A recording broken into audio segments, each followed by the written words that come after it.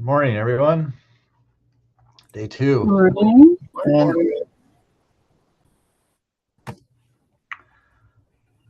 Before we start, I need to.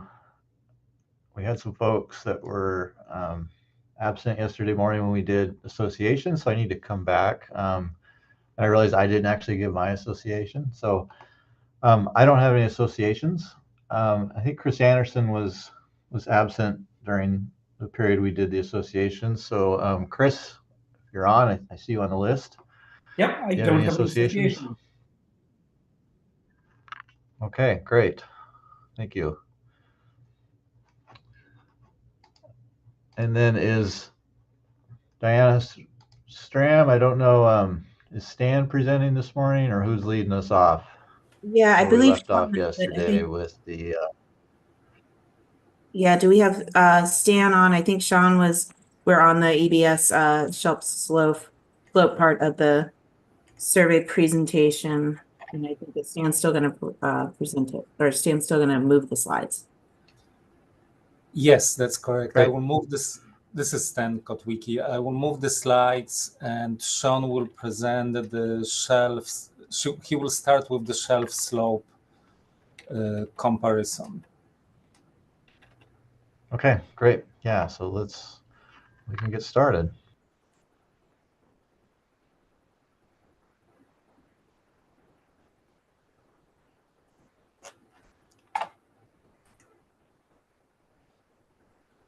Sean, Rohan, are you there? Yes, I'm okay, here. Great.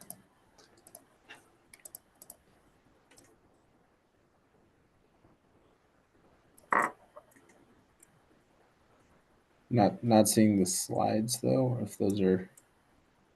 Oh, can you guys see my slides? Okay. Yes.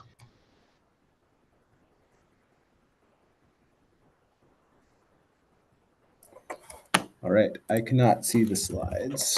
Oh, okay. Give me 1 second.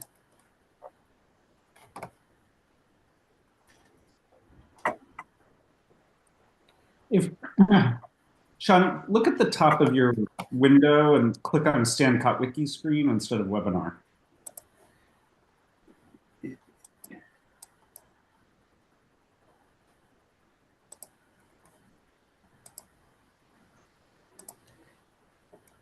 Oh, okay. I got it going. It's from. All right, I got it. All right. Thank you. Picking back up where we left off. So the next project here for the EBS survey modernization is extending EBS shelf sampling to the upper continental slope. So this is an NPRB project that had been led by Lucas DeFilippo and taken over in the last year and a half. So next slide, please. So as you're all probably aware, the Eastern Bering Sea survey currently has data gaps on the continental slope. You can see that in sort of the survey prioritization material that Bob Foy shared yesterday. The AFSC hasn't been able to conduct an EBS slope survey since 2016 due to logistical constraints, and it's currently not a priority survey. So data gaps because of the survey loss. There have been a few of those. So in the upper slope, we're sort of missing some of the distribution of pollock, cod, arrowtooth flounder, and rockfishes. And then down towards the middle slope and deeper, we're missing Greenland turbot, Kamchatka flounder, and some other species. And so the thought here is that the future EBS survey design could fill coverage gaps on the upper slope. But it was unclear if the shelf gear can sample the slope because the slope is a bit more rugged and the shelf gear is basically a wire-wrapped cable. And I'll talk a little bit more about the differences between those gears in a couple slides. Next slide. So the two primary goals of this project were to first determine if the EBS shelf gear can sample the upper slope to 400 meters depth, And that was sort of the depth range that we kind of expected that we might be able to sample down to without absolutely destroying the gear. And then sort of using side-by-side comparisons between the 83-112 and polynortheastern that we use on the slope, develop calibration factors between the two gears and sampling methods that could be used for the survey redesign operating model that Lewis talked about yesterday, and potentially to produce calibrated indices for stock assessment if there was interest in doing so. Next slide. And so this is sort of the research plan and the progress. So terminology is going to be a little bit confusing here just because there are both stratum 61. There is a shelf stratum 61 and a slope stratum 61. So on this slide, it's shown by sub areas. So these are the areas where we conducted side-by-side tows in that map on the right. So northern and southern ends of the EBS slope area in sub-area 1 and sub-area 6, and then on the shelf in EBS shelf stratum 61 and 50. And so those grid cells are just showing the cells that were targeted for the stations that were targeted for sampling. That doesn't include the whole stratum. So in 2023, we conducted some pilot paired tows in EBS slope stratum 11 just to dial in the methods and get a reality check about whether or not we could actually tow at those depths with the shelf gear. Then in 2024, we conducted paired tows in EBS slope stratum 11 and 61, and then EBS shelf strata 51 and 61. And now we're analyzing the catch comparison study results to estimate calibration factors between surveys. Next slide. So just to give you a sense for the difference between the gears here. So the EBS shelf 83-112 is a low opening net, has a height of 1.6 to 3.3 meters. The polynortheastern is a high-rise net that has a opening height of typically 4.9 to 8.1 meters. Spreads are relatively similar at those depths, at the depths that we'll be fishing at on the slope. The EBS shelf, the foot rope is cable wrapped with a rubber hose, whereas the EBS slope gear is designed for more rugged bottom types and has 4-inch 4-inch and 8-inch rubber discs. The EBS shelf uses lighter doors than the EBS slope because the heavier doors are intended to help get the gear on bottom sooner. Target tow speed differs between the two surveys. Tow duration is the same, but the EBS slope survey uses auto trawl. The EBS shelf does not. Next slide. So where are we at? So essentially the EBS shelf gear and foot rope we determined can be used on the upper slope, so down to 400 meters. So 97% of the tows we conducted were successful. In total, we completed 5 pairs of side-by-side catch comparison tows in 2023 and 35 in 2024.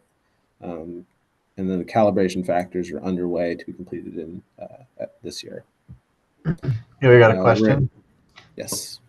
Sorry. Dr. Dorn? Yeah, thanks, Sean.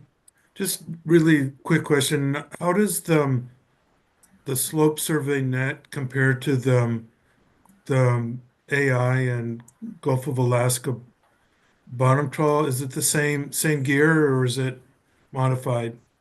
It's the same net, but it has a different foot rope. So the Gulf Aleutians gear has big bobbins on the foot rope. It's designed for even more rough terrain than the mud sweep foot rope that's used on this slope. And then the other difference is in the doors. So the Gulf and Aleutian survey use 1,800-pound doors, so the same as the EBS shelf. The slope is the only one that uses the heavier doors. So we would expect that there would be differences in sort of the amount of bottom contact and the foot ropes between the two gears. So the mud sweep gear on the slope would have better sort of bottom tending abilities than the Gulf Aleutians polynortheastern. Okay, thanks. I mean, there has been a fair amount of comparison between the sort of similar, in the Gulf between, the sort of the ADF&G standard net, which is like the Bering Sea net, and the net that they use. So I'm wondering if some of that information might, I mean, it sounds like it's not going to really work. It's enough different that you really can't make those kinds of comparisons, but it might be something to look at some point just to see if the comparisons are in the ballpark. Right. Well, thank you for sharing that. I'll look into that. Yes, in general, we would expect that the differences would be pretty substantial, though, especially for things like crab and sort of smaller flatfish. Okay, thanks. I mean, the one couple other questions that it's not really clear in my mind is what is the depth distribution of Greenland turbot? Um, are we even if we can get down to 400 meters, is it gonna be enough benefit to support biomass estimates for Greenland turbot? And I guess the other place where this survey is potentially useful is for the golden king crab assessment. And the same question there: how far if you can go down to 400 meters, is it going to be sufficient to support those assessments? Well, thank you for that question. I don't. Well, I'll get into that in a couple of slides here. Essentially, the answer is no. It doesn't quite get as deep as we'd like to, and I'll have a question about whether or not we should extend the survey deeper. I'll sort of talk through that. So Okay, we sort of thanks. get into like part of the distribution, but not the full distribution. So. All right. So as far as the actual plan to add the upper slope to the survey, that wouldn't happen until we implement the new survey design, which is tentatively in 2030, assuming things stay on track from here. Next slide. All right. So right into the extending coverage question here. So we were successful at extending the survey down to 400, or at sampling down to 400 meters. There's still a question of how deep we can actually go with this net and whether we should be extending the coverage to 600 meters. So based on feedback from assessment authors, we are considering expanding sampling down to 600 meters to improve overlap with species like Kamchatka flounder and Greenland turbot. So that figure on the right there shows the partial predictor effects of depth from essential fish habitats, species distribution modeling, and you can see there that if we were to get down to 600 meters, we'd get more into sort of that core habitat used by Greenland turbot and Kamchatka flounder. I'm less familiar with the golden king crab distribution, but that's something we can look into. But the question we have for the SSC and this whole thing is, should the future EBS survey design be extended to 600 meters? What from our side, I think that what that would entail is over the coming years, we would have to allocate some of the survey effort or shift some of the survey effort into exploring that possibility. But if there's value in it, it is something that we could incorporate into that future design. So thank you. That is all I have for this one.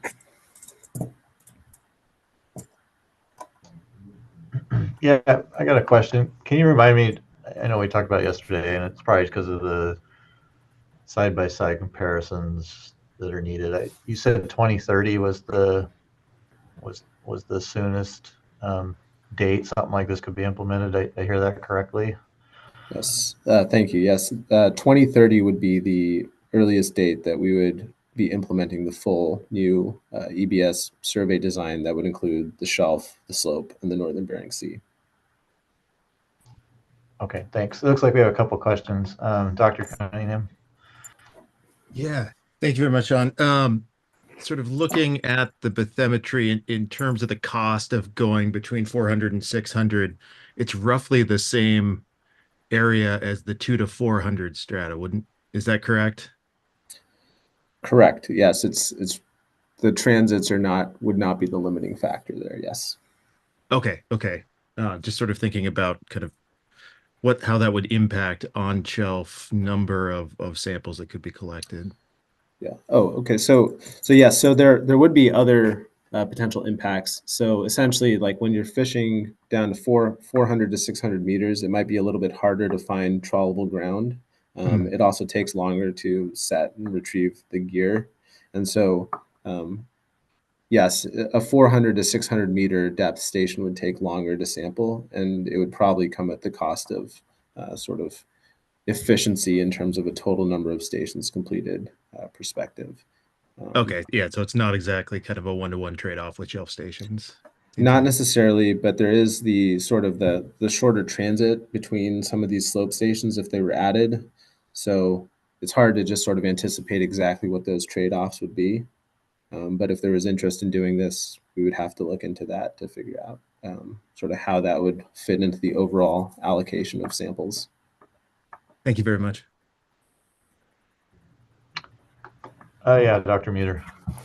Yeah, hi, thanks, John. I was wondering, and I think you kind of implied that, but you could use you think you could use the shelf gear deeper than the 400 meter that you tested. So if you were to extend it to 600 meter, you would, try to do that with shelf gear. Yes, thank you. Yes, we would.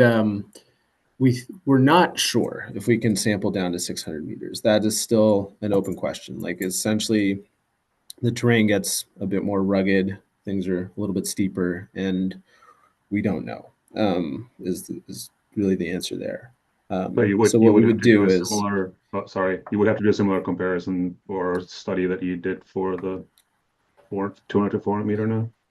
So yes, I don't think we would do the full catch comparison because of it's pretty time consuming to do that, and the way that we were able to do it in the last couple of years is sort of having that external funding from NPRB to conduct those additional hauls. But what we could do is essentially just deploy the shelf gear 83112 at 400 to 600 meter stations that have been towed successfully in the past, and basically just see if it works. Yeah, thanks. Thanks. No, it doesn't look like we have any more questions. Thanks for the presentation.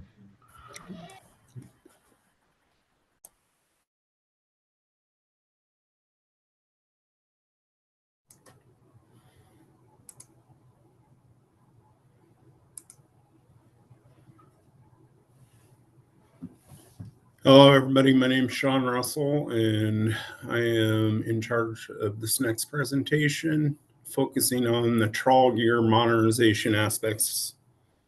I work for AFSC Race Division as a marine equipment specialist.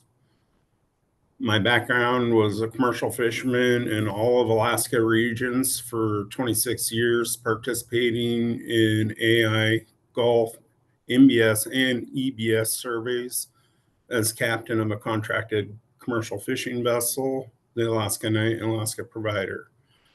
Part of that, the EBS, and so I participated in the surveys conducted. The EBS and MBS primary sampling trawls are outdated using old technologies, materials forcing us to consume or order custom materials and have the manufacturers custom make them to order, raising acquisitions cost and longer lead times in material acquisitions, affecting the overall AFSC's budgets. As part of the modernization project, my group is tasked with modernizing the total trawl package and towing protocols. Our areas of focus are to design a simplified universal trawl design that will meet all of race division's bottom trawl surveys with modern, high abrasive resistant materials, reducing material cost and maintenance with interchangeable foot ropes to meet survey specific needs. As part of that package, we're focusing on simplifying bridle designs, reducing material cost, and improving trawl performances. Trawl doors that apply current industry technologies with improved hydrodynamic spreading efficiencies with serviceable door shoes. Our current trawl doors we use now are not serviceable and require replacement every 3 to 5 years. And in today's market, to have them custom made, they equal the same cost as serviceable modern day trawl doors that last up to 10 to 15 years. And we'll go more into that as we advance through the slides. So advancing trawl performance monitoring systems to ensure optimal trawl geometry to reduce variabilities in sample collections. Currently, there's quite a bit of variability across the depths in our current trawl gear that we're focusing on eradicating. We would like to also address the towing protocols with newer technologies and advancements applied to the trawl gear design and equipment. We need to rethink our towing protocols. Things like auto trawl allowing gear to conform naturally to desired optimal trawl geometry versus towing on the brake. Changing main wire scope table associated with depth change and utilizing the gear adjustments to adapt the gear to different conditions, depths, to ensure we're reaching optimal trawl geometry to reduce variability. Taking into consideration to the 15-30 minute tows and changing our systematic sampling design and environmental changes, our team goal is to reduce variability by controlling the trawl geometry, maximizing collection efficiencies for areas swept. And then my colleague Nicole will cover the next slide or the next couple slides. So I'll pause there to take any questions. Thanks. Yeah, we got one, Dr. Cunningham. Oh, we got two.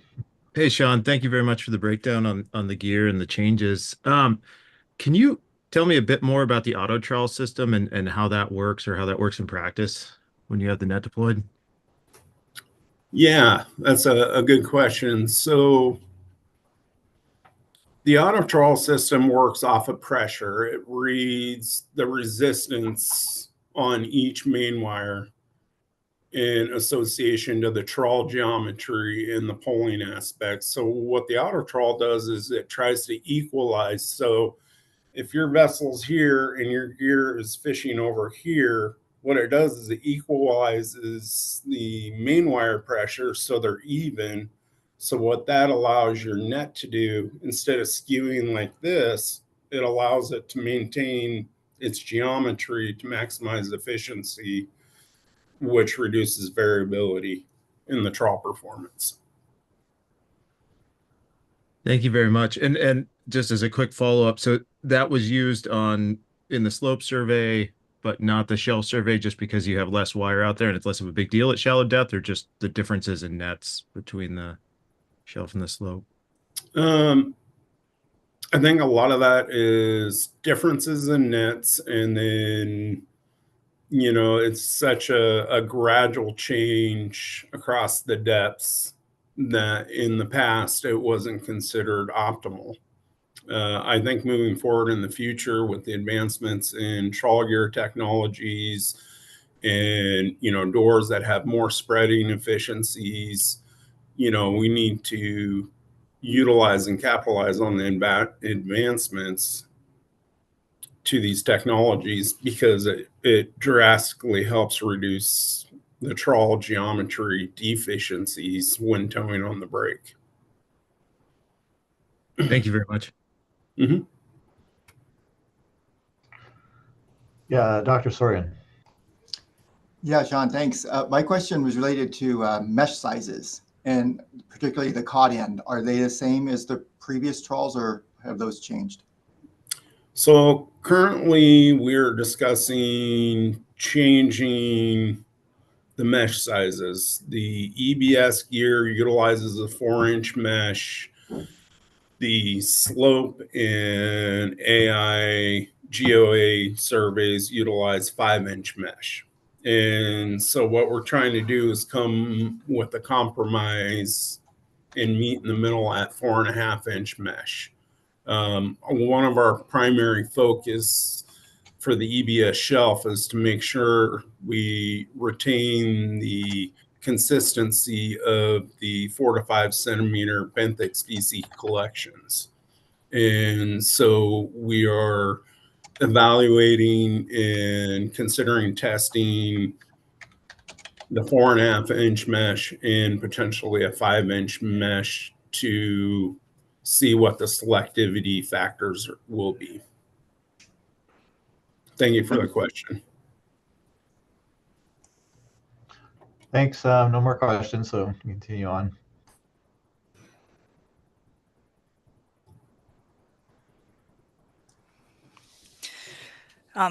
Thanks, Sean, and thank you to the SSC for having us. My name is Nicole Charriere. I'm a research fisheries biologist in the Ground Fish Assessment Program here in Seattle, and I'm working with Sean on our gear modernization efforts.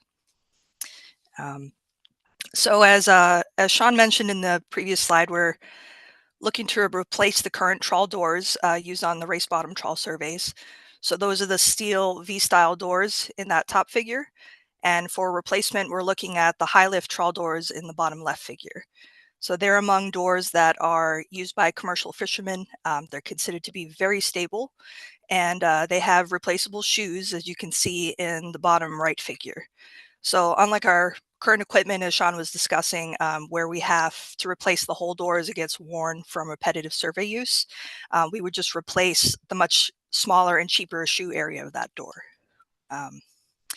So we were able to purchase and field test a set of these doors in 2023. We conducted experimental tows with both the 83-112 and the polynortheastern trawl, with sensors to monitor spread and height and bottom contact throughout various treatments. And those treatments were in respect to depth and towing speed and scope. So scope being the amount of towing wire that we set out during operations. And we discovered that while we needed less wire out to maintain a fairly consistent door spread, a few of our wing spread observations exceeded what we typically see in the field, and several of our head rope height values were under the typical values we'd see for the EBS and GO-AI surveys. So those findings could be easily addressed by purchasing a slightly smaller door that will reduce the spreading force of the doors and theoretically get those trawl spreads and heights more within our typical field observations. But the reality is that we don't know until we have an actual prototype net to test with these new doors. And so there'll be more door testing once we have a firm trawl design actually in place. And another priority for us is to make sure that we're informing and involving our stakeholders throughout this gear modernization process. And to create that forum, we held 2 workshops in 2024 where we invited a wide range of industry and science representatives to provide input on our gear ideas. And we received some invaluable feedback. And we'll likely hold more workshops to ensure that transparency and collaboration remain a cornerstone of our gear modernization efforts here. Next slide, please. And so in addition to the doors, we're also looking at changing the bridles and the overall trawl net so that we can hopefully end up with one trawl with less variation geometry across all surveys. And because field testing consumes a lot of financial and personnel resources, we first wanted to collect some baseline data and observations of this new trawl at a flume tank to make sure that we have the design right first. So we went to the flume tank at Memorial University in Newfoundland in January of this year. We had several key members of the race division participate, and we also invited various scientific and industry representatives, which included trawl gear experts, to collaborate with us and provide their invaluable input. We had scale models made of both our current trawls as well as an experimental trawl design from a local net vendor. You can see that in the pictures there. And these models meant that we were able to look at how our current gear compares to the data we get in the field, and also to look at how the experimental trawl compares to our current trawls in the same flume tank towing conditions. And the flume tank experiments themselves, they were built around a factorial design where we put our current and prototype trawls through, for example, a range of towing speeds and wing spreads, and we recorded how net height was affected by those parameters. We studied an alternative bridle configuration. We looked at how the prototype trawl reacted with the EBS and the GoAI foot ropes as part of our setup goal for universal trawl. And we also ran some additional experiments involving catch size and net maturation gear. And so not only do we have recorded calculations on the parameters that are listed in the middle, we also have invaluable visual observations, which we obviously would not be able to do easily in the field, especially with any kind of wide angle perspective. So for example, we were able to look at the trawl webbing and see if it was stretched tight or if it had excessive amounts of movement, and also the overall shape of the trawl, so that whether it kept that ideal tapered cone-like design throughout the experiments. And if the SSC would like, and if there's time, we do have some trawl performance videos from the flume tank that we'd be happy to show them at the end of this section too. Next slide, please. So just in terms of next steps, we're still analyzing the flume tank data, but we already know just from the visual observations of the body shape and panel movement that there needs to be some modifications to the body of the prototype trawl. And you can see that in the flume tank in the picture too. We were also really impressed with the consistency and the overall performance of the polynortheastern trawl. And so we're looking at making some modifications to that design too, which would give us another experimental net option. And we would still have to test all of these modifications in a flume tank again to see if the performance improves. And that is, of course, budget dependent, but something that needs to be done to make sure that we have the design right prior to spending money on building prototype trawls for field testing. That's all I have. I would give it back to Sean Russell just to close us out, and also would invite any questions too.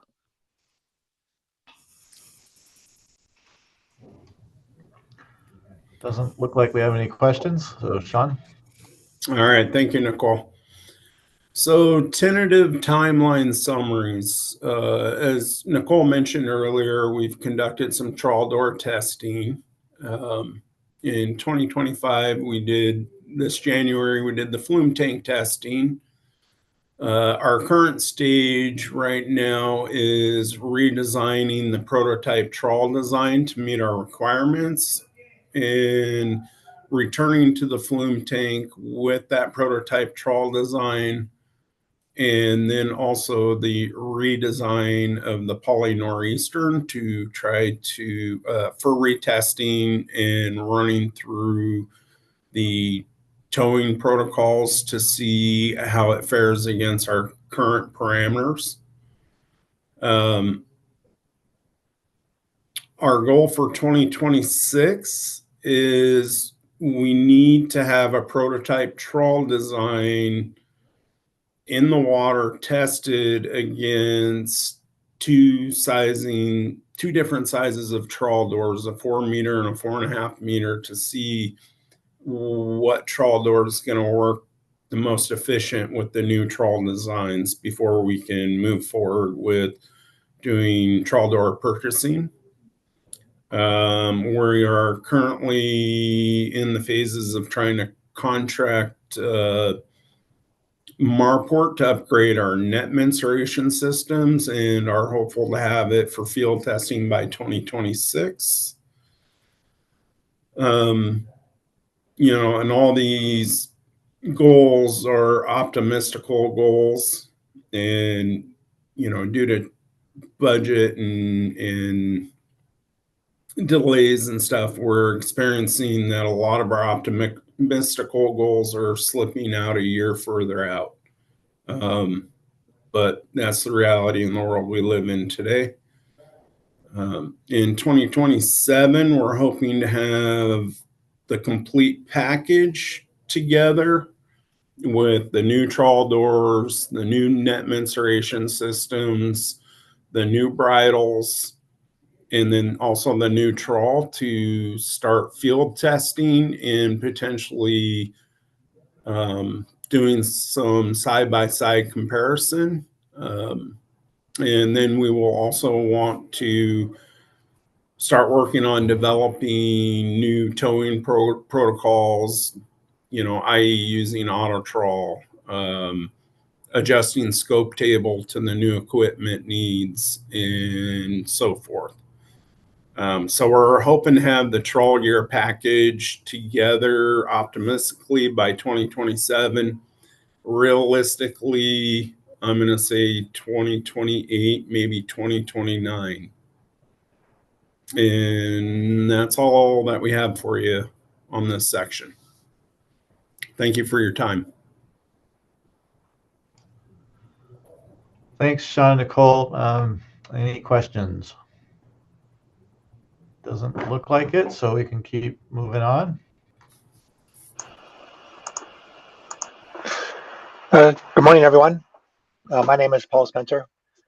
I work as a fisheries stock assessment scientist at AFSC here in Seattle. And I, along with Megan Bryan, are kind of the co-leads on this aspect of the project. We're in Group 6. And this is kind of the assessment related portion of the project. We're interested in how these changes in the trawl gear affect our assessments. I also want to mention Kimberly Fitzpatrick, who is a postdoc that has worked with us before on a similar project, and hopefully will work with us again on this modernization project too. But essentially, the issue that we're kind of concerned with here is that you know, a change in the survey gear can sort of confound our interpretation of the changes in biomass. You know, as Stan mentioned, we want our surveys to be consistent, to measure things the same way year after year, so that any changes in the survey reflect a change in biomass and not a change in the methods. However, kind of in the worst case scenario here, if you have, say, the first year of a new gear, you know, and the estimate changes a lot, it's very difficult to infer whether that change occurred because of change in biomass or a change in gear. So next slide, please.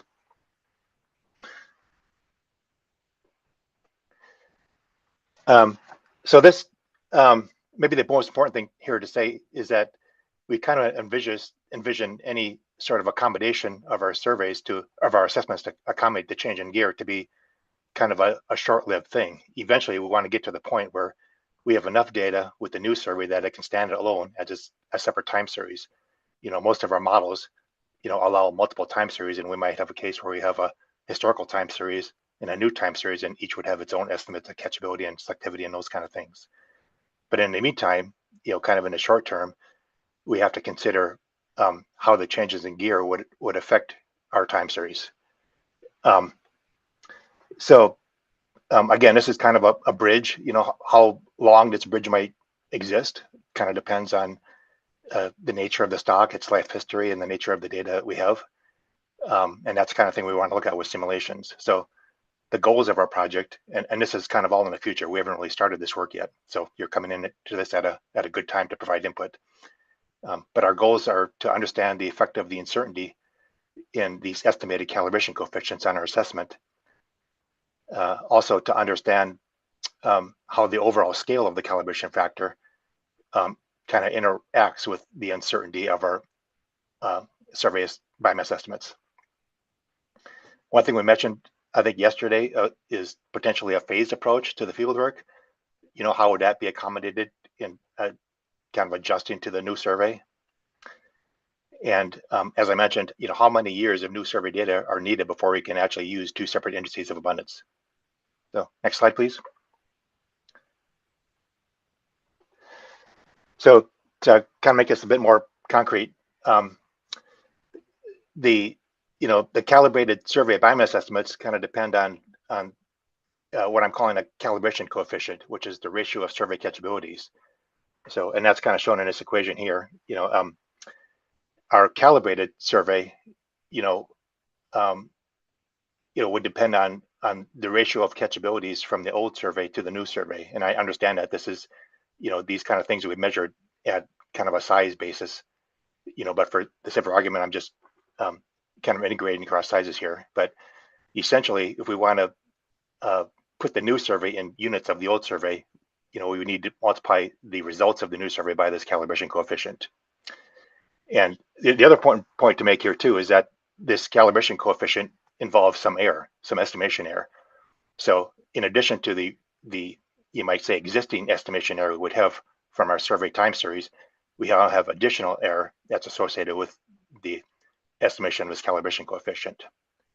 So there's kind of a trade-off here, kind of a signal to noise problem.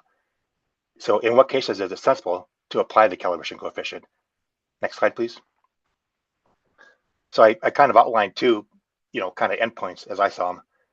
In the top panel, we have a case where the calibration coefficient is fairly small, but it has a lot of uncertainty. So in these plots, the true biomass is in black.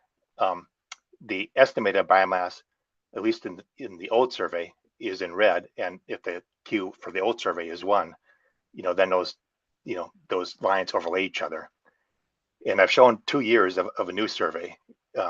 So in this case, we can see that the calibration coefficient is fairly small. So the actual values you get from the new survey and the old survey would be fairly similar, but it's got a lot of uncertainty. So that blue envelope is much wider than the red one. In this case, there may be a minimal gain from adjusting, from calibrating our surveys. You could almost use the old or the new survey as is. The counterpoint is in the lower panel. Here we have a fairly large calibration coefficient in terms of its scale, but it's not well estimated. Or sorry, it is well estimated. So here there's a big jump in our estimated time series, and it in this case, not much of a change in the error in our estimates, but a big jump in the scale. So in this case, it might make sense to do some kind of calibration, at least for the first couple years or first few years of a survey, until you can have enough data points where you can estimate the catchability on its own. Next slide, please. So our plans for future work is to conduct a series of simulation experiments to assess the impact on the accuracy and precision of our stock assessment outputs. So we're interested in not just on the survey outputs, but also how this essentially gets affected within our assessments. And a lot of the work that Kimberly has done so far, I think, could be applied to this. She's looking at similar situations and looking at metrics comparing, our estimates to the true values. I think one easy way to start with this is think about our non-age structured assessments.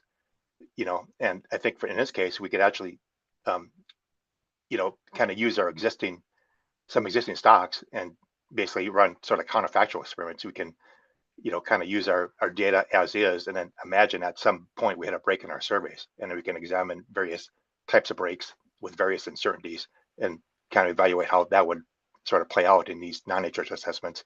And the model that Kimberly has is much more detailed than, could be applied to age structured assessments as well. And that gets into my third point here. The work that I think Kimberly has done so far will be really instrumental, especially looking at age structure models. So that is what I have for this piece. Thanks, Paul. Any questions? Yeah, Franz.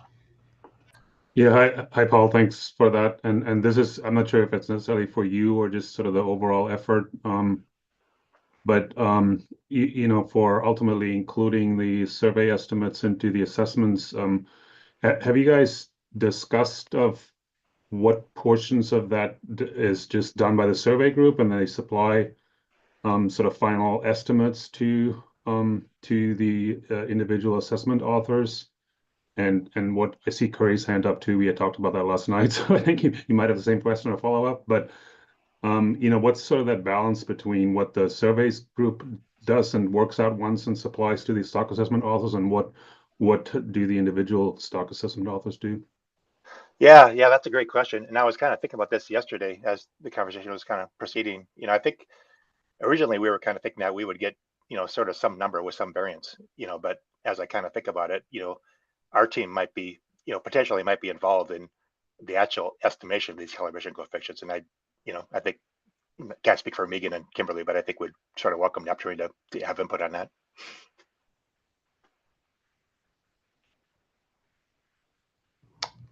Yeah, Dr. Cunningham. Yeah, I guess I'm having, and maybe we leave this for a broader discussion for the whole group, and I'm not posing it to Paul in particular, but to Stan and John and others. Thinking about there's kind of two ways I could envision this moving forward. One, individual observations with a new net are converted to old net observations at the sampling event level, and then whatever design-based or model-based estimator is used is sort of up to the author or someone down the line, or it's done internally, kind of in-house at the race end to provide kind of corrected abundance indices and or some sort of correction factor for selectivity as well, and that's passed on to the authors. And I'm also kind of trying to figure out what the vision is for the workflow. I don't know, Stan, maybe the question is better directed to you. Yeah, Sure. Stan, go ahead. Thank you, Curry. That's really good question. Of course, we are still developing this project, so this is something we need to keep in mind, but it may change in the future. But I already mentioned that, and that actually I will move to this slide here. So I want to make it clear that we'll on the whole by whole basis. The development of calibration factors will have wide range of those calibration factors depending on how rare or how abundant the species is, or what occurred in the year that we did the side-by-side comparison, and we'll go from the top graph to the bottom graph. Probably, actually, I would hope we'll be more in the top graph for majority of the species, but we don't know. But let's say there is additional variance. So if the calibration factor is close to 1, but with additional variance, I'm thinking we'll provide this data to the assessments, and hopefully assessment authors will be able to deal with the additional variance component there.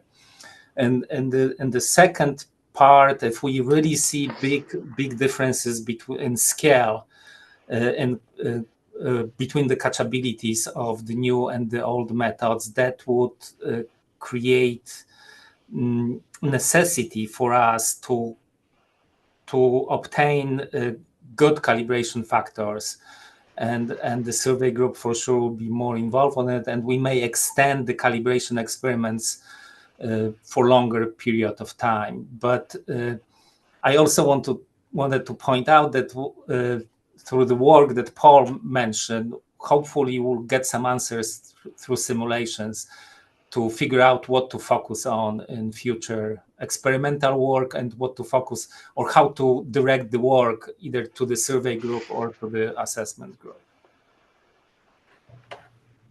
Thank you very much. Dr. Spencer, you have something to add? Yeah, I was just kind of following up on that, and kind of what I said earlier. I was thinking that I think it might have been Sean was saying that we might have data on kind of side by side toes, which gets at this at a toe level, but we might also have data on kind of a series of toes connected with different methods kind of across the entire Bering Sea. and that might involve sort of a modeling approach, and that might be really, interesting, for us to work with the race group on, in terms of how that kind of varies by species and how it varies spatially and by size groups and that kind of thing. So I think that's a really kind of key part of the project. The other thing I want to mention too is that, if we go back to my kind of equation, the one with, the one with the, thank you. There's, so what we're talking about here is this piece in red, kind of the ratio of catchabilities. There's still the issue of what actually is the overall catchability of the new gear. And typically that's something for assessment scientists to figure out. Either they fix it at some reasonable value or they try to estimate it in their models.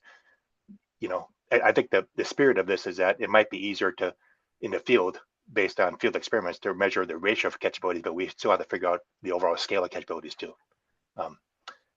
So that's a kind of a challenge as well. Thanks. Question from Dr. Sutton.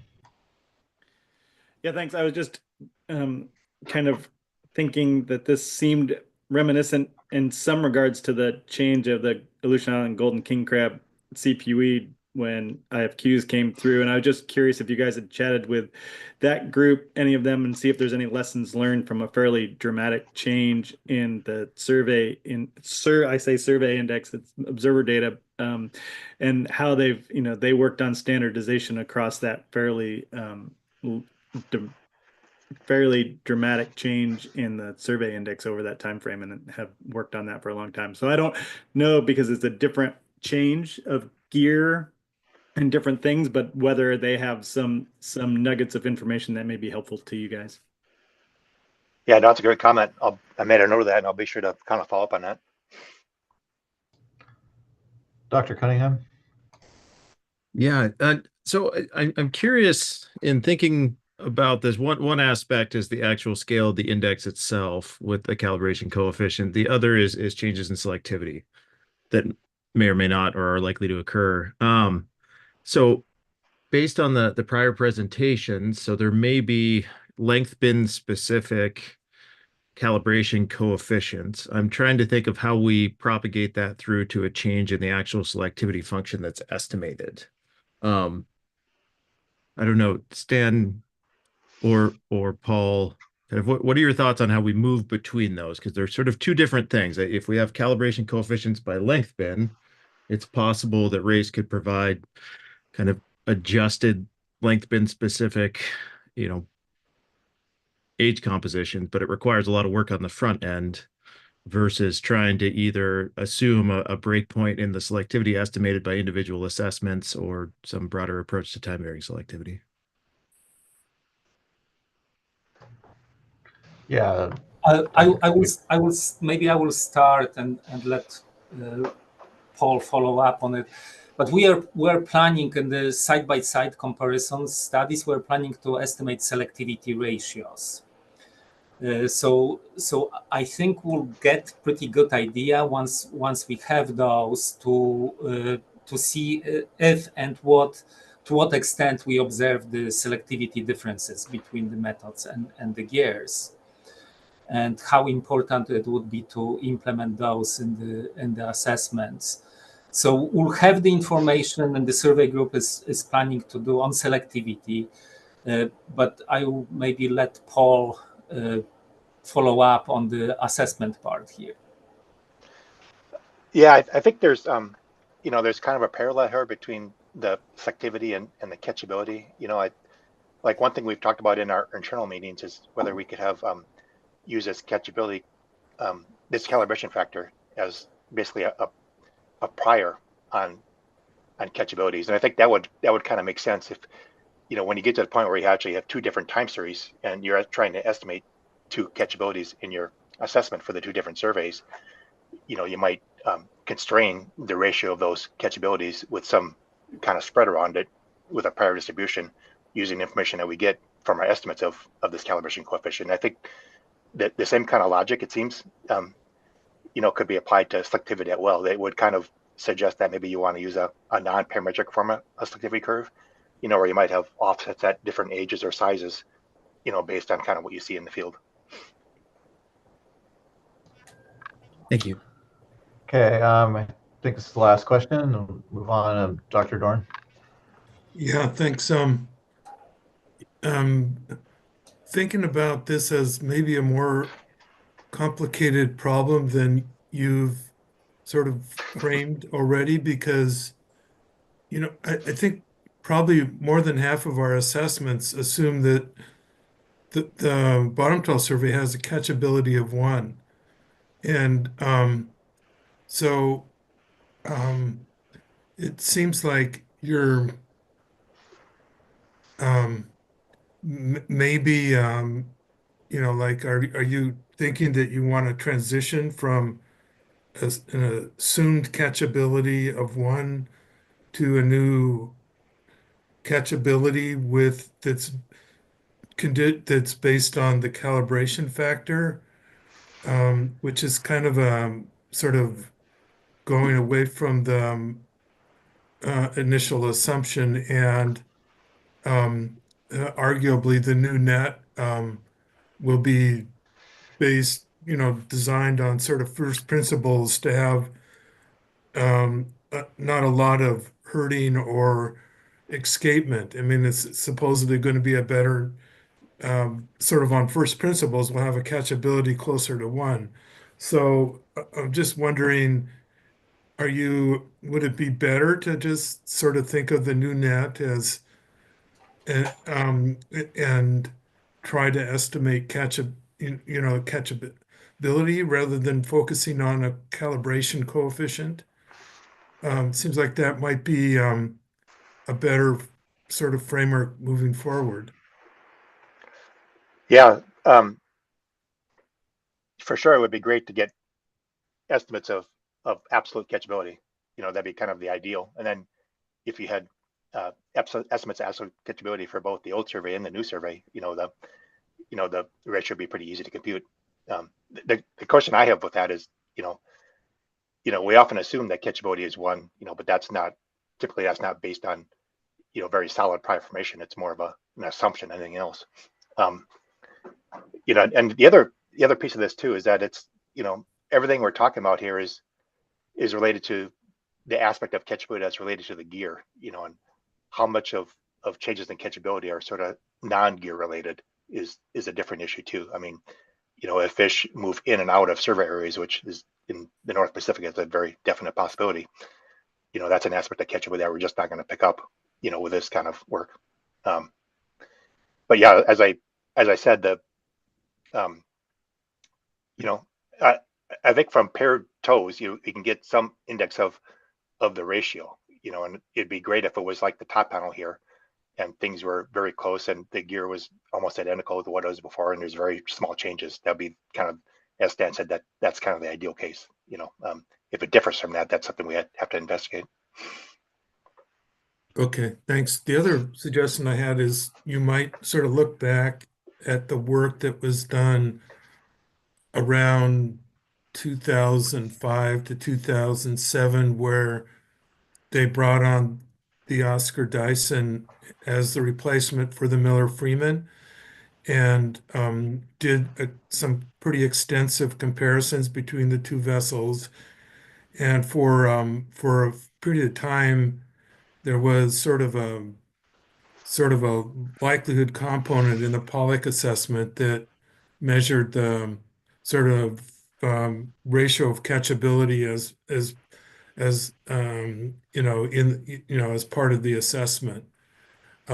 So that might be a good example to kind of look at how we sort of dealt with that there. But it is kind of, like you say, it's sort of an interim. The bridge is the tricky part. Once you've got a long enough time series that, and historically, maybe those assessments, even if the calibration is not really hugely different, you just it probably doesn't make that much difference just to ignore the transition. Mm-hmm. Anyway, thanks. Yeah, that's a good suggestion. Is there a question in there, Martin? Yeah, sorry, that wasn't a question. It was a recommendation though, so I appreciate that. Yeah, is there a clarification from Stan or Lewis? Otherwise, we should get get moving with the slides. Yeah, if I could. Sorry, Stan. I was just going to add on. Martin's first question was a good one, and one thing that we've discussed is the possibility of, sort of mating the empirical and the model approaches to deal with this, right? So, kind of akin to what you said, you could potentially see building a prior based on the empirical calibration factors, including that in the stock assessment model, so that we let the data sort of lessen the effect of that prior over time as we get more new data with the new net. And so that would be kind of a way of using the empirical data and the model to help smooth the transition. So be curious to hear what folks think about that idea.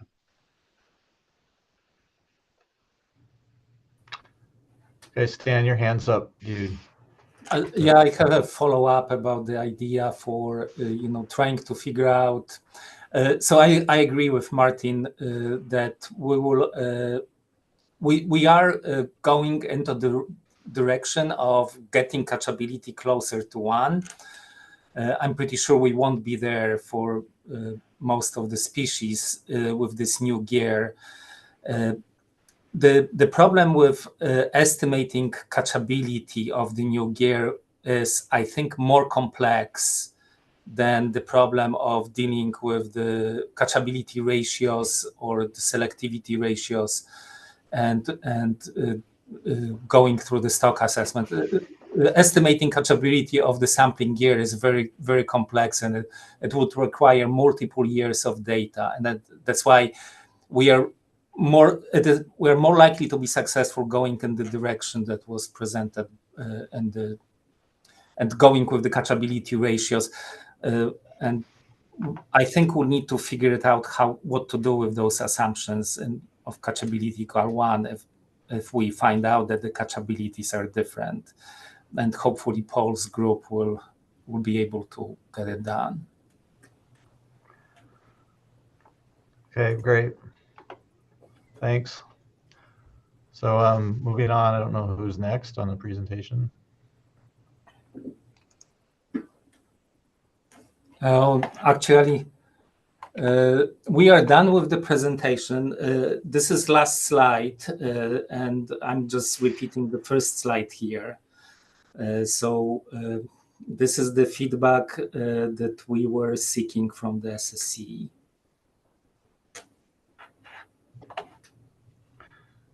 Great, thanks very much for the presentation. Ian.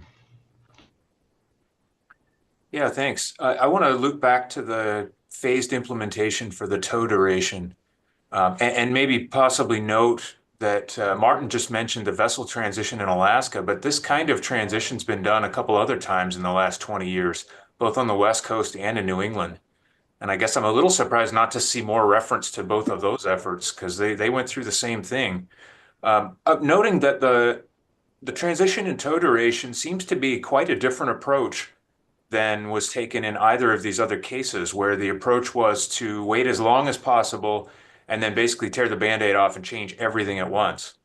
And I just want to make sure I understand why is the proposal to change the tow duration slowly and soon rather than waiting and bundling that with gear and design and everything else so that it's just a single smooth transition?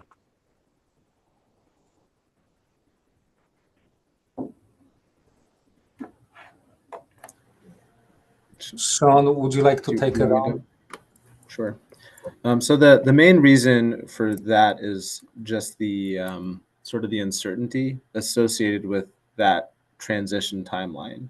And so like when we started this process towards changing the survey design to use stratified random with different gear, initially the timeline was a lot sooner than what we're currently showing. And a lot of that just has to do with delays in our ability to procure equipment, to test materials. And because of that uncertainty, because we can essentially begin the transition to these 15-minute tows earlier, we are aiming to begin that transition now.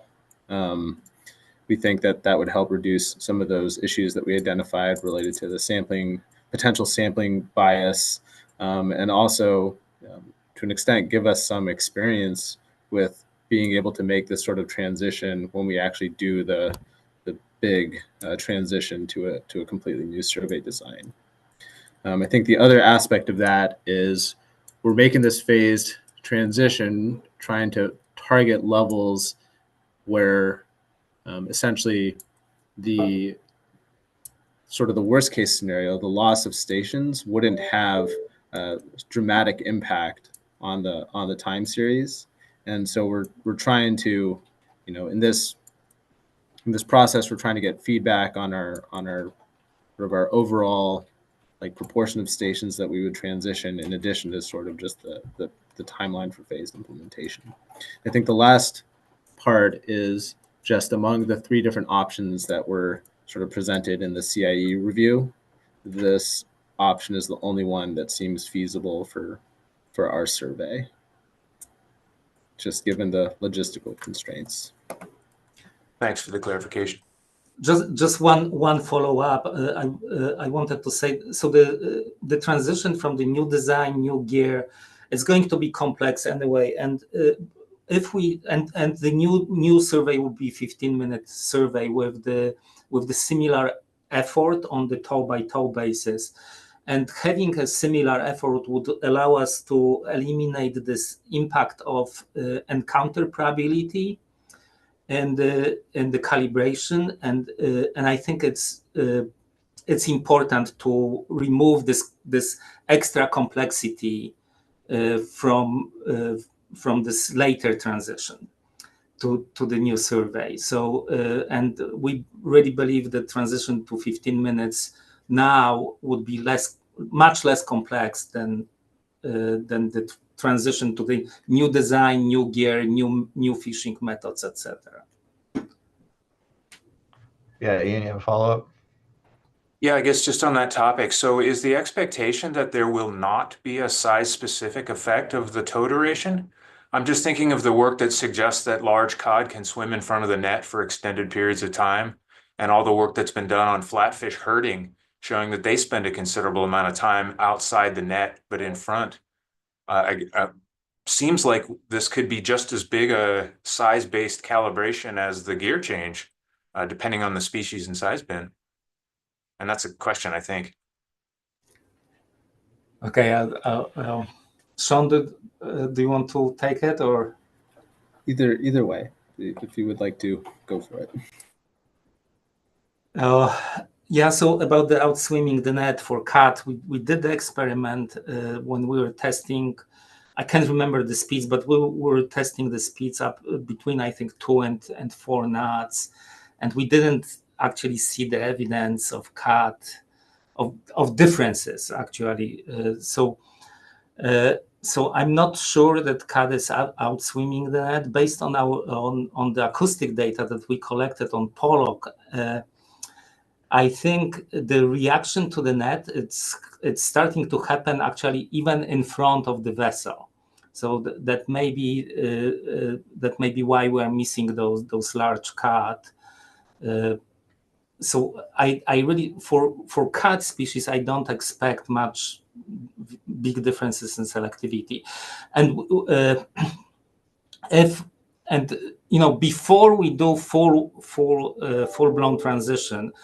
What Sean is suggesting that we test for selectivity differences over either 1 year of time or period of time where we do 75% versus 25% stations.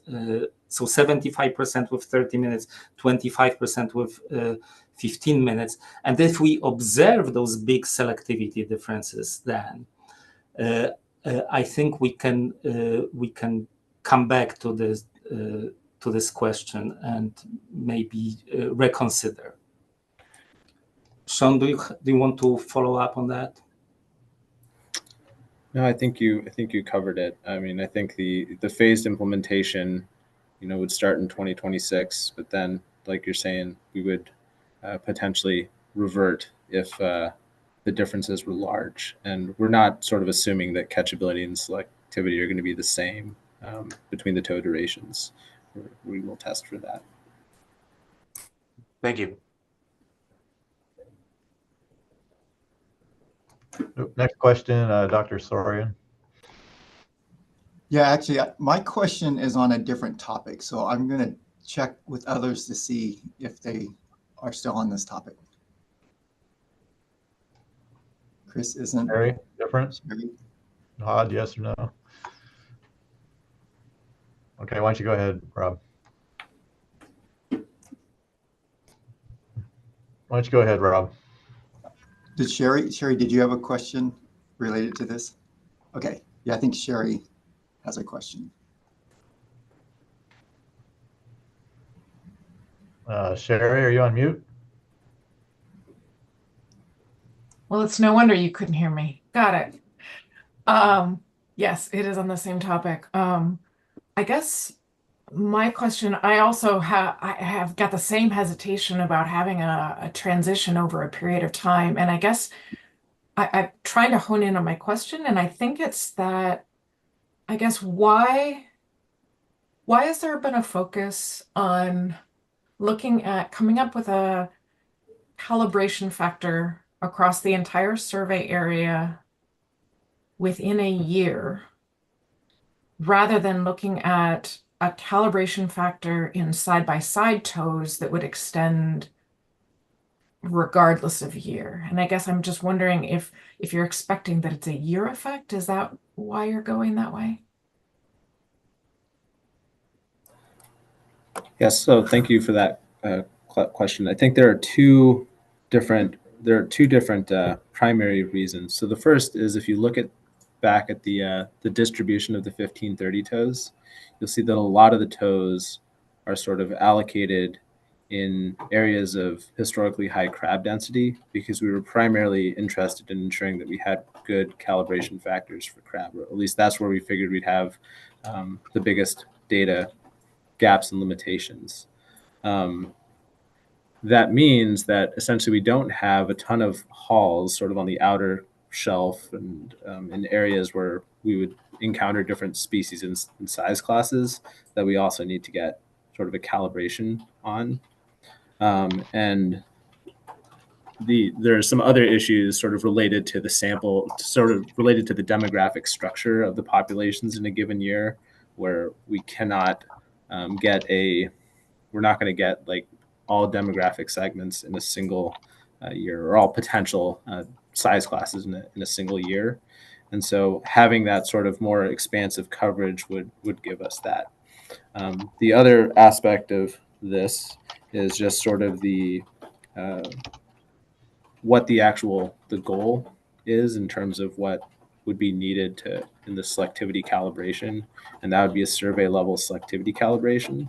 So even if we're relatively confident that there might not be big differences in selectivity sort of within those side-by-side catch comparisons, we're not just sort of taking it for granted that those would also apply to the survey level selectivity calibration.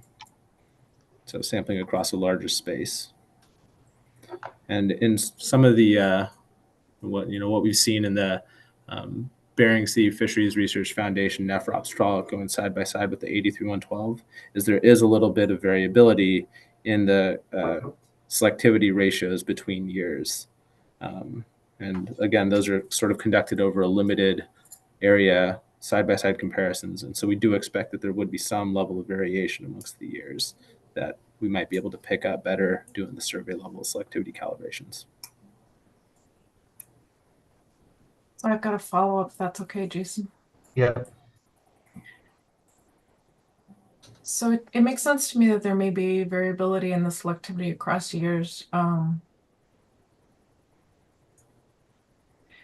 It seemed, however, like your focus was looking at what the selectivity change is if you've got 25% of the stations versus 75% of the stations. So it almost seems like you're looking at a sample size impact. And I'm wondering if I'm actually on target for that or not.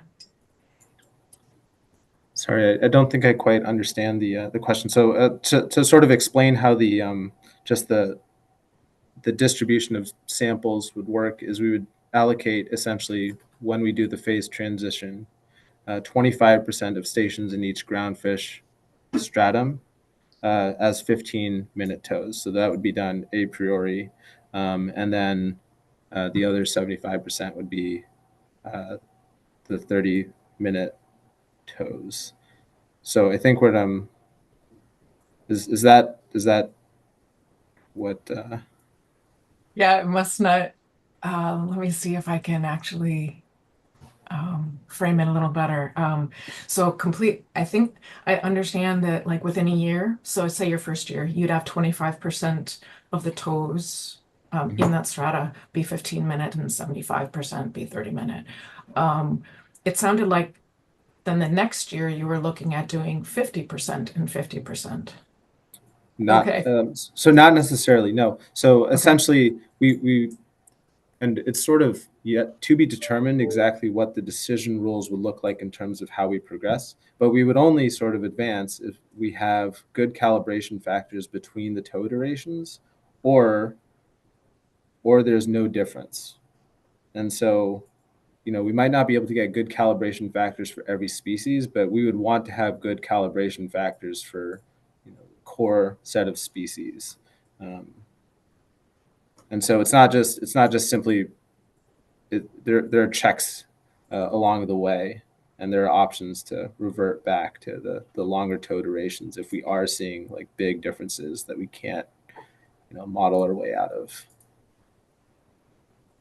Okay, thanks much.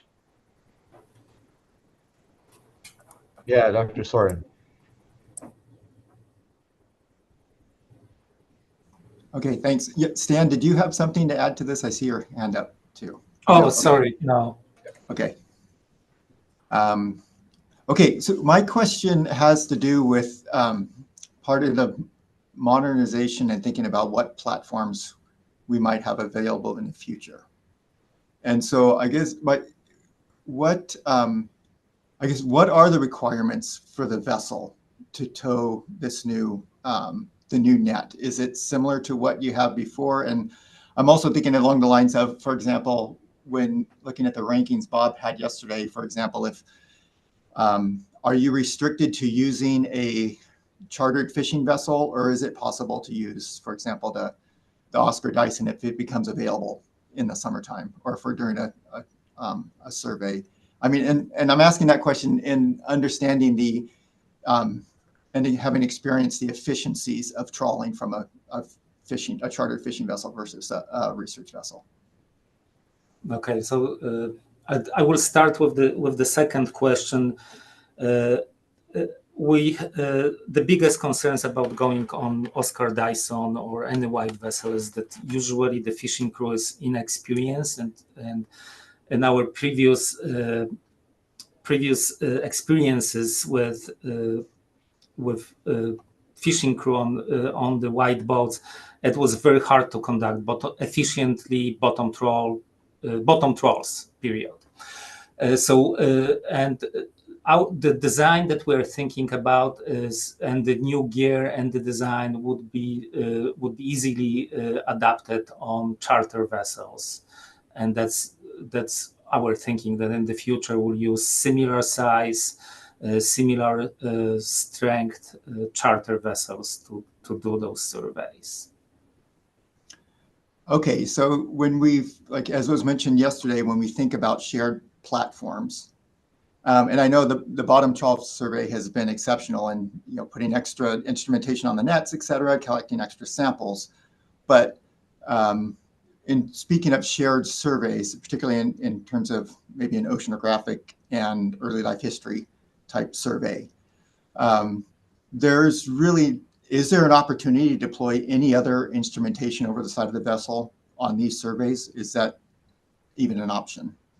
Yeah, yes, that's an excellent question. And actually, we would like to move on to 15-minute tows as quickly as possible, given all the considerations that we just spoke, to make time to collect this extra data, either by doing the CTD cast over the site or collecting some other types of data.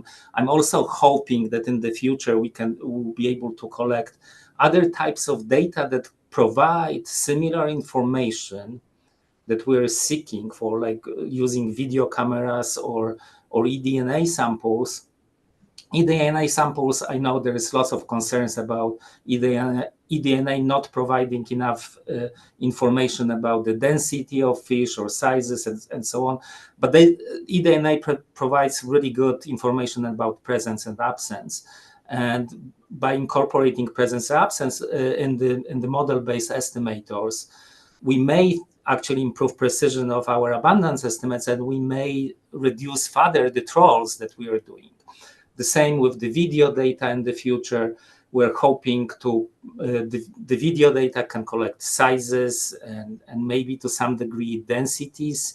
So again, there is types of information that we need, and if we combine this information with the trolls, we may be able to reduce the number of trolls and collect those other types of data. So this is part of our modernization effort to start collecting different types of data and more types of data in the future. But it's probably beyond beyond our presentation here, because it's complex enough already. And then, yeah, thanks, Stan. I appreciate that. So the final question related to like Martin referred to, one vessel versus two vessel. One thing you're limited with, at least all examples of fishing vessel charters that I'm aware of, is 12 hours operation. Whereas with, research vessels, you get 24 hours of operation. And so there's a lot of efficiencies gained there. Is there any, and if we're thinking about combining surveys platforms for some of these purposes, it seems like we need 24-hour operations. Is there any survey, chartered vessels that you've used where there's a possibility for a large enough crew to operate and enough space to operate 24 hours a day? Oh, no, not at this point, no. But I think it's a good idea to explore in the future for sure. Well, I'm not opposed to it. Okay, yeah, thank you. Thanks. Okay, Dr. Sidden. Yeah, I'm just going to check. Bob, did you have something to follow up with that? It seemed like you popped on, so go for it. Yeah, I sure do. Thanks, Chris and Mr. Chairman. So just a couple comments on the last discussion. We are certainly open to considering all options moving forward, as I mentioned. And the team has done a great job of thinking about all of our priorities and all of our data collections. A couple issues with the Dyson, for instance, they can't carry all the nets that we need in order to run multiple nets away from a land base. And the Dyson currently can't do that with its load capacity relative to a commercial vessel. So there are considerations like that. Our hopes with the reduced tow duration is that also opens up time to consider that ecosystem part of our portfolio, in where we've been doing 30-minute tows. If you've got 15 minutes where you can collect some additional ecosystem data, should we lose some of those surveys from a prioritization perspective, then that will be extremely helpful. So we are definitely thinking about how to use multiple vessels. The solution, unfortunately, isn't always one-to-one. There's costs one direction, logistics the other direction. We're interested in any thoughts that folks have in that process, but it certainly won't be one-to-one. Dana, did you have something to add on this topic? I saw your hand pop up. Or is it a different topic? You're on different? You're on mute. Different. Okay. All right, Dr. Sid. Yeah, thanks. So kind of related, but my questions are going to be more geared towards the allocation methods. So whoever is best suited for that, and just kind of give you guys a heads up. And the questions I have are, can you remind me, do you have any idea of what the expected change in total number of tow stations will be currently versus after all of these changes, is it going to be comparable, or do we need to double the number of stations to reach your allocation or your goal of a CV of 20%, or do we need to reduce it by 50% or somewhere? Can I get some aspect of what those expectations might be? Luis, would you like to take this one on?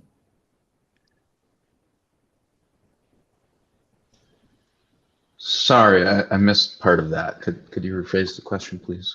Sure. I'm just curious of what the expectation might be for the total number of trawls, call it in 2030, once all these transitions have happened, compared to what we currently do on a year that we do the EBS and the NBS, right? So something comparable. Are we going to be increasing the number of tows dramatically to reach your CV goals or reduce them markedly? I was just curious of what that is. And that plays into how much extra time is on if we have a 15-minute tow, but we have to double the number of tows to reach our goals versus not. Thanks. Yeah, great question. I think the real answer is we haven't really determined what the CV targets are yet. So that will determine, how many samples are needed to meet all those targets. So I think that's when the decision will be made about total sample size. But we are exploring, things in the range of the current full survey, EBS and NBS shelf, allocating all of those stations to that area, plus the upper slope. And also, down to scenarios where we have only, say, 376 stations like the original EBS survey, but spread over a broader area. And then sort of more logistical questions about, how many days it would take to do X stations given different locations, given different timing and whatnot. We do have tools to evaluate that, but it would be easier to evaluate once we have kind of a set of narrowed down top candidate designs and sort of a narrower set of outcomes to compare. So that's not a real specific answer, but I guess the answer is it depends on feedback we get and what the priorities are and what the data needs are to inform the stock assessment models. Yeah, thanks for that. And a follow-up, thinking about the allocation method. I'm just curious, I don't have a good feel for all the details. Is if and when you decide on a goal of a CV, is that mean all the species that you're covering have to meet that goal, or is that an average? So there are going to be winners and there are going to be losers. And I think about, which species are those going to be, and they're going to be consistently, and how to deal with that. Thanks. Yeah, good question. So far, we've approached it more with the species-specific CV constraints, but with the broader concept that there are trade-offs, like you've been mentioning, and so our current approach attempts to meet CV targets that have an equal proportional reduction in CV across species, from the extreme of the single species approach to the most naive simple random sampling. So all currently are trying to be reduced proportionally to their range of uncertainties. And that's kind of our way of doing our best to sort of equally weight stocks and not imbue our own priorities in that. But that's why we're presenting to the SSC and these other bodies to help get some guidance on where we should or should not adjust those. Thanks. Okay, Dr. Hanselman. Yeah, thanks. I'm circling back to the 15-30 phasing in part. Should have got in earlier. But I guess my question is probably for Stan, because he's the only one who's been around long enough to know about this. But in the Gulf and the Aleutians, we switched to 15-minute tows, switched vessels, did all that in about 90 and 91. And now, like 30 years ago, later, we just throw out those 80s estimates and have moved on with our lives. But it's kind of we chose to rip off the Band-Aid at that time. And I guess, I don't think we ever did calibration coefficients. We just used them as is. I don't know, do you remember any of that history of what you guys thought about at the time? In 1991, I don't remember.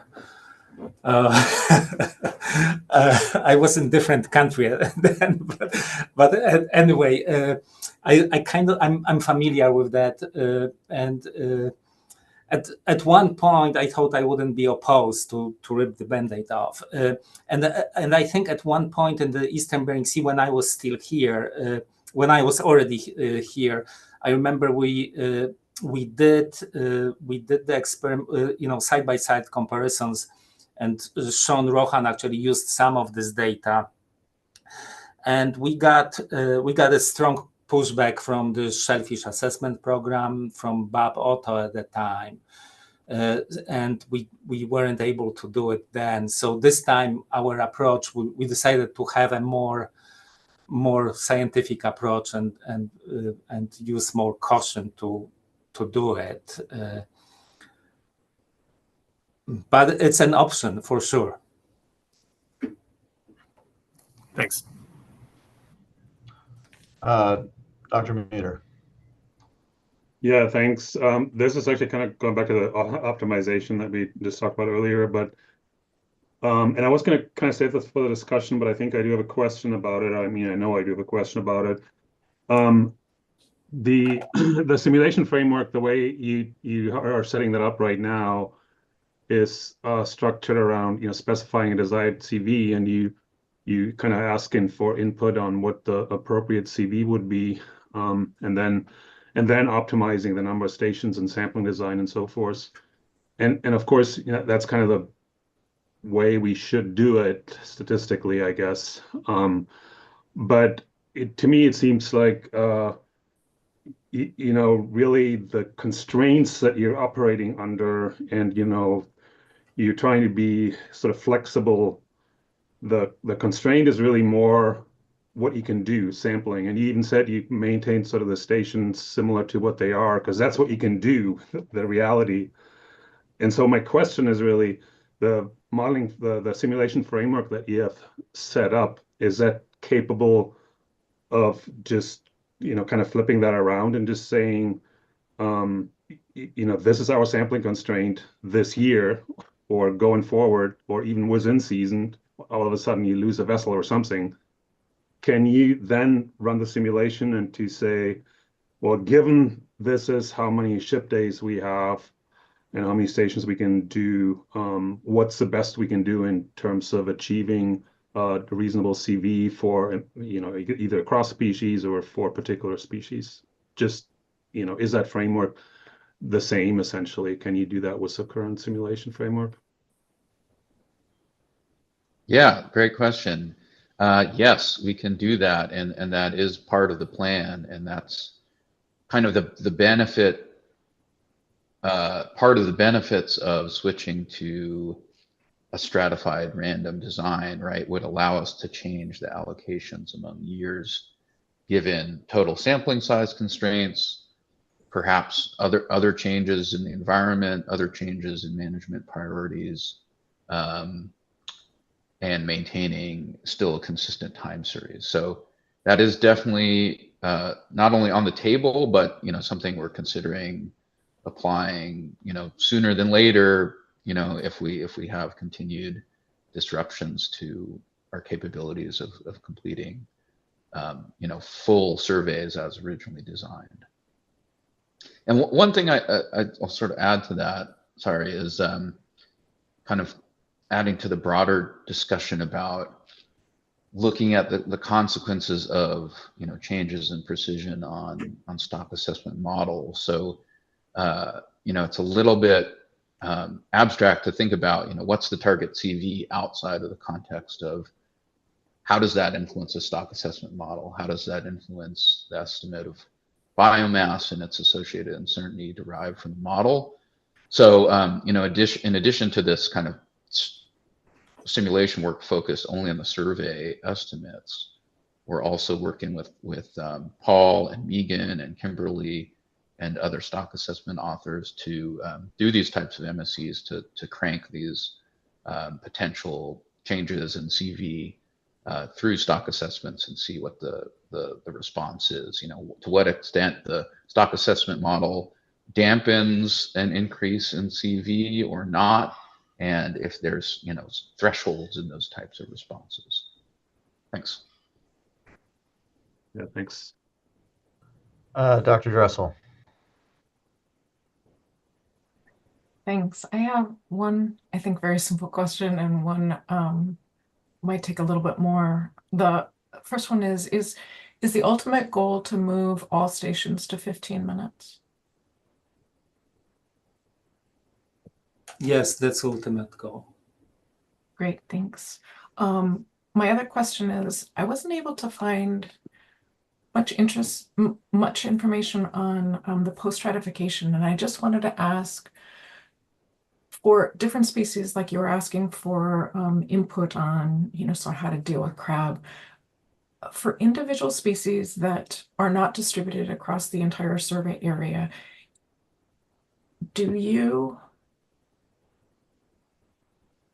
is your goal to post-stratify to deal with that, estimate them over the entire area sort of as is, or are you actually going to crop the area and only do an estimate within, say, an estimate area of a species?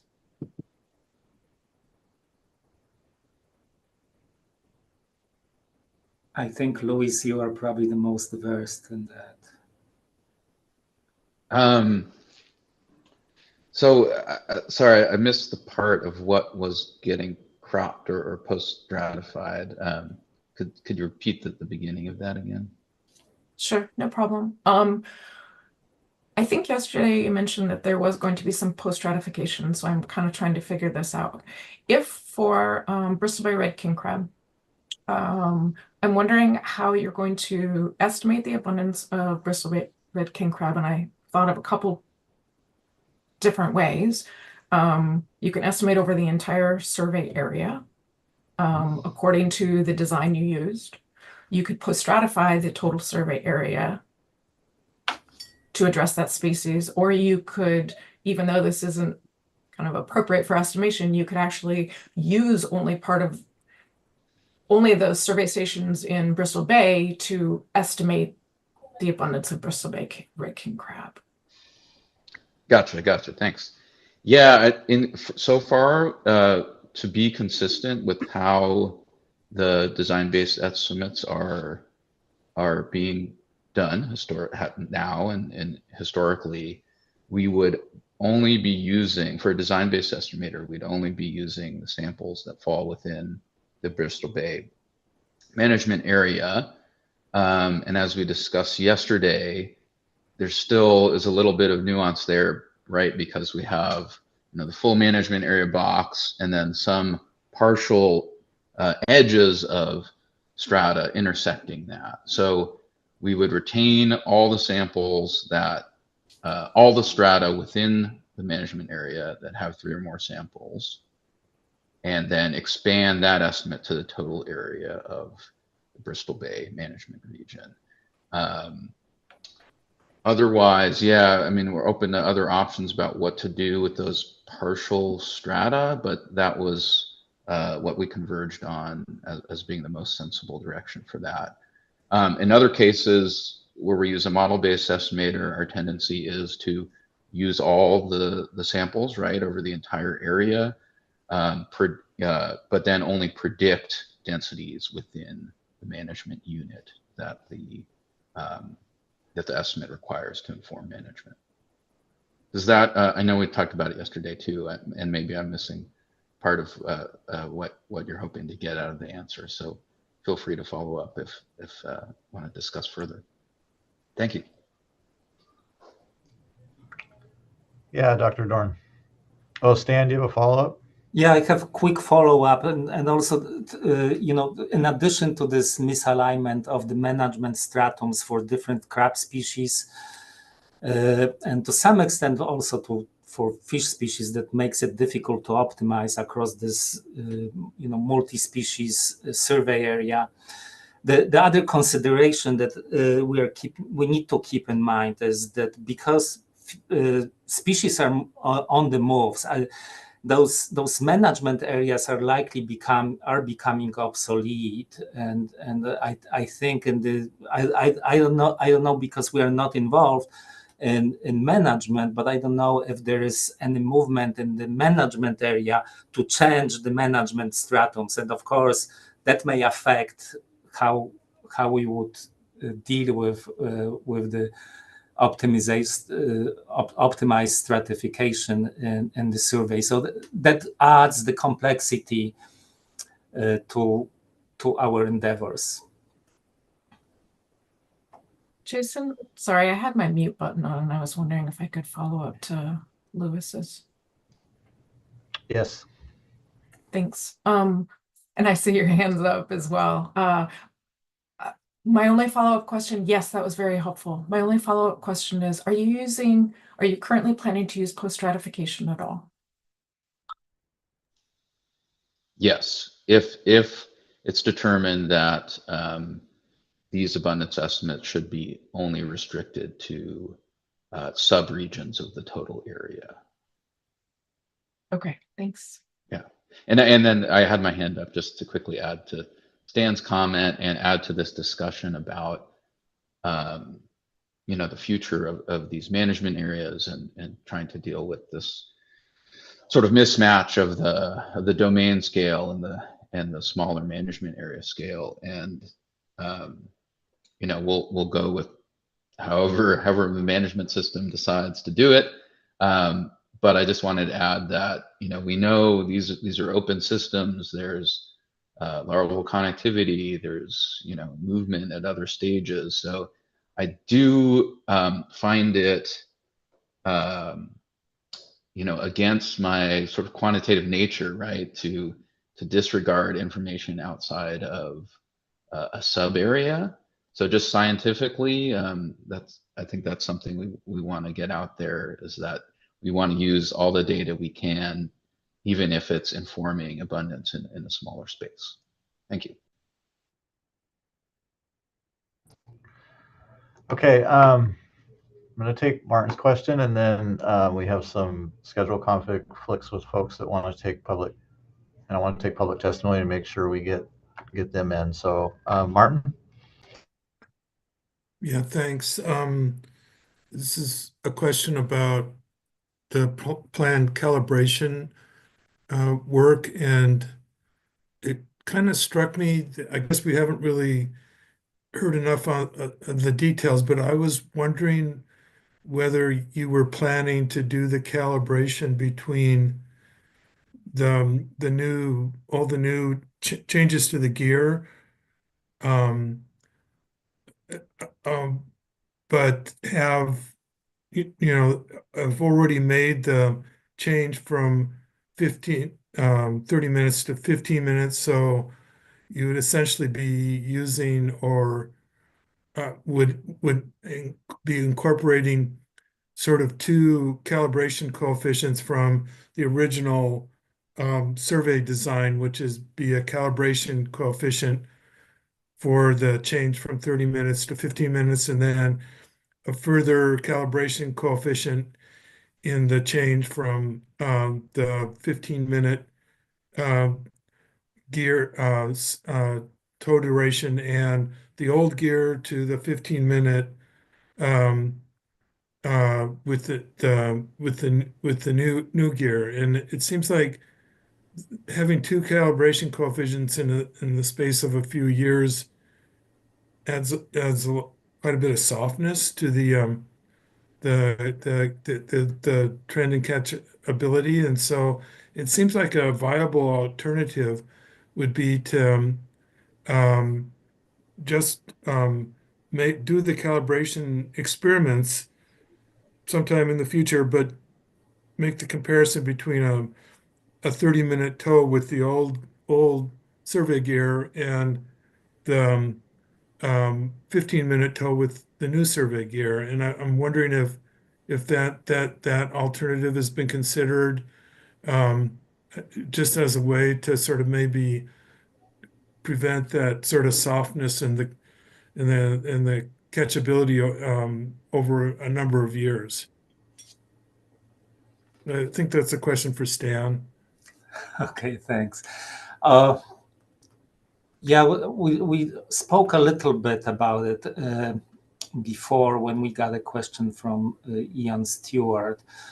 But one thing that so we're still hoping that there will be not much difference between in catchabilities between when we account for the area swept between 15 minutes and 30 minutes, and that would allow us to save some time.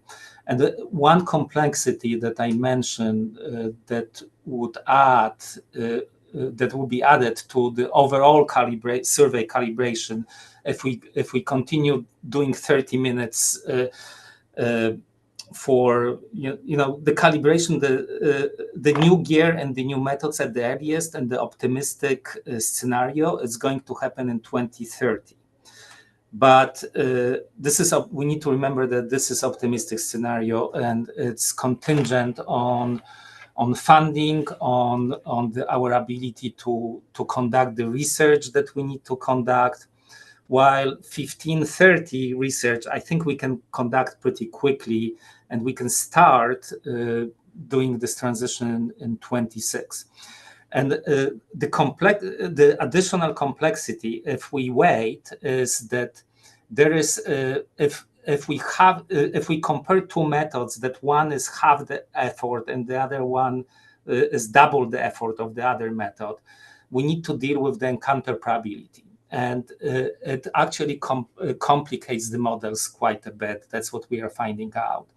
So it would make it much simpler and easier. And in my opinion, if the catchability ratios are not that much different for 1530, to switch to 15 and then finish all our other work and then do the calibration with the methods that the effort will be comparable.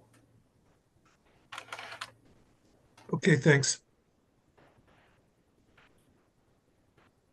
Great. Okay, no more questions. Looks like I'm gonna take a 5-minute break here to see if the person that wanted to give public testimony is able to. Yeah, short coffee break. Thanks.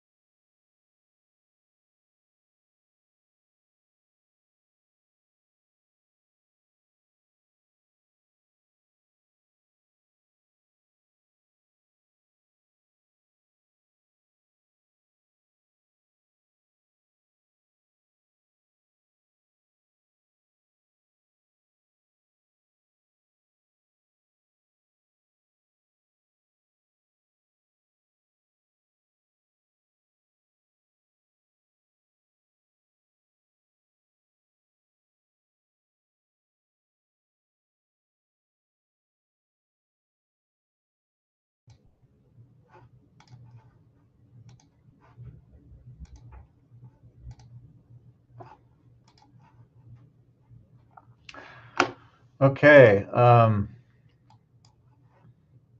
Moving forward, unfortunately, the person that had a conflict isn't able to testify. So we're just going to move forward. I think the next thing on tap, I think we have the long line presentation, Diana. Is that correct?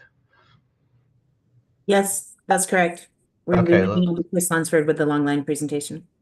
Okay, we'll do that, and then we'll do our discussion and take public comment at that point after that.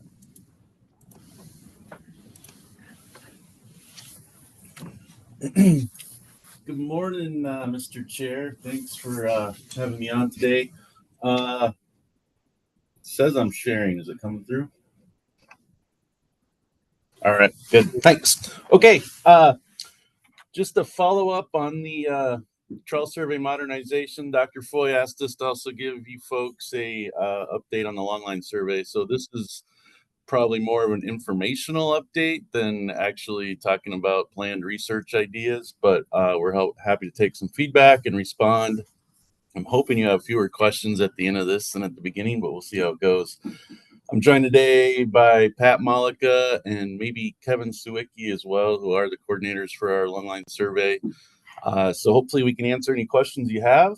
I think a good place to start is to just give some history. This is one of the longest running surveys that the center does. It was originally started as a fish and chip survey with Japan with the foreign fishing in the late 70s and early 80s.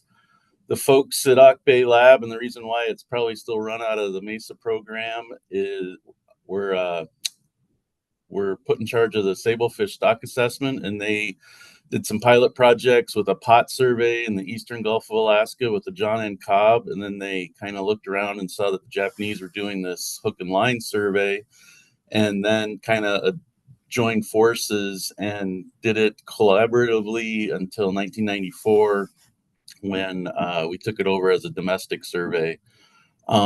This is kind of a big niche survey in the sense that it samples the deeper waters that the trawl surveys don't sample. It was originally designed for sablefish. We produce RPN, relative population numbers, for all the groundfish species we catch now, and it's used in several other assessments these days, which you all are familiar with. We also have a pretty wide sampling range because we do the Bering Sea, Aleutian Islands, and Gulf of Alaska, noting that we don't sample the western Aleutians, only the eastern Aleutians. And many probably aren't too aware, but for sablefish anyway, probably 40 to 50% of the population is probably in that Aleutians Bering Sea region. So I'm going to hit on that a couple times through this talk because it's kind of a big point on some changes we're doing. Very unique part of this in the entire country is that this survey is always operated on a cost recovery basis, where the survey vessel sells the catch and pays for the vessel operations, and the government funds the labor and overtime type operations, travel through government funds. And also before 2020, there were a couple different vessel companies that were doing this. Through the changes in the COD cooperatives and whatnot, there's not nearly as many companies / vessels out there. And in 2020, we started a 4-year contract with just one company bidding. So we've kind of lost that pool of vessels out there, but we still did have one. And then we also, for years, have done a 90-day survey where we sampled the Gulf of Alaska every year, and then the Bering Sea or Aleutians as part of that.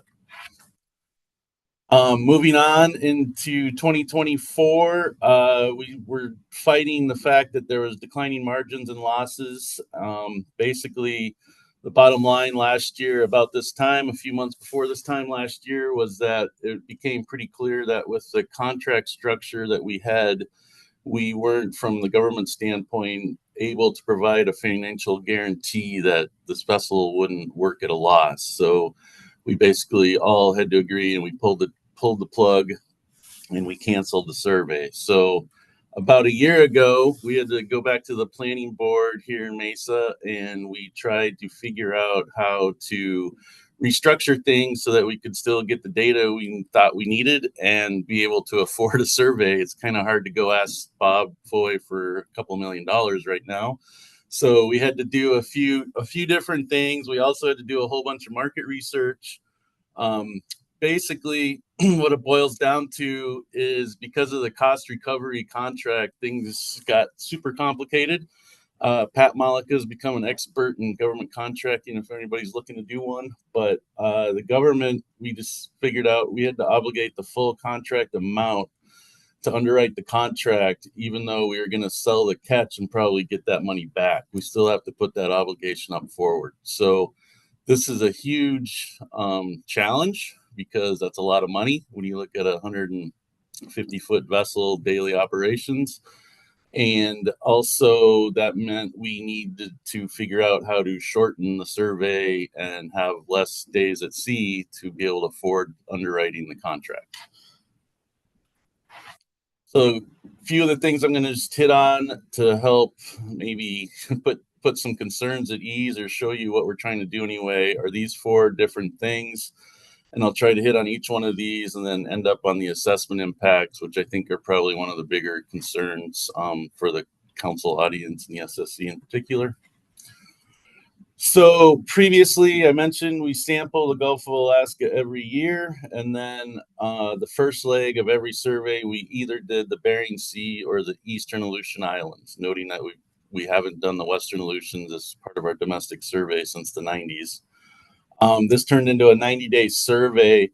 In the 90s, when we took this over from the Cooperative Japan survey, Mike Sigler, Jeff Fujioka, and my former mentors, they kind of took and retooled this a little bit and added in some gully stations, these are cross-shelf gullies. And I guess just to back up a little bit, this has always been a systematic survey along the continental shelf slope break. The stations were picked by Japanese fishing masters as part of the Japanese fishing vessel operations that they came into survey. And then with the shift to the U.S. domestic survey, we kept those slope stations.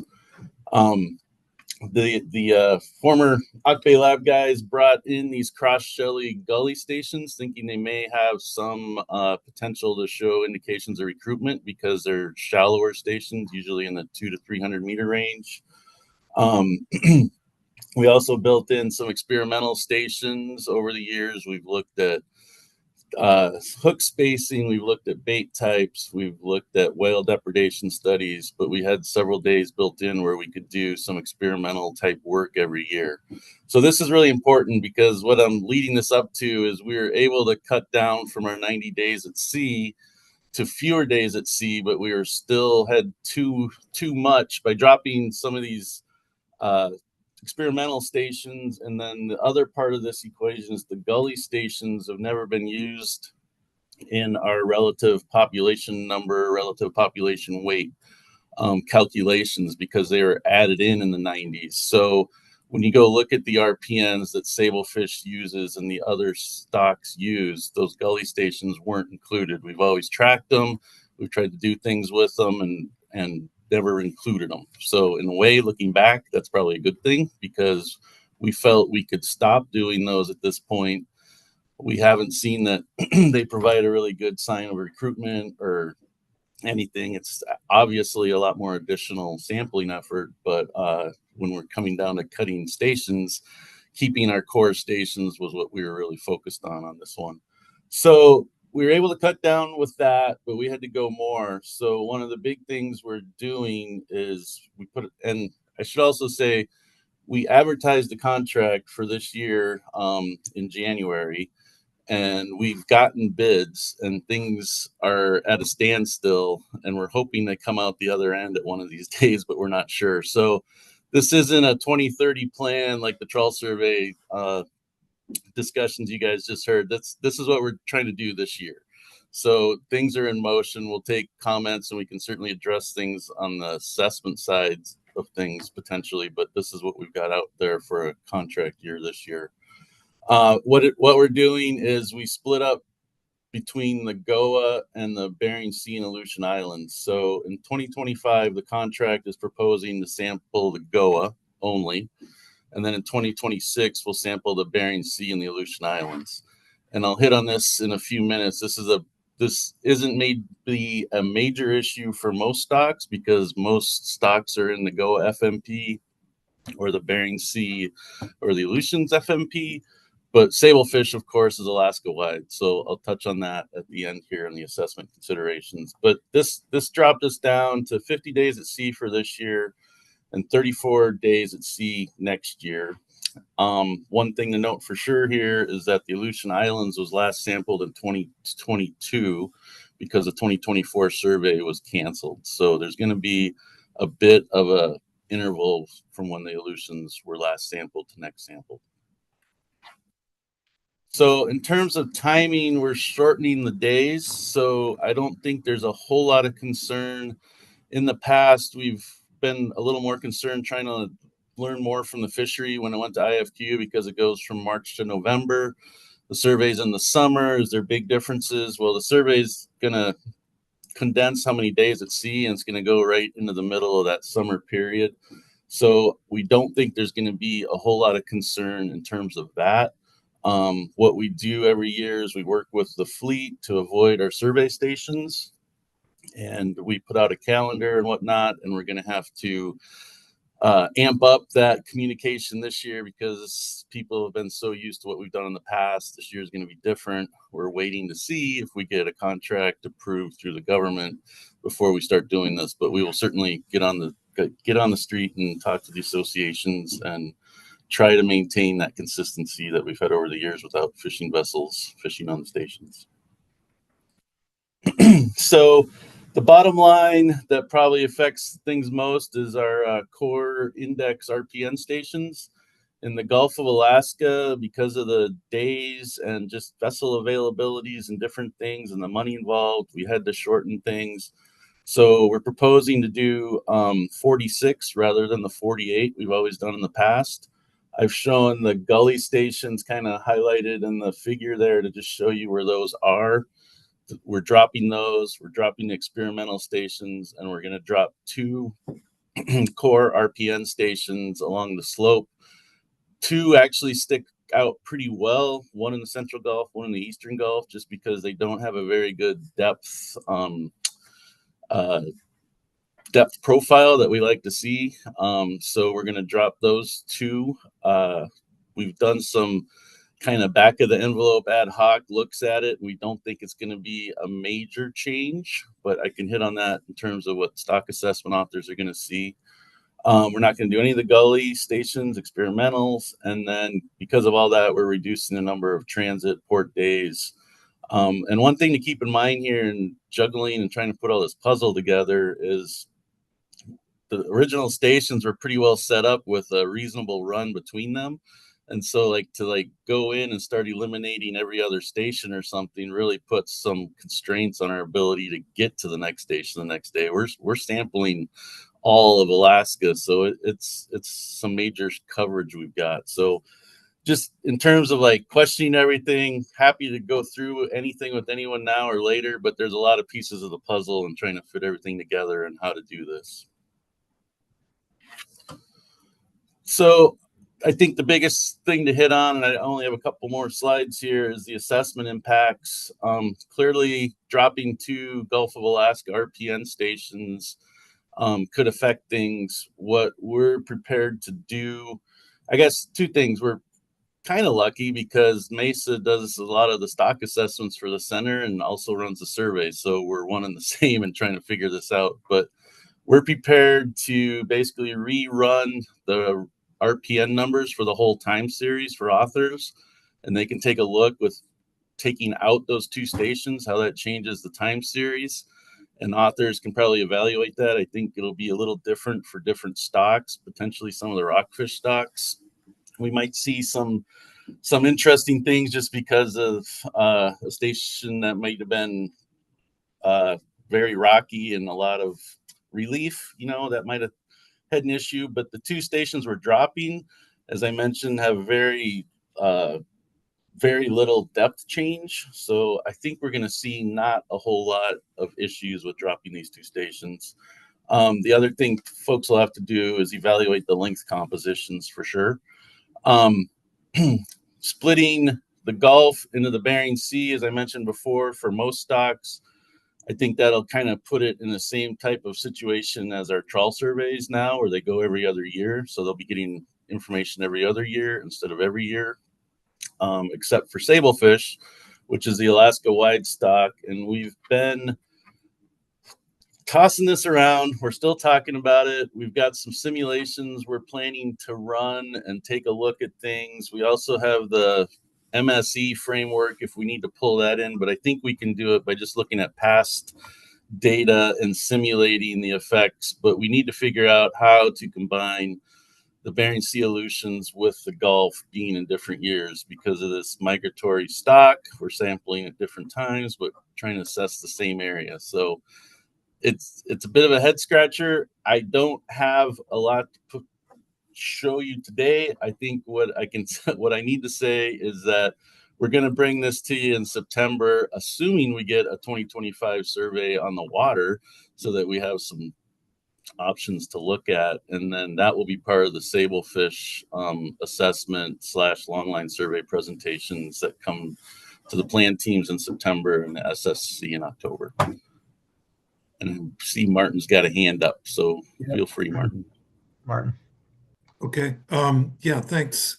Chris, can maybe this isn't a question for you, but maybe we can look into it. But how exactly was the extrapolation done for the Bering Sea and the Aleutian Islands previously? Is that sort of the same framework you're thinking about for going forward? And maybe you could just sort of review how that's been done historically. Yeah, that's a great question, Martin. I meant to hit on that, and I'm talking too fast and not thinking. So thanks, appreciate it. So I think something to keep in mind on a lot of this is this survey was originally set up for sablefish. That's all it was used for. I've been here a long time, and once we started getting a database together and providing information for other species and stocks, and it's now been more adopted by more than just sablefish. So to answer your question, the data that Mike Sigler and Jeff Fujioka and company had back then, they just did a ratio of what was in the Gulf and then to the Bering Sea or the Aleutians, what was sampled, and applied that to the missing area. So it was a pure extrapolation.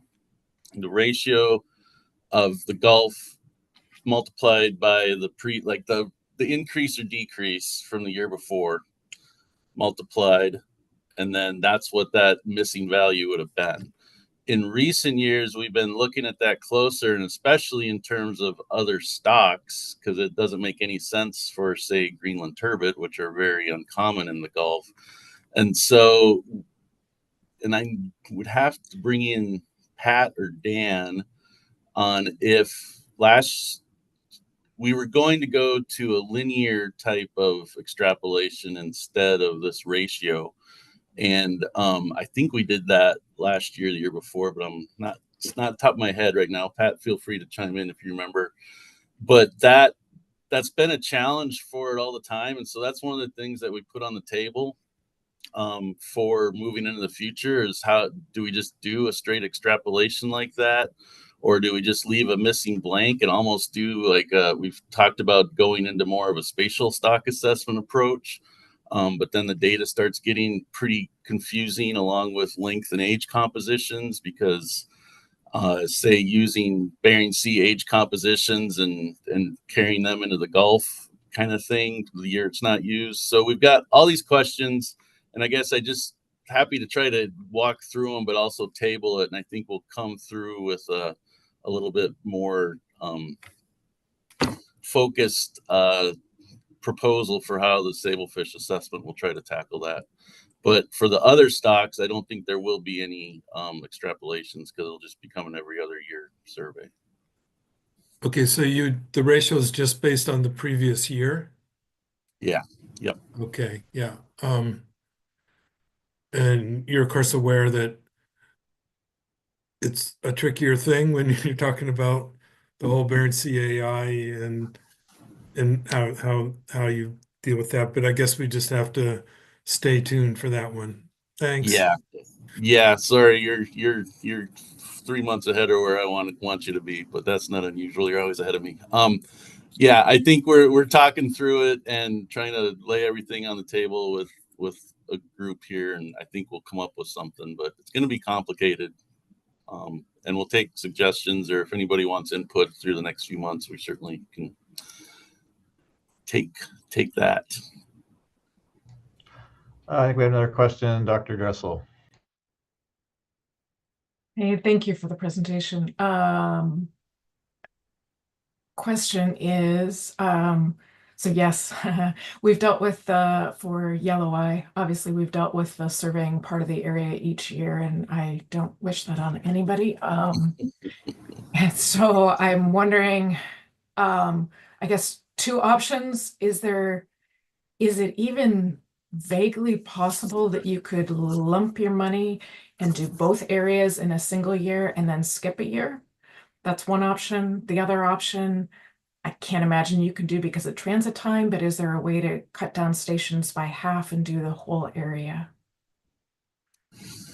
Yeah, thanks, Sherry. Those are great questions. We've thought through all of that because this was one of our least desirable choices of what I'm showing you here.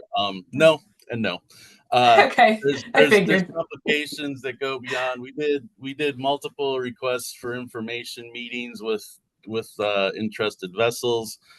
One of the vessels from Australia was willing to do about anything, but that wasn't really on the table. But the bottom line is, like, availability of vessels to be able to do this survey is a big issue because there's only so many companies and they try to fish as much as they can.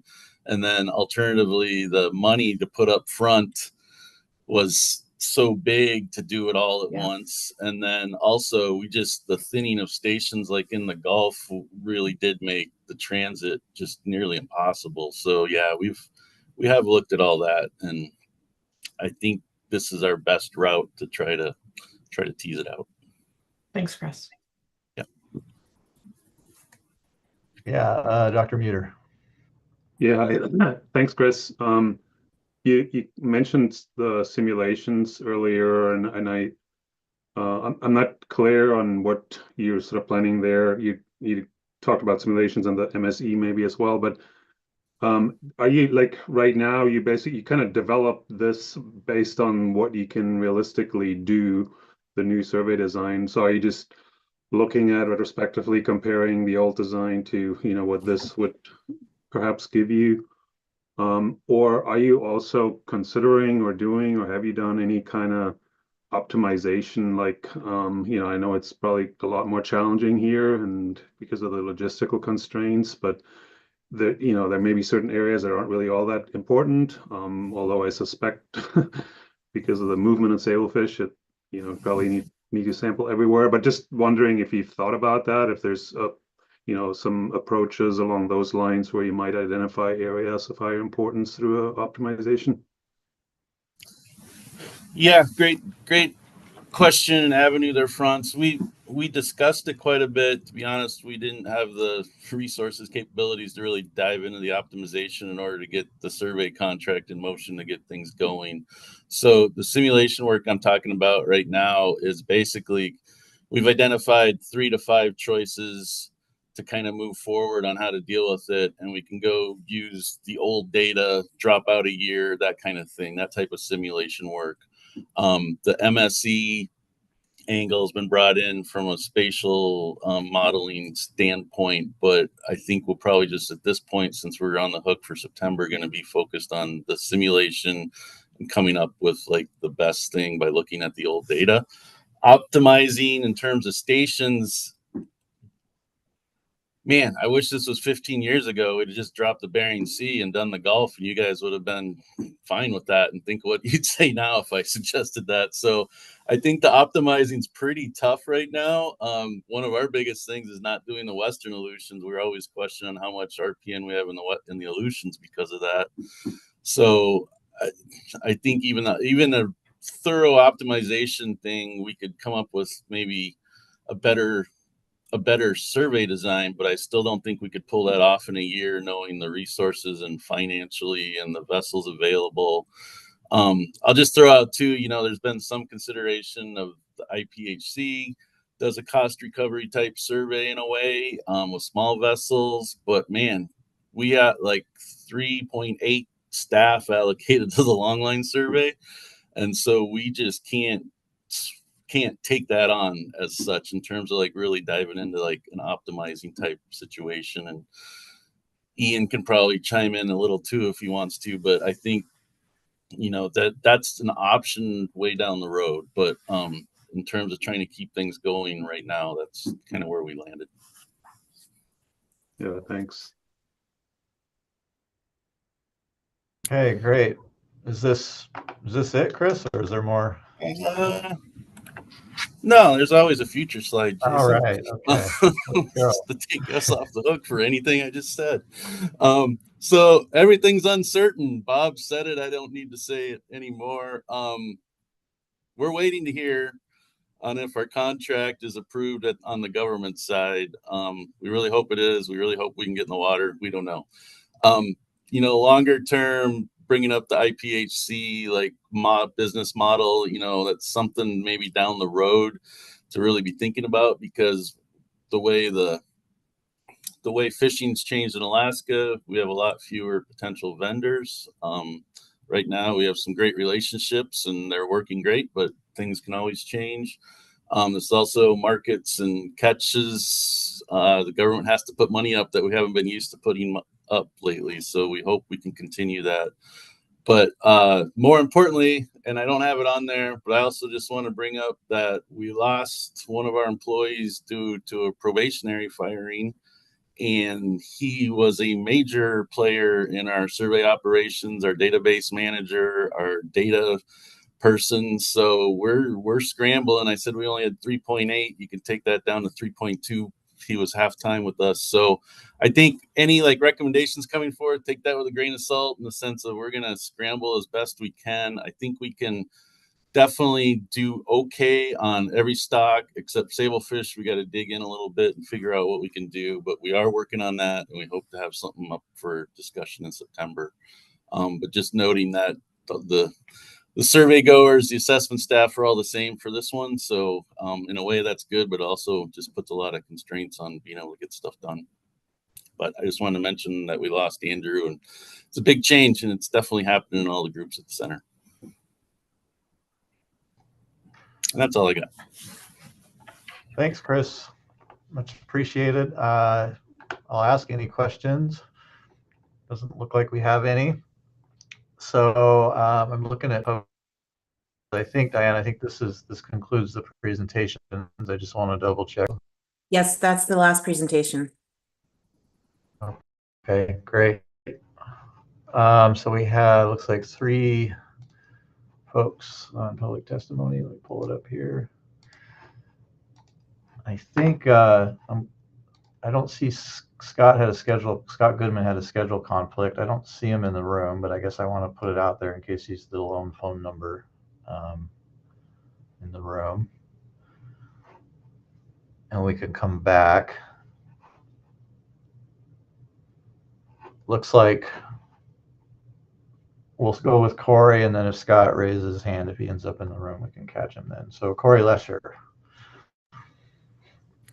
Yeah, good morning. Thank you, Mr. Chairman, members of the SSC. For the record, my name is Corey Lesher, and I'd like to provide my comments this morning on behalf of Alaska Bering Sea Crabbers. Really just want to start off by appreciating the presentations that we heard yesterday and today, especially regarding the status and the planning updates on the survey modernization. I wasn't planning on providing testimony today, but Scott's not available to provide some of his sentiments. And after following some of the discussion, I just thought it would be good to kind of highlight and maybe flag some of the concerns that the crab industry has. I do really appreciate a lot of the questions that the SSC has been asking, as well as the discussion, and of course look forward to the discussion after public comment. I'd start off by saying that we certainly understand and can appreciate the difficulties regarding the resource constraints tied along with the necessity to modernize a number of the different components of the survey, including some of the obsolete gear that we've been hearing about for a while. There remain a few concerns that we have regarding Bering Sea and Aleutian Islands crab stocks. I think it's well understood that cutting corner stations, shorter tow times, modified survey design, and potentially moving to a larger mesh, all of these have a very high likelihood to miss important signals for the crab stocks, which of course further increases uncertainty. And this is more concerning, especially now as some of our stocks are hoping to start stabilizing or recover following closures of Bristol Bay red king crab and snow crab, which of course is in a rebuilding plan. And I don't think I need to say it, but I will anyway. Industry stakeholders really, we can't afford to miss this signal. And for crab species, both for understanding the overall trend of these crab stocks, especially coming out of the crashes, or as we start to see a signal of stabilization, and then the implications for management. So specifically looking at changing the survey design or implementing these shorter tows, crab survey catch per unit effort really shows us that certain crab stocks have extreme patchiness at times. And what this means is that sometimes, particularly for Bristol Bay red king crab, for example, 1 or 2 tows can mean the difference between a very high detected biomass in an open season versus missing the signal in a low estimated or detected biomass that has the potential to keep the season closed. And so these are just examples. I don't think that I need to go into more detail for the SSC, but I just wanted to make sure to flag some of these concerns. And I hope that you guys on the SSC are able to consider this in your discussions, and then of course flagging it for the presenters. These are concerns that we have that we hope can be explored at length as we move to modernize the gear, the sampling design, the tow duration, etc. So, Mr. Chairman, that's I think all I wanted to say. I guess the last thing was just that you're doing a great job as chair, and happy to take any questions. Thank you.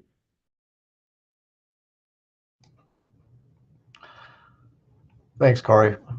Flattery will get you nowhere. Just kidding. Dr. Hanselman has a question. Yeah, thanks for your testimony, Corey.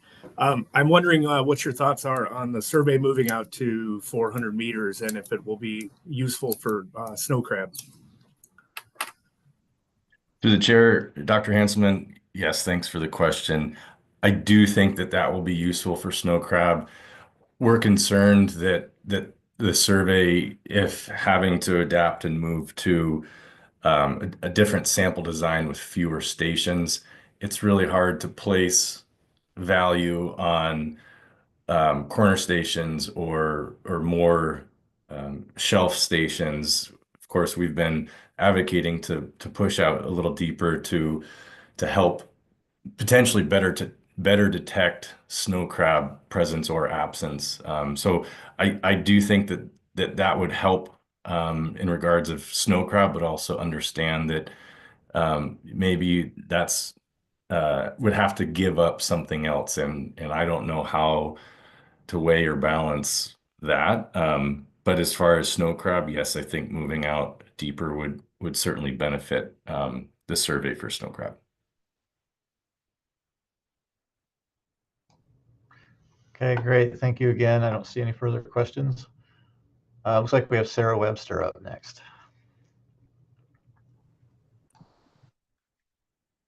Good morning, Mr. Chair and members of the SSC. This is Sarah Webster with the Alaska Seafood Cooperative. I just want to start by thanking you for the opportunity to testify today. I'm going to try to keep my comments pretty short. I wanted to speak a bit to the trawl modernization work that's been going on. The Alaska Seafood Cooperative really appreciates all the work that's gone into this and the vast amount of information that was presented both yesterday and today. It's been a tremendous effort, and all of this presentation has addressed a lot of different aspects of the survey, and it's great to see all of this going on. I also just want to note we've really appreciated the opportunities throughout this process for stakeholder feedback. I was able to go to the flume tank in January with the group from NOAA. That was, for me, a really great experience. I learned a lot about the process and about the current gear that's being used in the new trawl design, and all the calibration work that's going into this. It is a really great team of people to work with, and I very much appreciated everybody's openness to answering questions and receiving feedback from the group of stakeholders that was involved. We are looking forward to continued opportunities for the industry to provide feedback as this continues to progress. Collectively, I think there's a ton of experience out there with fishing gears, and it can lead to a lot of outside of the box thinking about different gear components and catchability that may not have been considered or that provide some insightful new perspectives. I appreciate that it can be pretty hard to get in touch with folks and to get that feedback, but I do really encourage the NOAA group working on this to continue reaching out and trying to get that insight. One thing that I just briefly wanted to address that I don't think we heard much of anything about yesterday or today in these presentations, but I know our group has been really interested in, is the herding capability of the bridles. So my understanding is that herding capability currently isn't included in the swept area estimates. Our captains, from the several captains that I've spoken to about this, they do think that the bridles are herding fish. And as a result, we may be overestimating the biomass by underrepresenting that swept area.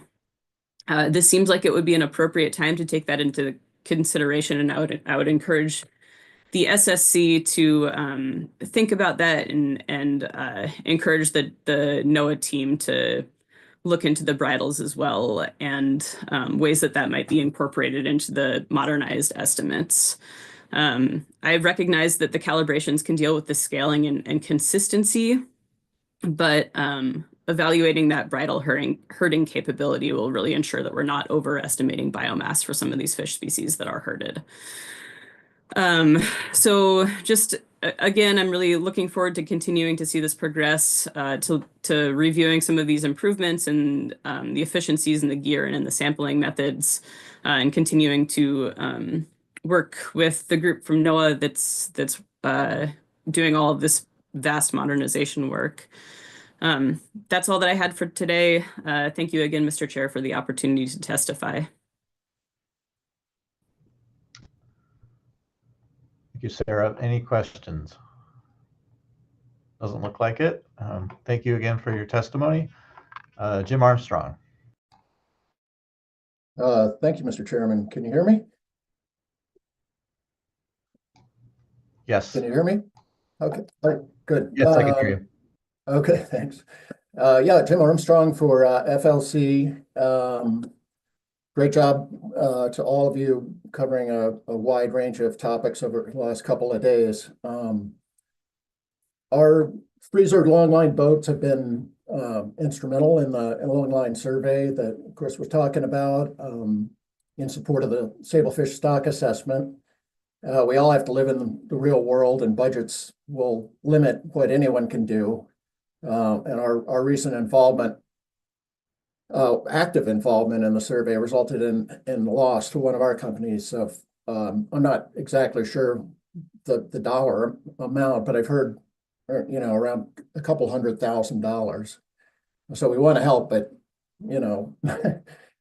that donating that amount is a little beyond our means. But if there's a way to find savings in trawl surveys, and it sounds like we're you guys are thinking imaginatively about that, and then use that to at least ensure that our members or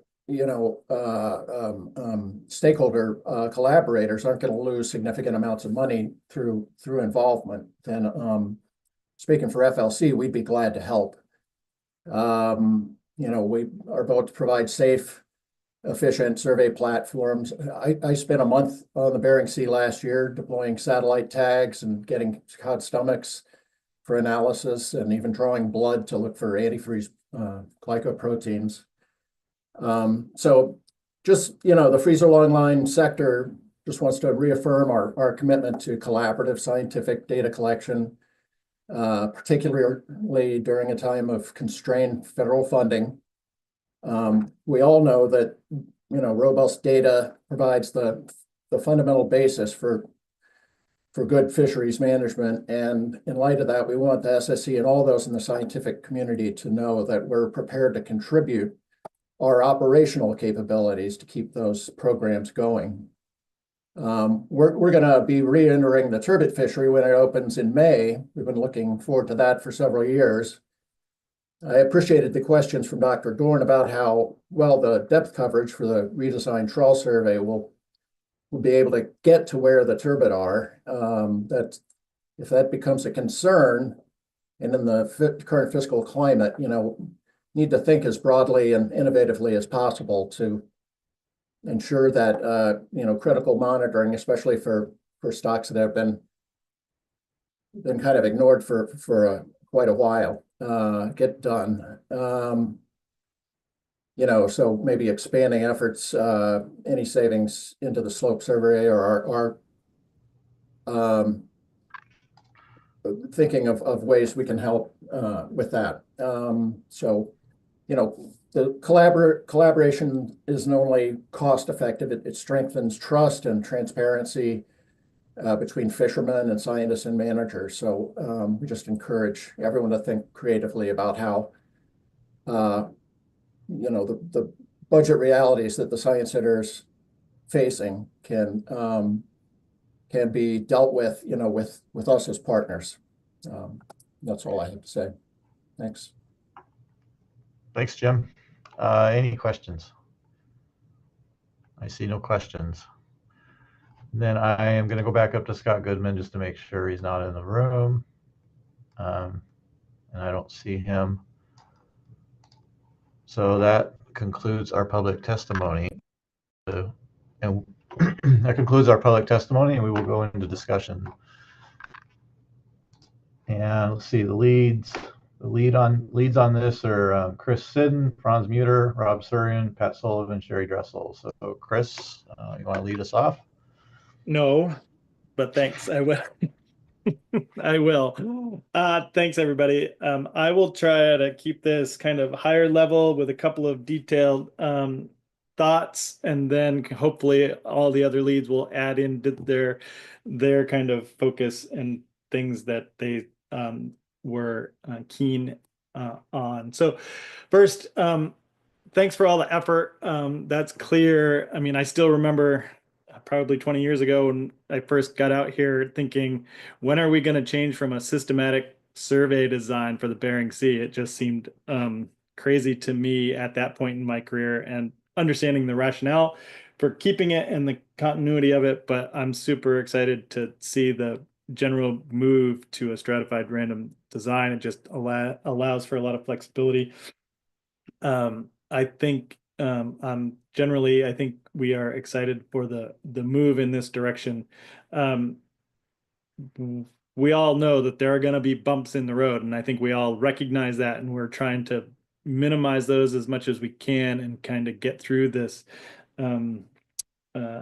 difficult bridging phase as quickly as possible. I think is really, our end goal is to make sure that the assessments and how we're doing looking at the system is as good as it can be, knowing that these changes are going to cause some concerns and some hiccups along the way. The big kind of box of first kind of recommendations are for the leads and different working groups and just the general leads is really to go back and look and confer with prior experiments and places that gear transitions and things like this have happened. Mentioned we're talking to the Aleutian Island golden king crab authors due to crab rationalization, from the vessel transitions for the pollock assessment and other transitions that have happened over the world. I think that will help, couch all this in context and hopefully provide some insights on where things could be improved along the way if there are improvements to be made. One of the big things I think that resonates with me, and I think with a number of folks, is why not condense this timeline even farther? I think that really, I think there's so much noise in this system, and that dragging this out over a longer time frame is going to not provide an effect size that's actually measurable if we do it over a longer time frame. And so if we really want to have something that's measurable that we can provide, whether it's a factor to, a calibration factor or whatever it is, forcing the largest potential effect size is likely the most likely way to make that meaningful. And that would also, from a logistics standpoint, likely be a cost-effective way to do this if we really just push. So I think this is probably a good thing for a broad discussion, but I will recommend that, we would like to see a potential for even a further condensing of the timeline to make all of these changes happen, if possible, just from that standpoint. So I'll start there with that, and everyone else can mull that over, and I think that's a good discussion point. Another general concern that I had was there were a number of places in the conversation and in the presentations with the term core or common species, and it just gives me a little bit pause, is that we are potentially inadvertently ignoring some of the other species that aren't those core or common species. I know we can't look at all of them for simulations and various things, but I do have some concern that things are going to get left out. And this really comes back around to the first conversation about prioritization, and really whether CV goals should be the sole metric for how we allocate survey stations in this new design. I think, as an example, and Corey Lesher brought it up in public testimony, is thinking about Bristol Bay red king crab, where the female biomass estimate has been extremely close to a threshold for having a fishery. And in the 2023 survey, if I remember correctly, there was one survey station that accounted for 50% of all the females caught, right? So that's a pretty marked impact that a survey decision could have on opening or closing a fairly, substantial fishery and have some pretty large economic impact. So the value to having stations and having that species covered appropriately is just one example. I'm sure there are other examples, but that's the one that stuck out to me. So we really need to think about what metrics are going to be used to do allocation. And I think some of those things that are close, that have conservation concerns, we may think about recommending some increase in allocation based on those, not just based on a CV metric of some sort. So that, and let's see, those really, from my standpoint, were the big things. I really, again, want to thank all the effort. All of this is super cool. It's timely. It's important to be doing. And I will I think just for the record, make sure that we've mentioned that we got public testimony from Corey Lesher and Sarah Webster and Jim Armstrong. And Corey's focus was on the issue of potential larger impacts on crab stocks than other stocks. And Sarah's kind of the continued cooperative work on gear and the concerns of the potential of bridles and herding. And then Jim reiterating the the issue of reiterating the willingness to help as research platforms. So all of those things are good. And I just wanted to make sure that those are there. There's a lot of detail for survey modernization, and we could spend a lot of time on the details. I think the working groups, I'm overall super excited about the level of concern and detail that they're kind of working through. And I think our goal here is to where we really want to try to focus some of those folks or rein them back in and say, you know what, we don't need to go down some of those rabbit holes because that's a long time frame and or a lot of financial constraint or logistic constraint if we can help in that regard. I'm going to stop there and I'll pass this on to the next person and see where we get to. Thanks. Thanks, Chris. Dr. Muter. Yeah, thanks. And I, agree with everything Chris said. I think for the most part, I might get back to some of those points, but I'll comment on, let me start out by first also extending my thanks to the authors and analysts. This is something that we had asked for some time when we, first were made aware of the modernization efforts. And I think it's great to see this, and it really will, we're in a very uncertain fiscal environment, obviously, but I think this is a really, really important effort that will make a difference for how we manage fish stocks for the next several decades or longer. We've been operating under a standardized survey since, for 45 years or something now. And this kind of will set the stage for the next 40 or 50 years. So keep that in mind.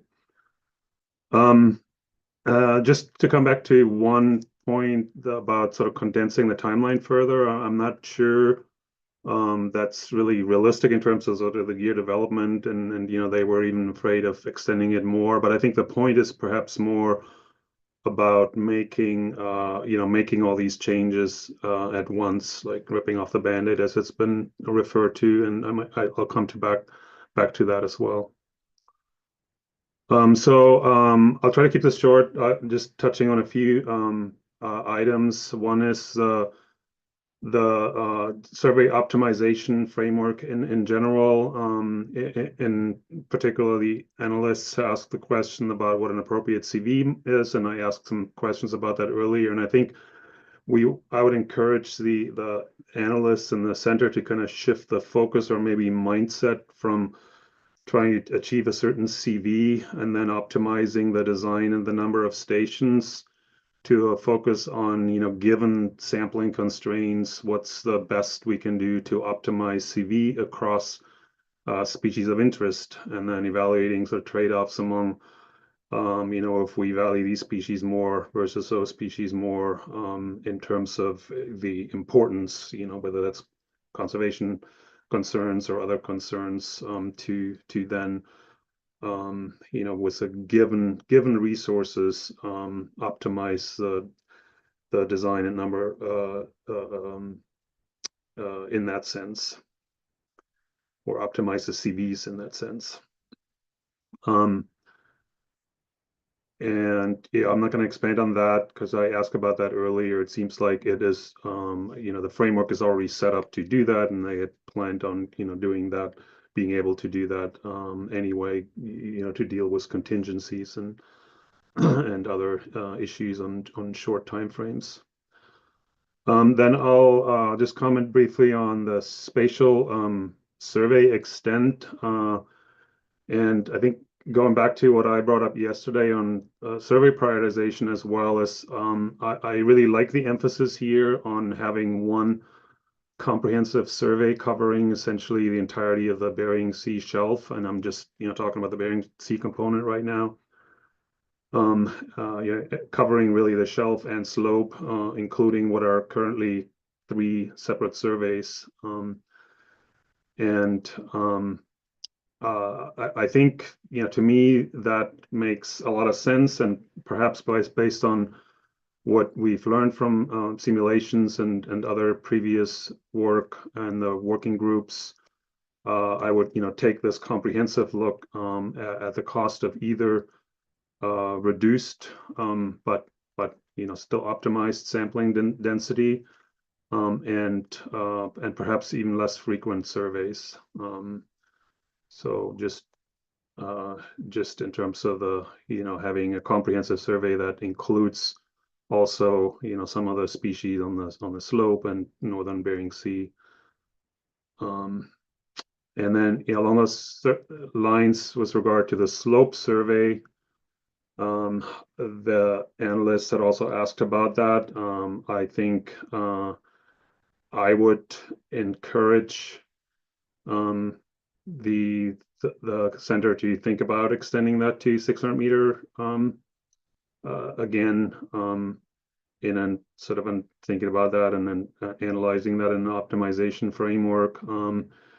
Clearly the assessment of a number of species would greatly benefit from that. We heard about the Kamchatka flounder, Greenland turbot, golden king crab, but certainly also sablefish and some of the rockfish. And you may remember in December we increased the buffer on Greenland turbot last year because of in part because of the long period without any survey that caused quite a bit of concern because that is kind of a choke species.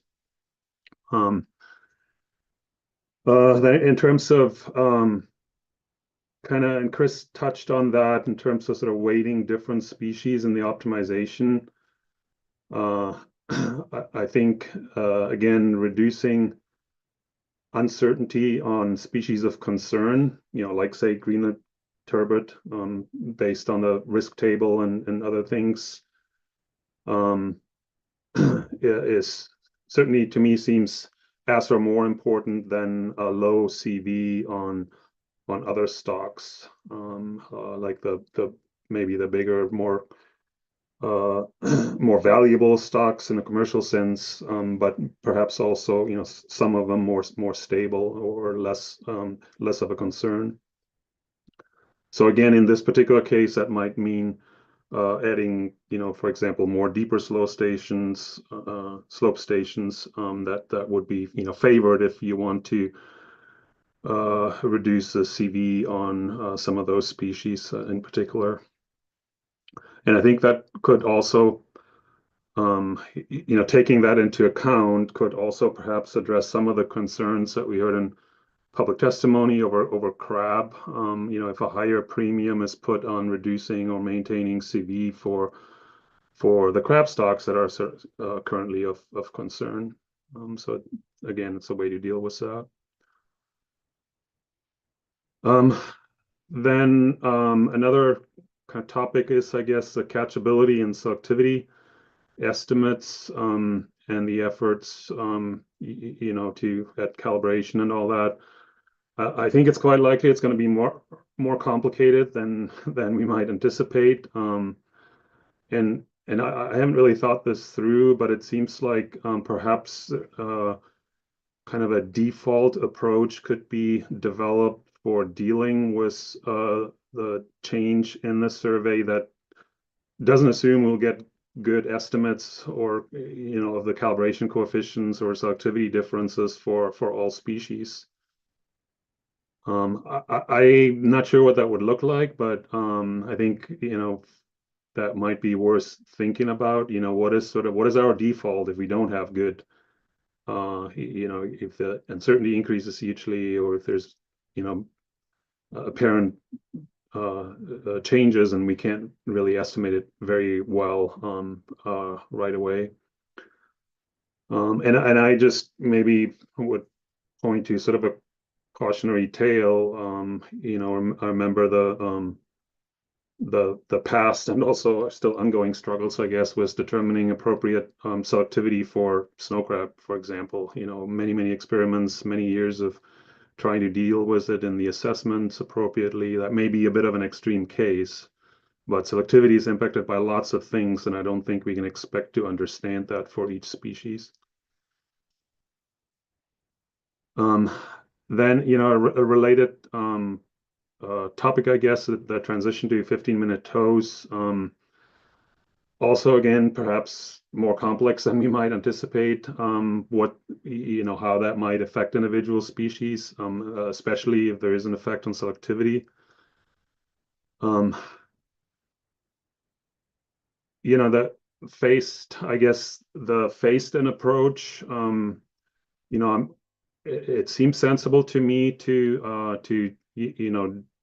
introduce, like they're proposing, I think, that 25% of the stations going to the 15-minute tow to kind of probe that a little bit. And that should at least make it clear whether there's considerable concern or not.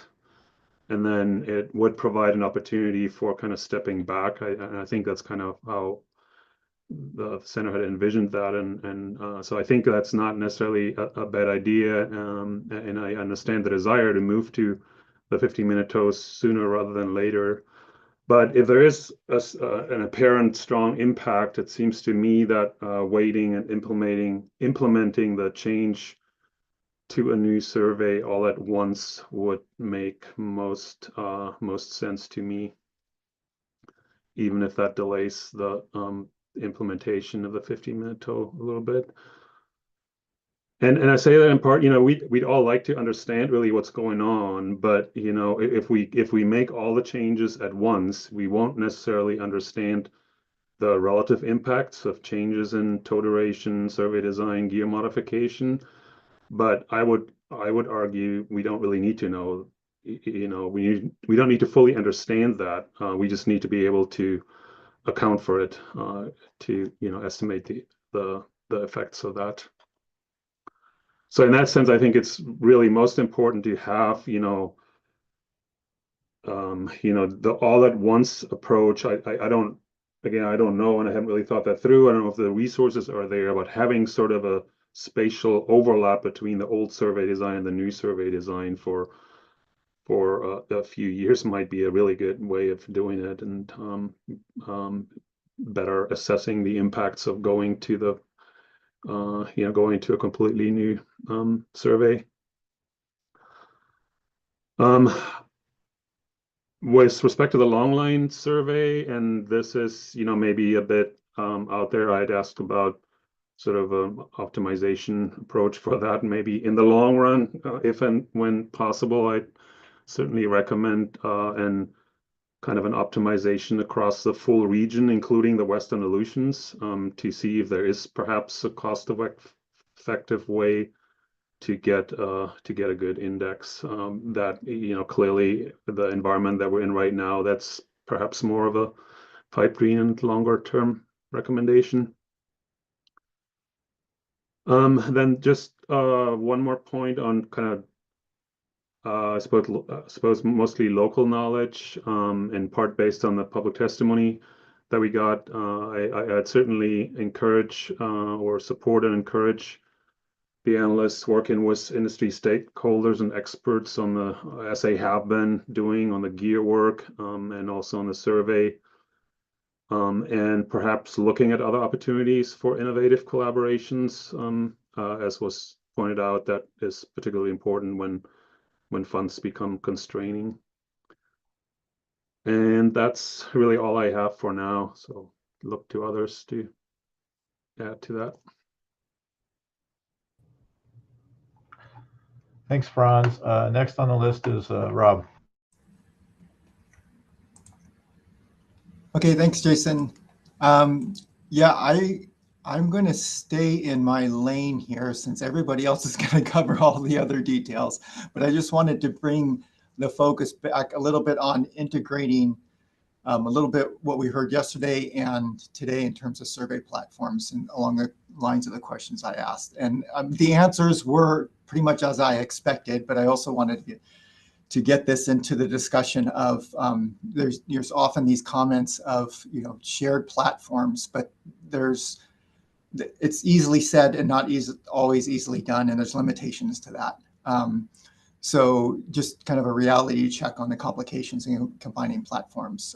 But with the new survey design, I think there's a lot more optimism in platform sharing than what we've experienced and considered in the past.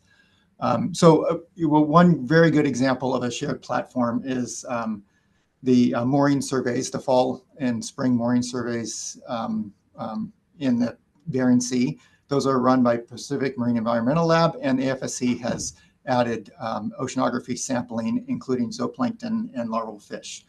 So those are ranked, down at 15 and 16 from yesterday's presentation, but it's a joint survey that is pretty solid from two different organizations or groups within NOAA.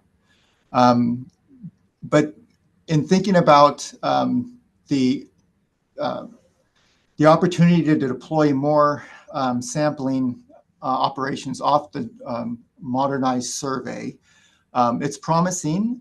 Most of it, as we discussed, had to do with side operations. So these are, primarily would be the opportunity to do some additional oceanographic sampling, maybe bongo toes for zooplankton sampling, et cetera. I know that this bottom trawl survey has added a small mesh beam trawl, which doesn't take up much room on a net reel and can be added. So I think this is very promising in that you take, a survey that's ranked at the highest level among all the surveys, and you can include some oceanographic and early life stage sampling in, for example, the springtime for those to combine some potential combining of surveys. So that takes, some additional cruises that were, the quote unquote lower trophic level, early life stage ecosystem type surveys that are added, that are ranked, down in the below 10, well below 10, and links those with a survey that's prioritized very high. And so that's very promising. Of course, there's lots of limitations or a lot of other things to work out in terms of timing and spatial coverage. And the fact that for a lot of these, for example, the larval fish and oceanography sampling, that's a spring survey because we're trying to capture, oftentimes with these early life stage surveys, we're trying to capture the springtime, post-winter conditions, and also the pre-winter conditions. So in the fall, for example, with juvenile fish. So that's what I guess I wanted to speak to next in terms of these, shared platforms. The feedback I'm getting, it seems like, and I'm not. I know the race division has considered a lot of this already, but I just want to make sure we're all aware of this as an SSC too. Is that there's really not an opportunity to share platforms with the fall juvenile fish and surveys. And so it's nice to see, one of those surveys that's ranked 10, and that's in the Northern Bering Sea. But I want to also emphasize the importance of the other juvenile surveys for a lot of the data that goes into the ESRs, a lot of the information, those items that I review for the SSC.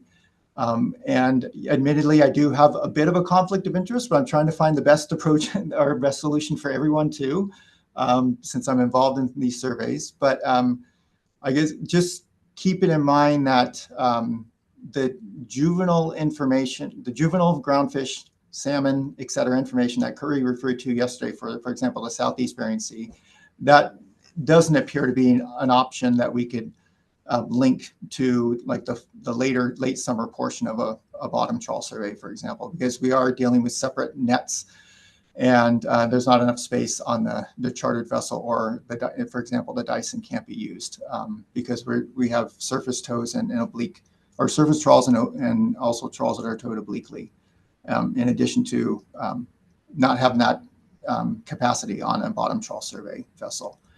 Also speaking toward mesh size, so Corey brought this up too, just kind of keeping in mind that increasing the mesh size in the Bering Sea is going to lead us to potentially, certainly not doing any better in smaller size classes of fish. So for example, for the forage fish or the forage report that we review, oftentimes for capelin, other species, it's mostly just a presence absence, a prevalence metric, because there's not a lot of confidence in the bottom trawl quantifying those smaller age classes and smaller species, the juvenile age classes, groundfish, and then smaller forage species.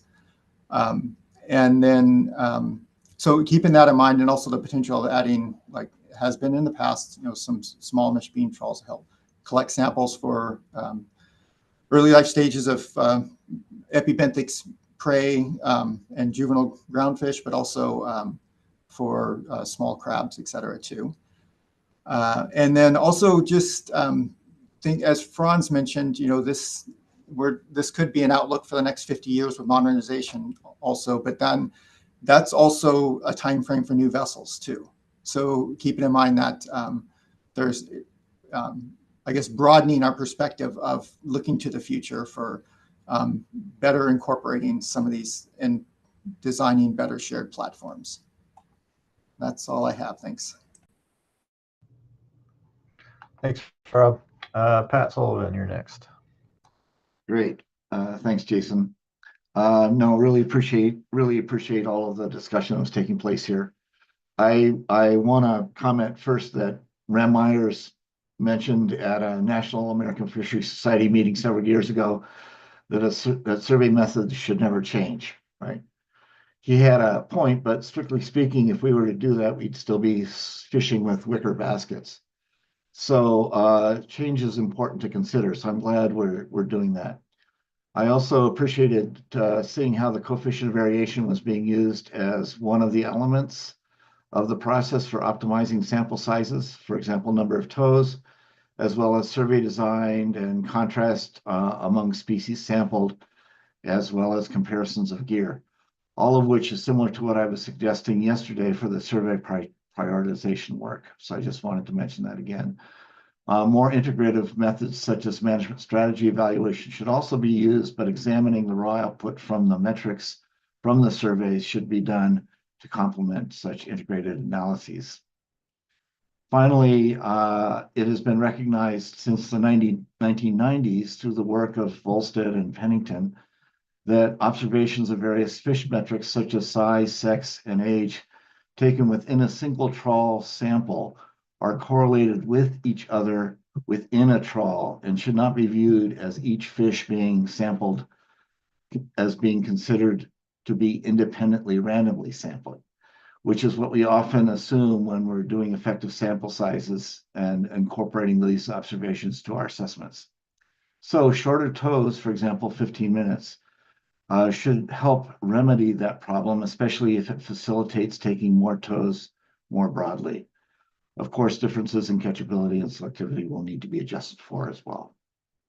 That's all. Thank you.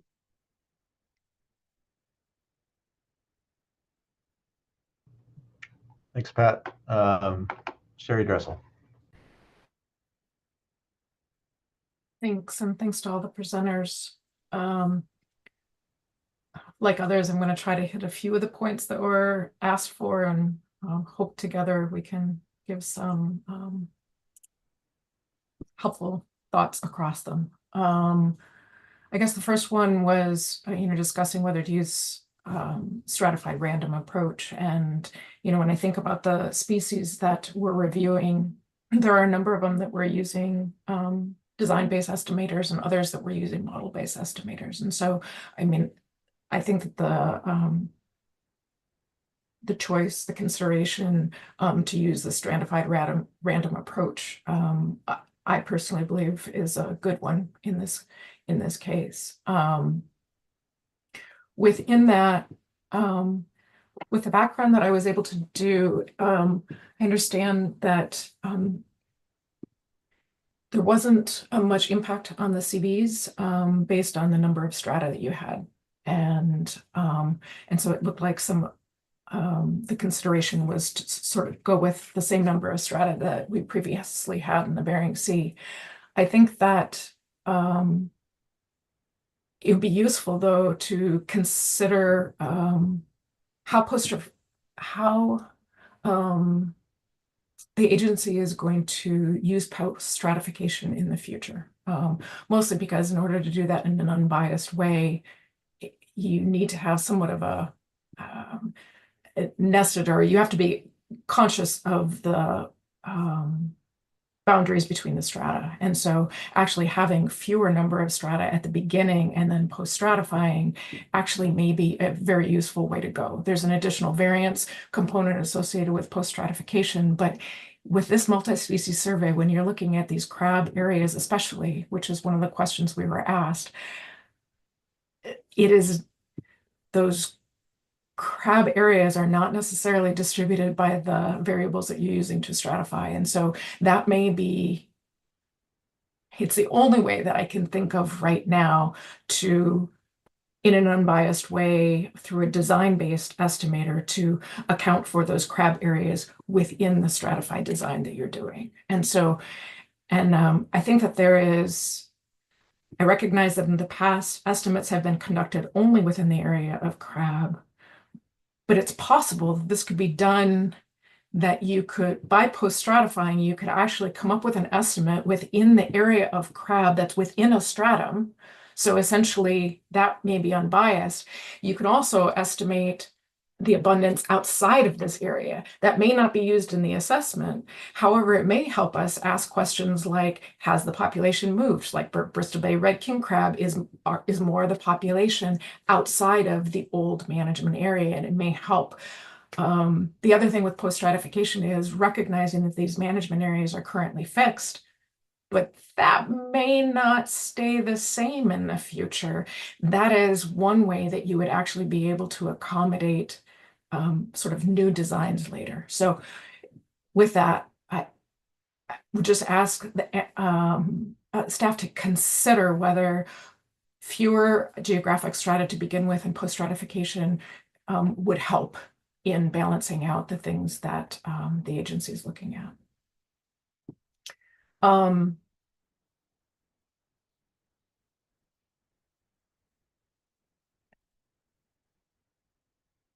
There was a question of us whether or not we had interest in going down to 600 meters. And the common SSC response that I recognize is not necessarily helpful to the agency is, of course, we're interested in doing that. That would be great.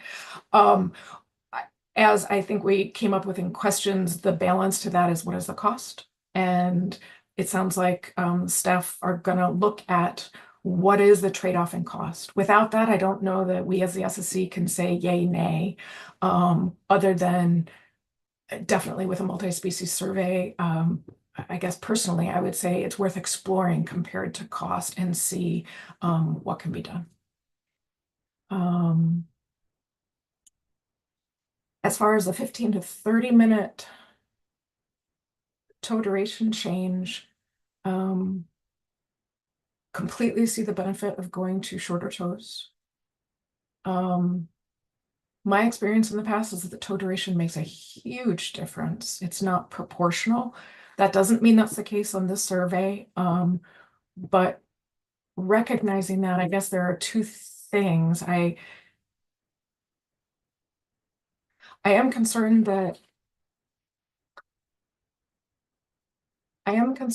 doing the calibration over the entire survey area, the differences in calibration may be swamped out by the variability across the entire area. And so I really do lean towards doing a side-by-side approach. Completely understand that with the stations done, you're not going to cover all species. I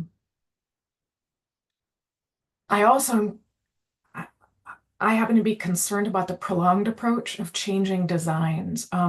And part of that is because if in the future we're going to separate our indices into different indices, using a prolonged approach, there's really not a way to do that. But the other thing is that I think that I may be possibly missing the value of doing this in a stepwise approach. Because if you do 25% of your stations as 15-minute tows, and then you evaluate whether there's an effect or not, and use that as a basis for changing your sample size to say 50%, if you don't detect a change with 25% being with a sample size of these 15-minute tows, the 25%, that could be just because you don't have enough samples or because there's really not a difference. And so I don't know how to use that to help determine your next step in this progression. So I think that the points that I would get to probably are that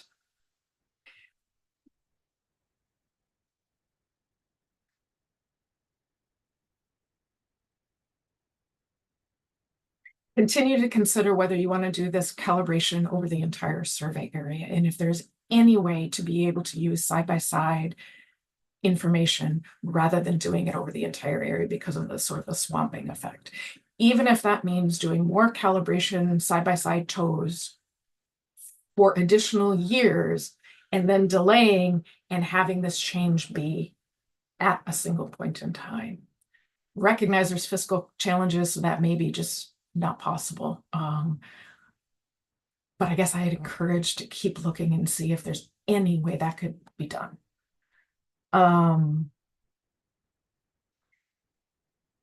The last point, the question that I think that I would touch on is we were asked whether or not to consider other life stages of crab when you're doing this change to survey design. And I think of our comments with survey prioritization in figuring out whether getting an estimate for a particular life stage is going to lead to actionable information. So in other words, Chris Sidden mentioned that for females in the state harvest strategy, that actually the abundance of females actually is a trigger and it will change management. And so that if there's a way to, whether that's in post-stratification, stratification, get an estimate of female crabs, yep, that could have a lot of value like we were talking about yesterday. The younger life stages, I think it's valuable because we see what's coming up, but I'm not certain it's going to lead to different actions. And if not, that may be one of the things that we have to let go in a time where we've got less finances. Thanks, that's all I've got.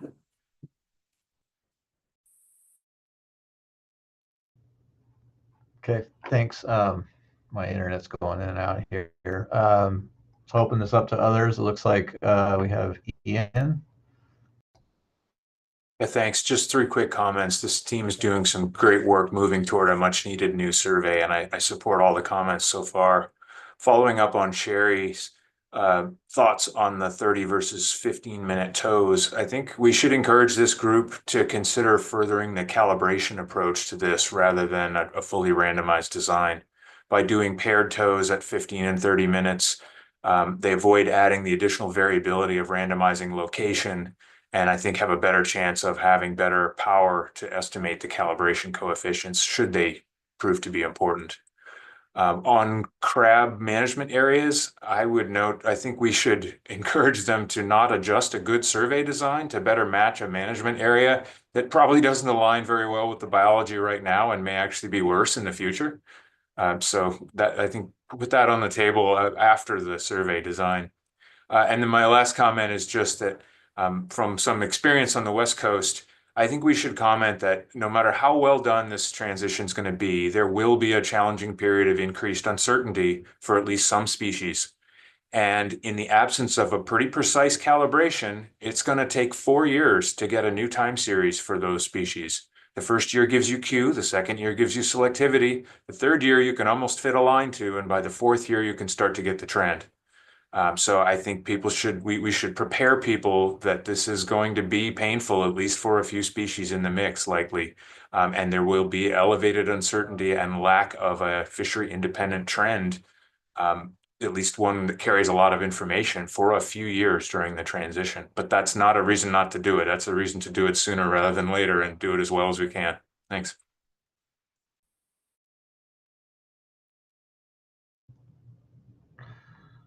Thanks, Ian. Martin. Oh, I think Curry was before me. You go ahead, Martin. You sure? Okay. I'll try to be super quick. Just a few comments. One is that and I think maybe this is already mentioned, but a recommendation to look at some of the previous attempts to do calibration work, in particular, how it was treated in terms of the switch from the Miller Freeman to the Oscar Dyson in terms of a catchability experiment that was formally included into the stock assessment.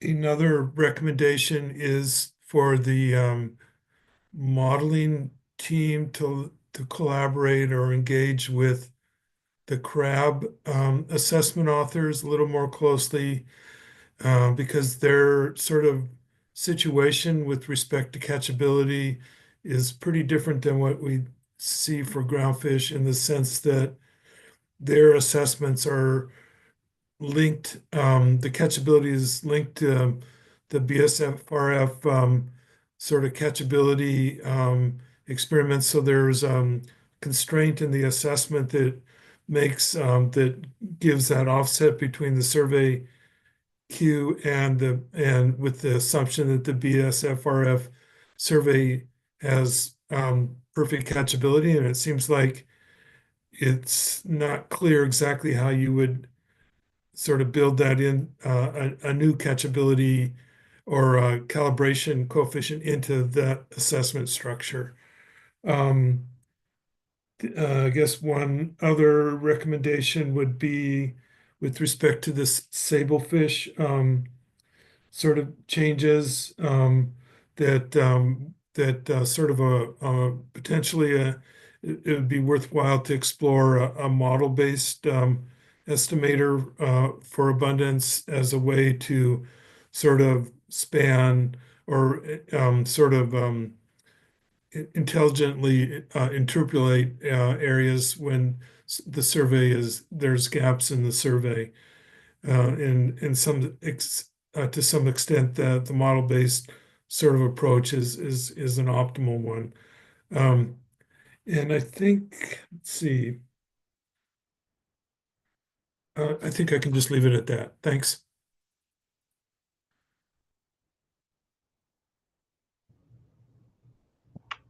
Curry.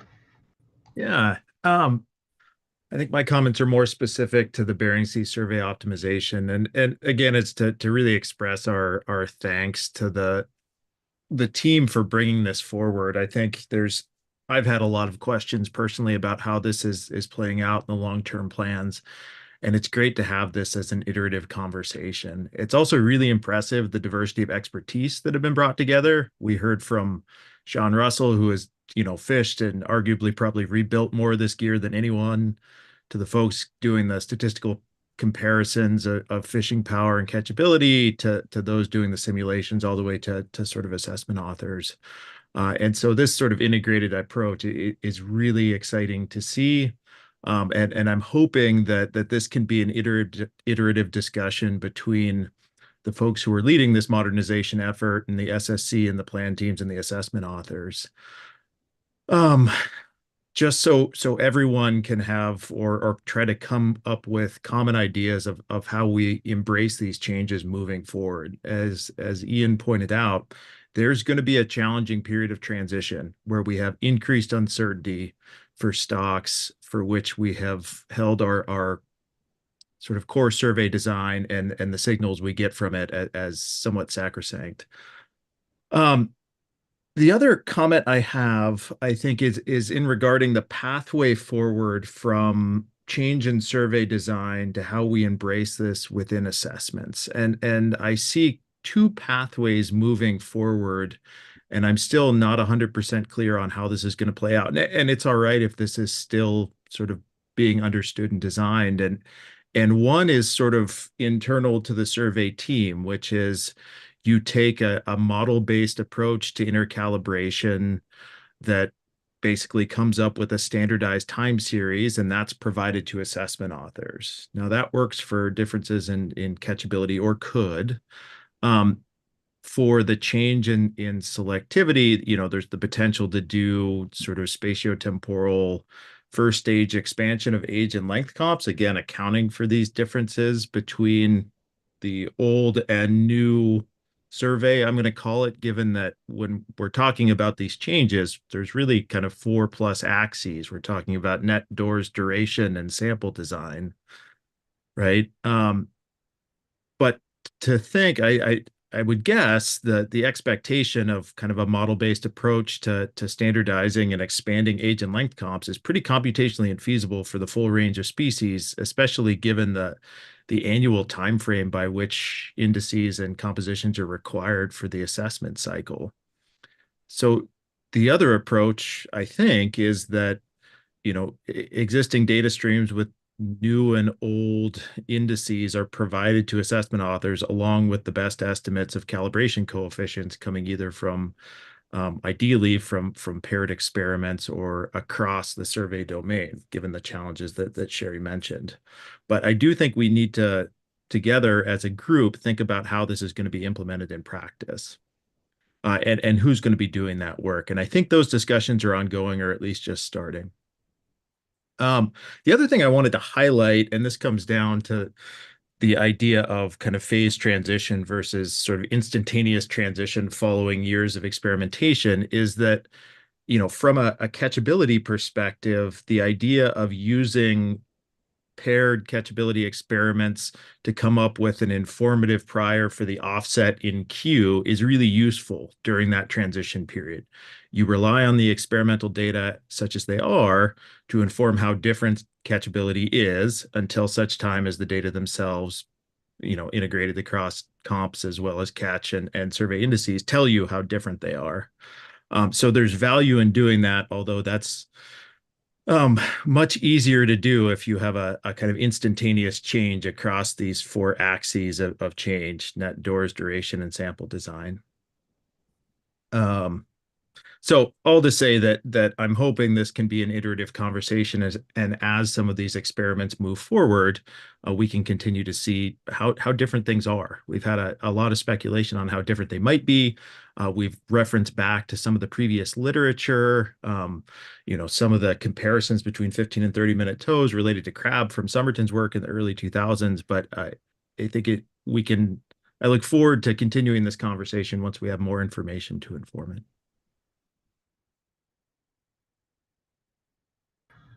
Thanks, Curry. Pat. Yeah, thanks, Jason. Sorry, something else occurred to me, and I just want to put it out there. Folks may disagree, but I think it's something worth thinking about. So I was listening to Sherry and the others' comments about the paired tows, and of course that's what I use a lot for work on the East Coast in terms of gear comparisons, because the paired tows is really the only way to actually see a statistically significant difference, given all of the other variation that occurs when different boats are fishing in different areas. However, I understand why one might also want to look at the area-wide differences in catchability, but I would view that more as a diagnostic than a way to adjust the catchability for the gear folks, and let the assessment folks maybe worry about that in a later phase. Also, if we're talking about a phase in, I can see why one might want to do that in terms of allowing more samples for the calculation of calibration across adjustments. But if we're not doing that in a paired sense, then if we were to follow, I forget what the actual coverage of the 15% was, 15-minute was. I think it was 15% of the tows. To follow that, let's say with a 50-50 coverage of 30 to 15 minutes, if we were to then use that to make the calibration for the survey in that year, we're effectively cutting the information in half, as we're just adjusting the one to match the other. So it might be better to do the paired work, do enough of that to determine what the gear catchability adjustment should be, and leave it at that, and then jump into full application, and then let the assessment scientists deal with with the others of things that are affecting what we call catchability, but really is availability on the area-wide area. So just a last-minute thought on that. I'd be curious if anyone disagrees. Thanks.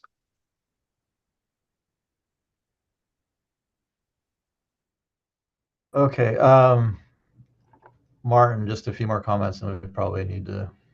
Yeah, sorry, I just a final thing that I think we should recommend that we receive at least periodic updates on how the work is progressing, so we can sort of be kept in the loop as the work goes forward.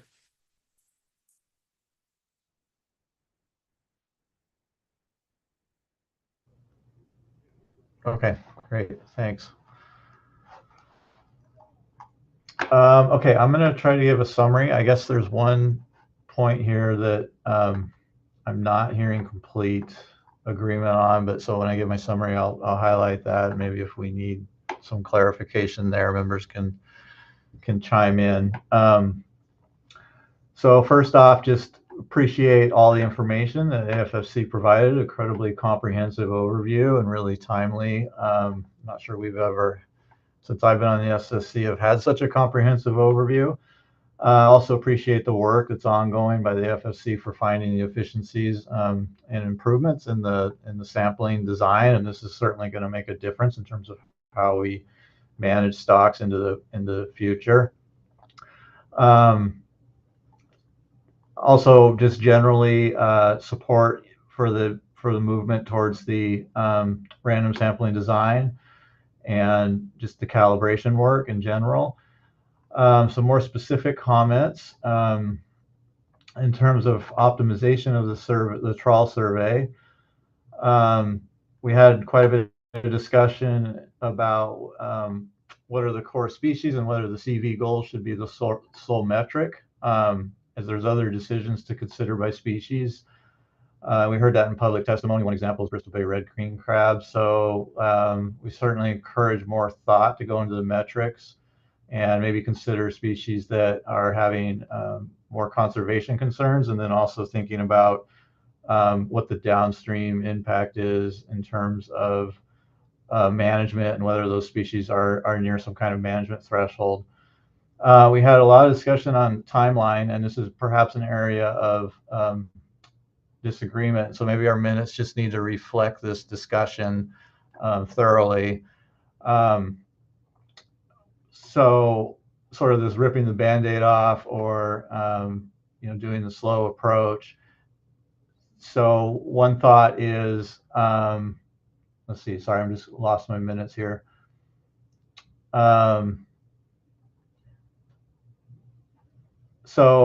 some SSC members suggested, for example, in the transition to the 15 minutes tows, that a phased-in approach could be kind of evaluated as to whether there's a considerable concern or not. So not necessarily understanding like all the details of it, but just understanding overall what the effects might be and the spatial overlap of old versus new as well to assess the survey. So having that kind of understanding might inform how much of the phase-in we may actually need.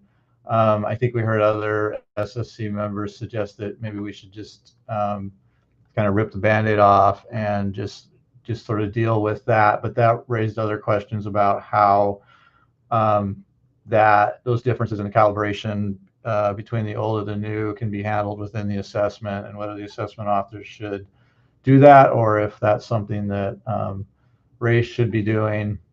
So I think just generally speaking, we just need to make that discussion clear in our minutes. I'm not going to get into a lot of details. I think because we had quite a bit of discussion here. I think we heard some discussion about using other platforms like the core survey platforms for collecting the ecosystem information. That reduction in tow sites and tow time may actually allow that, but it may not work for all cases, such as the fall ecosystem surveys. And so we need to highlight that. Certainly highlight that there's going to be a challenging period of transition as we move from one survey design to the next. So people should be expecting that. A specific idea came up was using catchability, a formative prior on queue until the catch data sort of catches up and we have better information, and sort of designing that into this process. just generally the stratified random sampling is a good direction.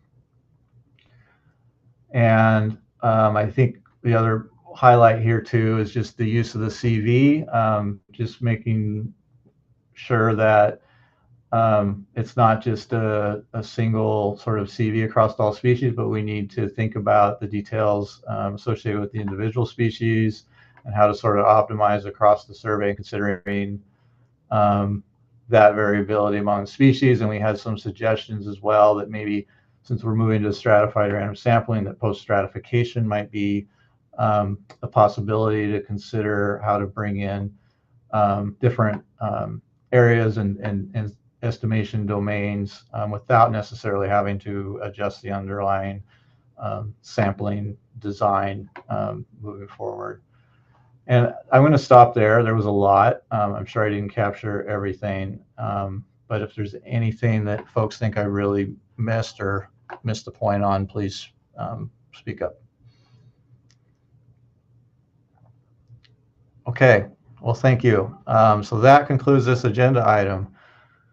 So I was thinking we probably should move right into MRAs. Maybe we can get that started before lunch. We're obviously running way behind. I really appreciate everybody's discussion this morning. I hate to cut it off. This is a really important issue, and it's one that I think it's great that the SSC had an opportunity to evaluate it on this level. So I think it was worth the time. So thank you. Are the MRA folks ready? I guess I don't know if it's Diana Evans is in here or who's sort of kicking that off. That's me. I'll be kicking it off, and I believe our other presenters are ready. Just checking the participant list now. This is John McCracken. I'm here. Thanks, John. And Josh, is Josh on?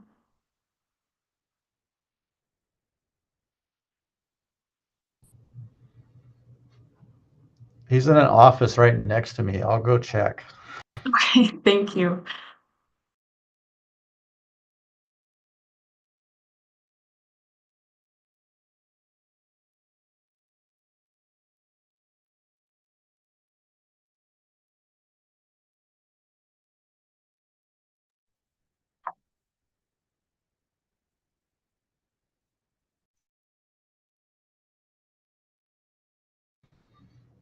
I do not see him. Okay, I just messaged him online as well.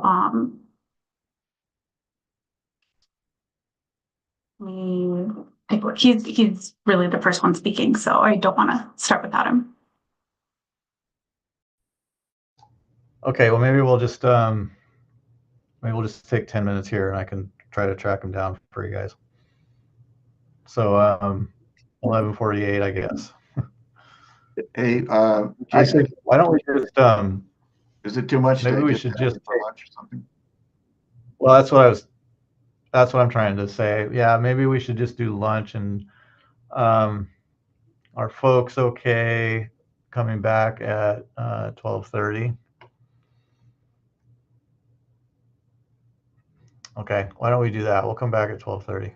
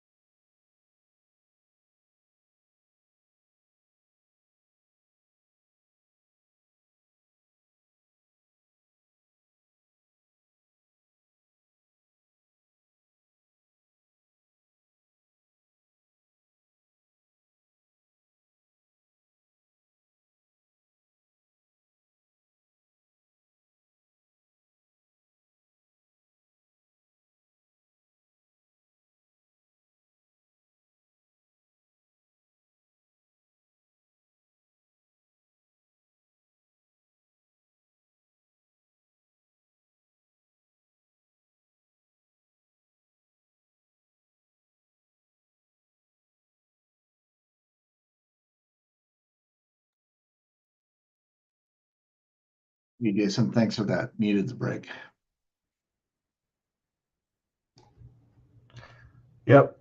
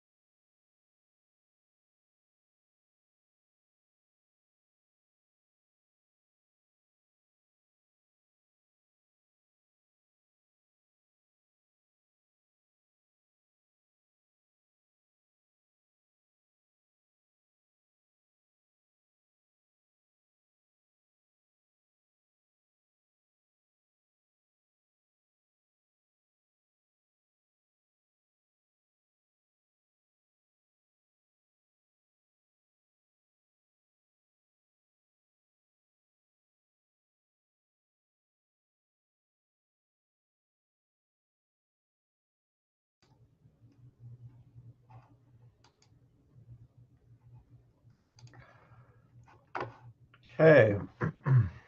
Our last agenda item.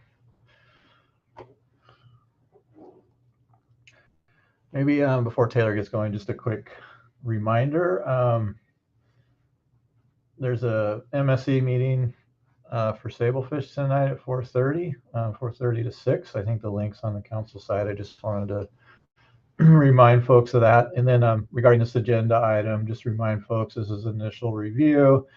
Our task is to determine whether this action is sufficient to inform council decision making. And with that, unless there's any additional questions, I will hand this off to Taylor to get us started. Thank you, Taylor. Thank you. And can everyone see my screen okay? Awesome. Looks All good to right. me. Thank you. So as Jason mentioned, this is an EA/RIR analysis at the initial review stage. This document provides an initial assessment of the action alternatives and options. The action in C3 would adjust the MRI regulations and is intended to improve these regulations by both clarifying the current regulations, making the MRI calculations easier, reducing regulatory discards, and addressing medical, mechanical, or weather issues that can impact MRI calculations. So just for a brief presentation overview, Josh will be providing the introduction. And in this section, we want to give a really clear overview of MRAs before continuing on with a description of the action. This introduction includes the history, purpose, and application of MRAs. And we encourage everyone to ask questions throughout this section and during the entire presentation. So after that introduction, I'll get into the description of alternatives and the background of the action, including a history of similar actions the council has taken in the past, and a description of the groundfish species and sector activity. Josh will take the reins again for the management and enforcement considerations section. John McCracken and I will go into the expected effects of the alternatives, and John will wrap us up with the environmental impact section. So with that, I will pass the mic over to Josh. Hello, members of the SSC, through the chair and for the record, my name's Josh Keaton. I work for NOAA Fisheries Alaska region. For the past 25 years, I've been in the in-season management type realm, and calculation of MRAs is one of the most complicated things that we do and help fishermen understand. So we thought it would be, as Taylor mentioned, a good opportunity to just provide a very solid foundation for the evaluation of the alternatives later on. Go to the next slide. We'll start with some key definitions. Now, we will go into more detailed information throughout the presentation on some of these terms but MRA stands for maximum retainable amount of the species, and they're for species that are closed to directed fishing. Directed fishing is when is calculated when a species is retained over the MRA, but a lot of people think about it as when a species is open to fishing. Targeting is a term I think we all understand. It's when a vessel is operated in a way to harvest a specific species on a haul-by-haul basis. And retained has a regulatory definition. We'll get into this a little bit later, but on a catcher processor, it's when the fish is processed, or on a catcher vessel, it's when it's stored in the vessel hold. It's after the opportunity for a vessel to sort through the catch. Bycatch is regulatorily defined as any discarded catch, and incidental catch is a term that you'll hear me speak most frequently about, is any retained catch of species while targeting a different species, or even if it's not retained, it's basically that catch a species while targeting a different species. Harvest includes all retained and discarded catch. A term that is used up here in Alaska for management over fisheries is topping off. This is when a species is closed to directed fishing and a vessel operates in a way to target that species in order to get as close to the MRA as possible. The TAC, we all understand, is total allowable catch, and I will note that that includes all harvest. We account all harvest of both retained and discarded catch towards the TAC. For purposes of this presentation, when we refer to the term trip, that will be the period of the MRA calculation. We have multiple uses of the term trip. There's like observer trip, but for this presentation, we're really focused on that MRA calculation period. And finally, we have the intrinsic rate, which is a term that Dr. Ben Muse had started using when we evaluated skate MRAs years ago. It's the natural rate of the species encountered during normal fishing. So when you're fishing for peacod, you expect to catch X number amount of skates without trying to target those species. Next slide. So first, we'll talk about what is an MRA. MRA, as I said, stands for maximum retainable amount, and it is the maximum round weight of the species that is close to directed fishing that may be retained. And I'm going to stress the word retained on board the vessel. It doesn't mean the amount of catch that you can catch. It means how much you can retain. MRAs help both limit but also allow for some retention of species that are close to directed fishing. This is the first management action that in-season does to close a fishery. But MRAs allow them to top off or target species or retain those species of other species groups when they're closed. They're determined by regulation, percentages in regulation. These are table 10 and table 11 of the regulations. They're also attached in appendix 2. And they are, as I mentioned, based on the round weight of the basis species caught during the trip. The basis species means the species that are open to directed fishing. So, for example, if peacod was closed to directed fishing, they have a 20% MRA. So if you have 100 metric tons of other species, say arrowtooth is open to directed fishing, and you have 100 metric tons of arrowtooth, you can retain 20 metric tons of peacod. Note that again, and I'm going to keep stressing this, that MRAs only include the retained fish, and that we do have in management authority to place a species on what's called prohibited species catch status. And when we do that, that's after we close a species to directed fishing. If the catch continues to get close to the TAC or at risk of exceeding the TAC, we will place that species on what's called PSC status. That's not to be confused with PSC species like halibut, herring, salmon. But when we place a species on prohibited species catch status, it effectively sets the MRA to 0. In other words, you're no longer allowed to retain that catch. Next slide.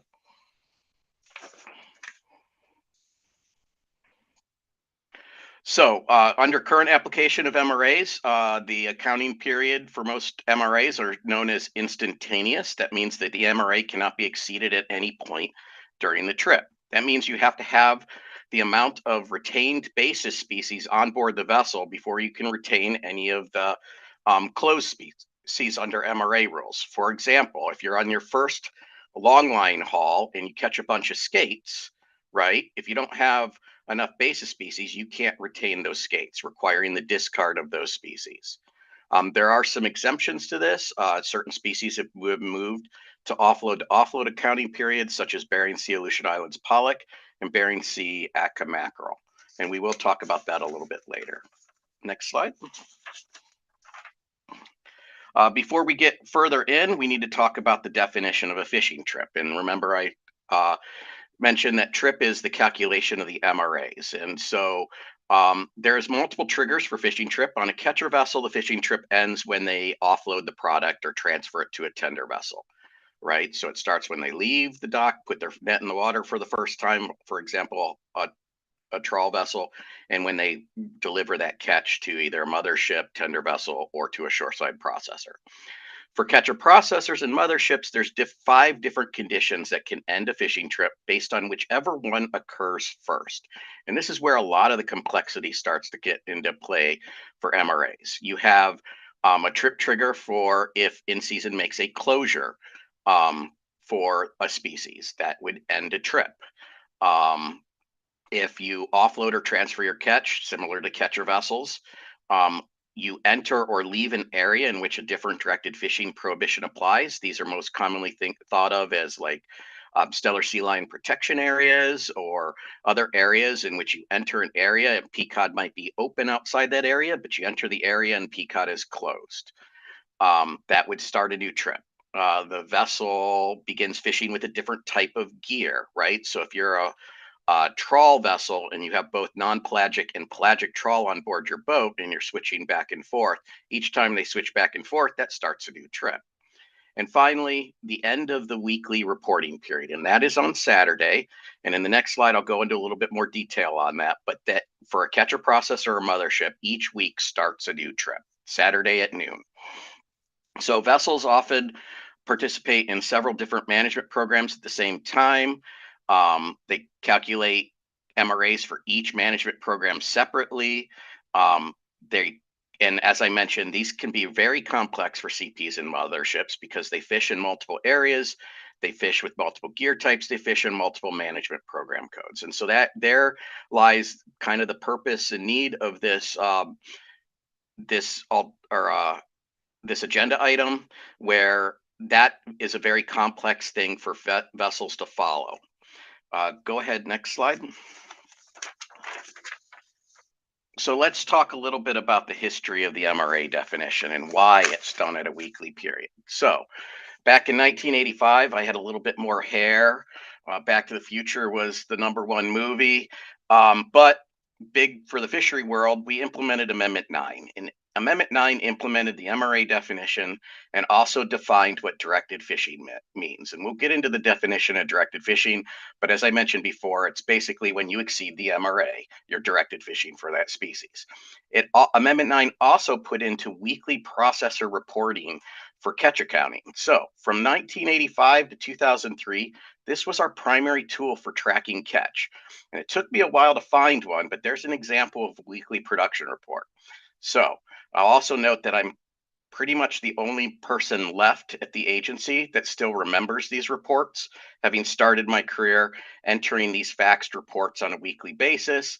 We would then run the blend report on Thursdays, and in-season management would make decisions on the fishery for the given week based on one weekly report that summed up all the production for the catch over the weekly period, even on shoreside processors. There was no vessel-specific or trip-specific information for catcher vessels. It was done at the shoreside processor.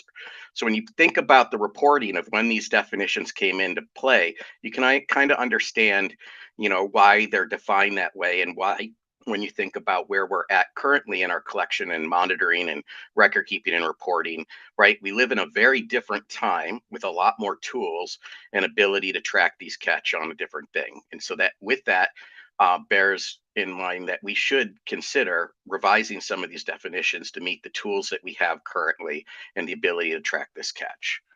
Next slide.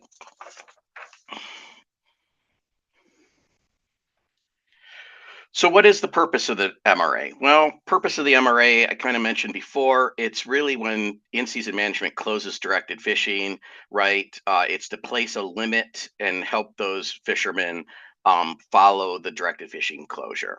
However, MRAs allow for some retention of species close to directed fishing. but it places a cap on how much they can retain. So really it starts to create a disincentive for a vessel to continue to harvest that species due to the operational cost of having to discard that species and not have a violation. We use MRAs as a management tool to allow harvest to meet optimum yield at a controlled pace when the fleet catch capacity exceeds the TAC. A good example of this is like trawl Pacific cod in the central Gulf of Alaska.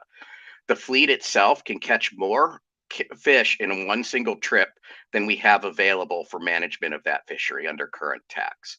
So we close directed fishing at the beginning on January 20th, unless there is a voluntary catch share that they organize to say, we're going to control the pace of the fishery for you to allow it to remain open.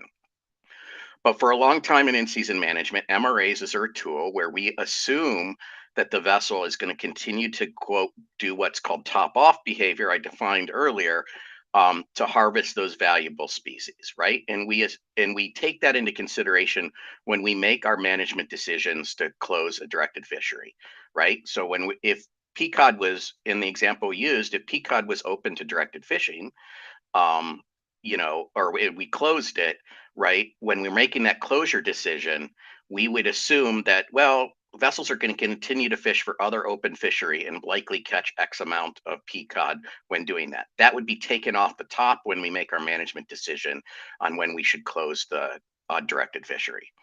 As I mentioned before, in-season has another tool in our back pocket that should that catch exceed our expectations when we make that management decision, we would place this species on PSC.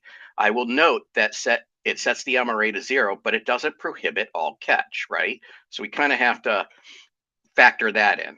Finally, there is one final tool that we have. That's if the catch is starting to reach an OFL.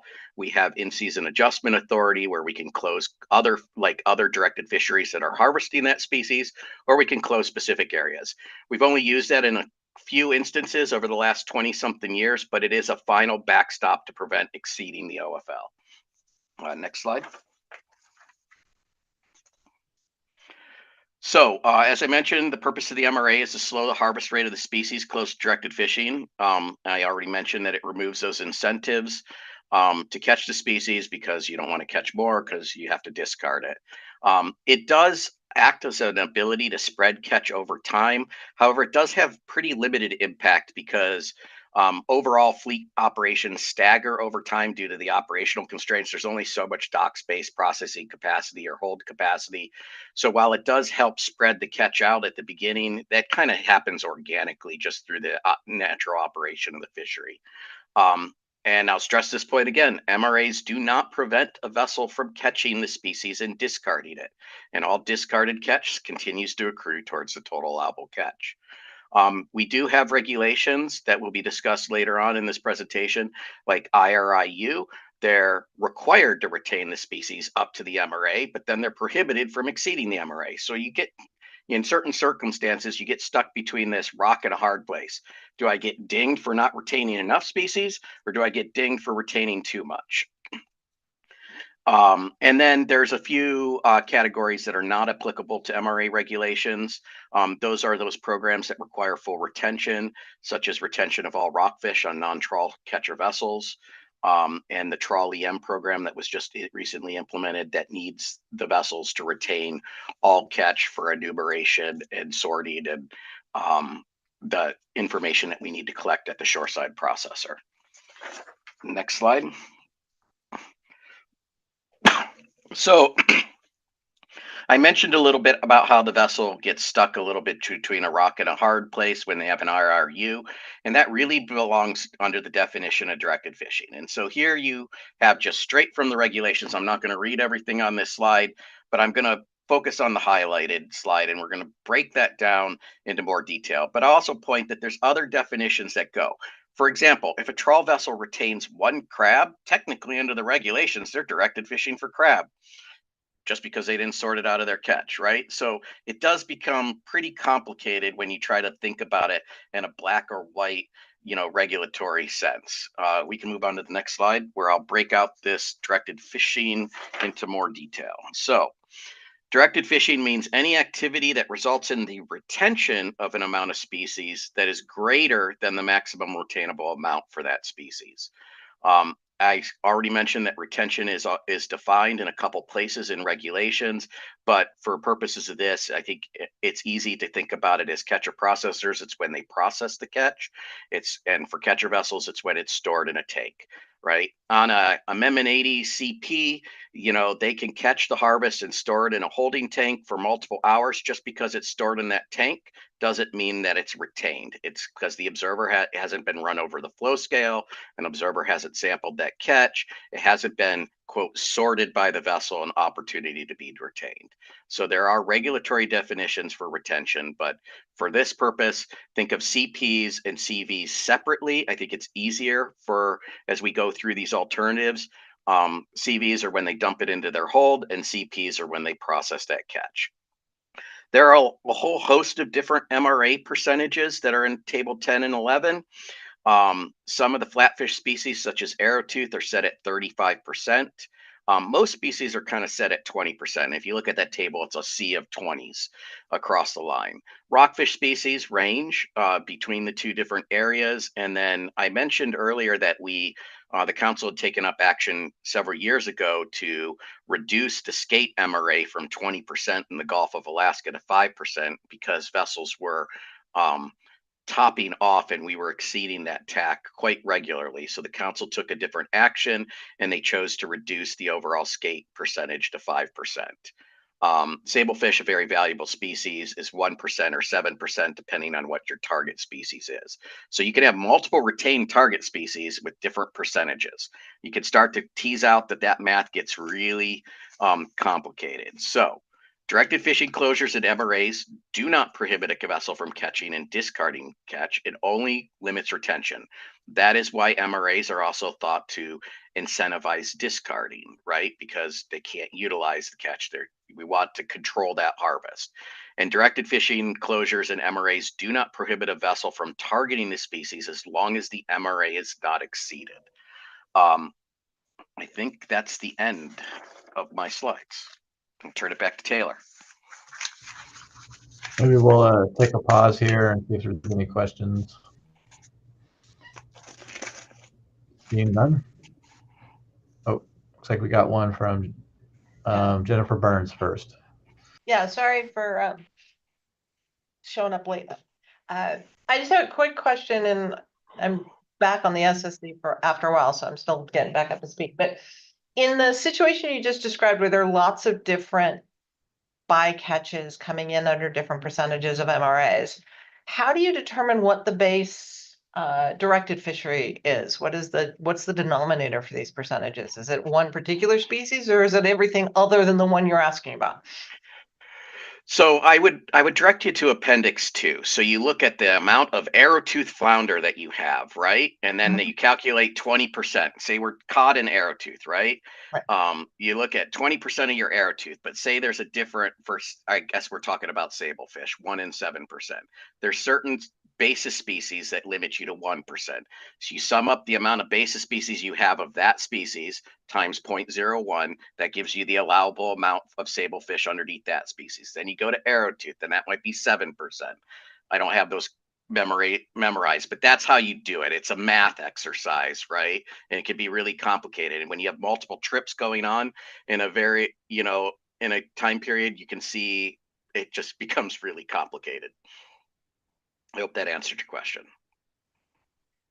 Yeah, I guess the question was, I can see it, it's, Acca mackerel's 20%, but it's 20% of everything that you've caught, or is it 20% of the theoretically the directed fishery that you're going after? Because if you've got Acca mackerel and rockfish and sablefish and all these, and arrowtooth, not that you would have all of those on the same boat, but,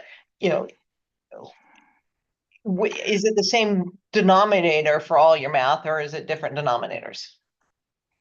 I am going to phone a friend. I saw Krista put up her hand, and she has been living in this world a little bit more recently than I. Maybe she can add some good explanation. Thanks. I may just be not understanding it too, so don't worry.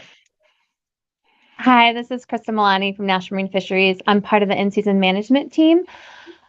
So The basis species is based on any species that's opened to directed fishing, which will depend on what that vessel's operations are. But many vessels have several different species that are open to them to directed fishing. And in those cases where there's multiple species that are open to them to directed fishing, they can use all of those species as their basis species. Any species that are not open to them for directed fishing, they use all of those basis species combined to calculate the MRA amount that they're allowed to keep. And I hope that helped. That did, thank you.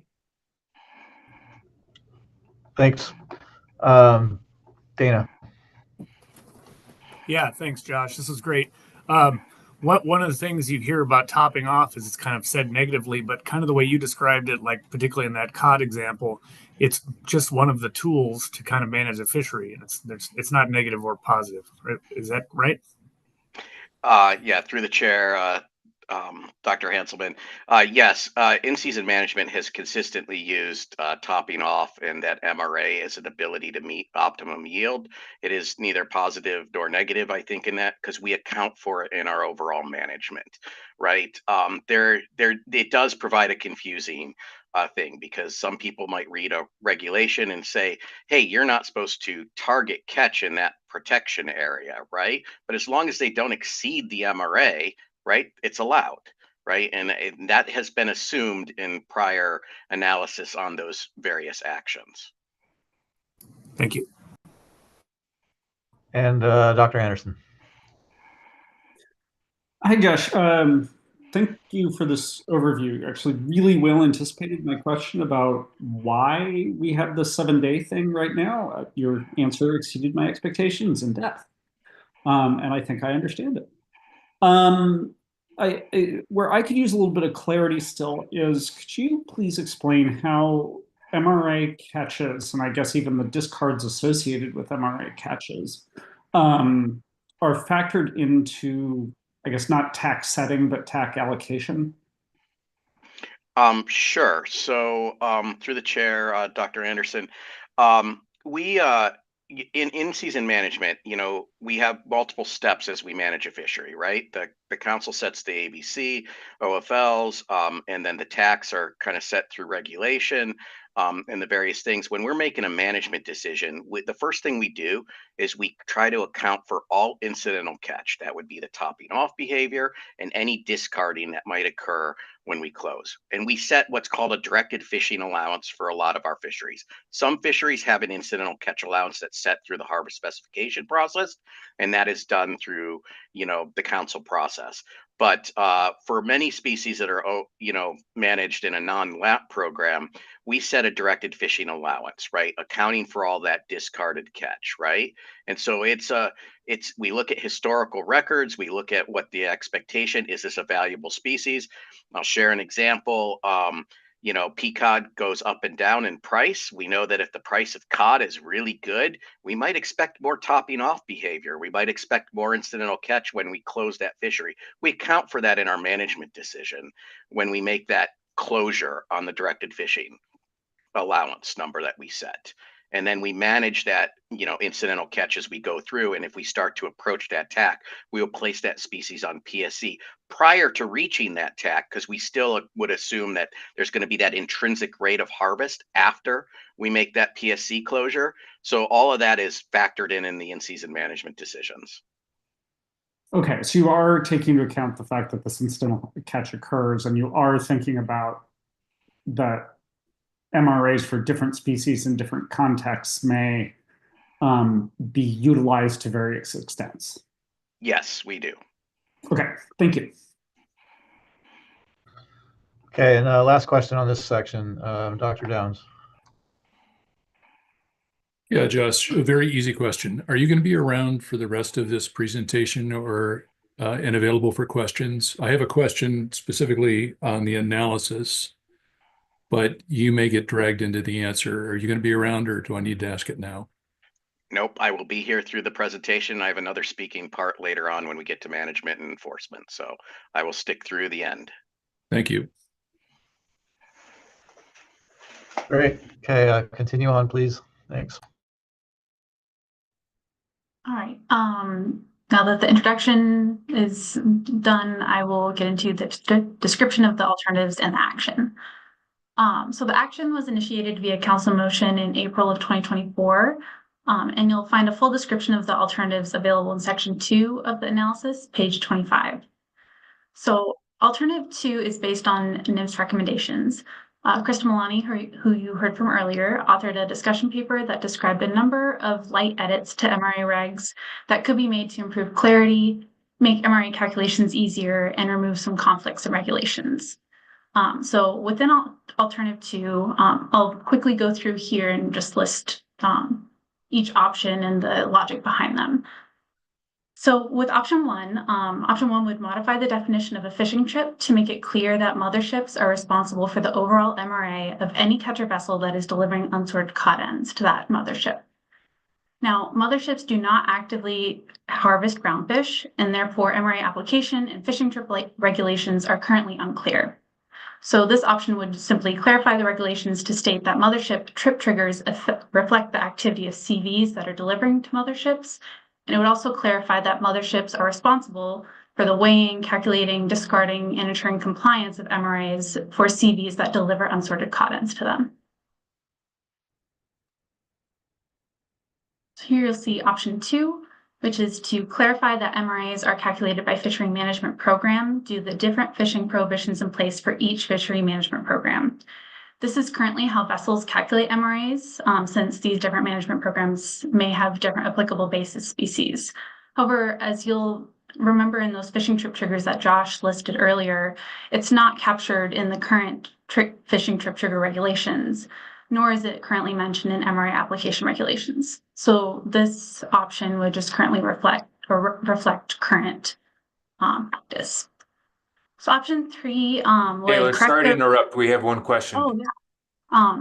Yes. Go ahead, Chris. Thanks. Let's see. Taylor, can we go back to option 1? Okay, I had the hardest time in reading the analysis figuring out whether this was a change or just codifying current practice. Yeah, that's a great question. I'll turn that over to Josh to describe that further. Yeah, so many of the options under alternative 2 are really just codifying what is current practice for our calculation that don't really meet the regulations. Most of these, this is why the analysis kind of highlights that we don't anticipate many changes through any of the alternative 2 options, because it's really just making it clear in regulation how it's actually being managed currently. So it is the mothership, because they're the ones taking delivery, that can control what the overall retention of the fish is. The catcher vessel is delivering unsorted cod ends, right? They don't know what's the species that or the species composition of that cod end might be. It's the mothership that has the ability to sort and then discard that catch. So what this is just making it clear that the fishing trip is it's the mothership that's responsible for maintaining under the MRA. And the mothership's responsibility is per vessel, per delivering vessel. So they're not pooling basis species and MRAs across multiple CVs or multiple CV deliveries? Well, I think not entirely. Krista, do you want to jump in on this one? Sure, I can do that. They are pooling, so that the definition of the trip triggers for motherships is identical to the trip triggers for catcher processors. And so they are pooling catch. They have all exactly the same trip triggers as a catcher processor. So they are pooling catch pooling multiple catcher vessel catch into their MRA calculations based on the same five trip triggers that you saw earlier.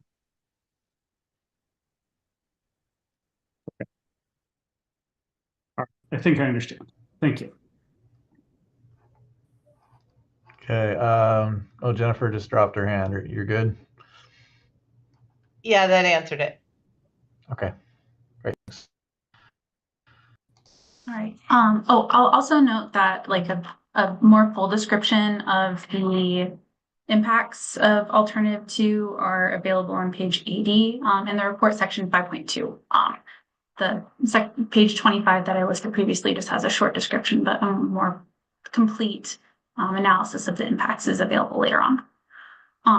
So resuming at option 3 would correct regulation citations for AFA vessels and AFA replacement vessels. There's just a couple of things that are miscited and they don't reference the correct CFR citation. And also the regulation doesn't specifically include replacement vessels. So that would be a simple correction in addition. Option 4 would clarify that when CDQ uses an AFA vessel to harvest Amendment 80 species, including BSA pollock and BS Atka mackerel, that MRAs are calculated at the time of offload and clarify the species used as basis species for CDQ. So this clarification is needed because per FR 6492, vessels participating in CDQ fisheries cannot have more restrictions than vessels participating in non-CDQ fisheries. However, there are a couple MRA regulations specifically that place more restrictions on AFA vessels than non-AFA vessels. So when AFA vessels are used by CDQ, then that is a regulatory conflict. So regulatory clarification is needed here to allow these AFA vessels the same regulatory flexibility allowed to non-AFA vessels when participating in CDQ fisheries exclusively, or exclusively when they are participating in CDQ fisheries, rather. Moving on to option 5. Option 5 would clarify that MRAs take precedence over IRIU regulations when vessels fish in areas with different fishing prohibitions. And Josh kind of got into this earlier. So under MRA regulations, CVs that harvest fish from an area that are close to directed fishing must then apply that lowest MRA for the duration of their fishing trip. So in other words, how the regulations are currently interpreted, once a fishing vessel, once a CV fishes in an area that's close to directed fishing for a species, directed fishing for that species is now closed for the duration of their trip in all areas. So this is currently how NIMS and OLE direct industry, and this would just kind of clarify that in regulations. So option 6 would update the IRIU regulations for Amendment 80 vessels to reflect past council actions. So current IRIU regulations still require full retention of all FMP groundfish by Amendment 80 CPs. This is inconsistent with the requirements in FR 12627. Under option 6, some species would be removed from the 100% retention IRIU requirement. In this option, the regulations would instead reflect FR 12627 requirements, which remove certain groundfish retention mandates and instead implemented a 15% utilization standard for all retained FMP groundfish species. So option 7, just a side note, this was originally included in a June 2024 council motion. That council motion addressed some specific POP MRA issues that were occurring, and it was included as option 7 in this analysis per staff recommendation. So this option 7 was originally alternative 3 in that specific POP MRA motion. So option 7 would revise the definition of directed fishing at 50 CFR 679.2 for vessels participating in the pelagic trawl EM program, such that vessels deploying pelagic trawl gear are directed fishing for pollock if the amount of pollock is 80% or greater of total catch. So while trawl EM vessels are currently exempt from MRAs in order to allow full retention, the definition of directed fishing was not modified. And so although they're exempt from MRA regs, when they exceed an MRA, they're still in conflict with this directed fishing definition. NIMS use this as removing an unintended regulatory bind. So directed fishing, as Josh mentioned, is determined by any fishing activity that results in the retention of an amount of species on board a vessel that's greater than the MRA for that species. And they're in violation of that fishing prohibition if retention of that species exceeds the MRA. And vessels in the trawl EM program are in violation of pelagic trawl EM regulations if they discard any of their catch. So they face this regulatory bind when they accidentally catch something, a volume of an incidental species over that MRA, where they're simultaneously prohibited from discarding that catch or retaining that catch. So that would simply remove that regulatory bind.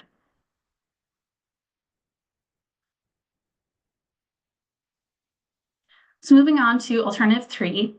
Alternative 3 would revise the triggers that end a fishing trip from 5 to 2 triggers in the definition of a fishing trip for CPs and motherships. Now, this does not include current offload to offload species, including BSA pollock, BS Atka mackerel, and the weekly reporting period species in the Central Gulf of Alaska rockfish program. Now, as described earlier, MRIs are calculated using the basis species retained during a fishing trip, and this alternative would remove 3 trip triggers, which would create longer trips for CPs and motherships. The 3 triggers that would be removed are 1, the effective date of a different fishing prohibition in the area the vessel is fishing, or a time closure. 2, when a vessel enters or leaves an area with a different fishing prohibition, or like an area closure. And 3, the end of the weekly reporting period, just Saturday. So the 2 triggers that would remain under this alternative are 1, when all fish or fish product is offloaded, and 2, if the vessel changes authorized gear type. So moving on to alternatives 4 and 5. Alternative 4 would modify the MRA application from instantaneous to offload. Oh, I see I have a question. Pause. Yeah, I got one too. Let me jump in right quickly before Chris, maybe. Just a question on the trip triggers. So under alternative 3, can you briefly describe like what the difference is, maybe having a management program trigger versus a different fishing prohibition trigger? Are they kind of the same, or do you need both? I guess that's sort of my question. Whether you need that management program explicitly. I believe you do need the management program explicitly, because that first trigger listed is the date of the prohibition, and the second is the area with the prohibition. So neither of those really cover that management program with a different prohibition that we would be adding in either under a trigger or under some other part of the regulation under that option under alternative 2. I'd have to turn to Krista to see where exactly we're looking to add that in, but it's my understanding that that's necessary to add in. It is not covered in those triggers. Okay, thanks for the clarity. Dr.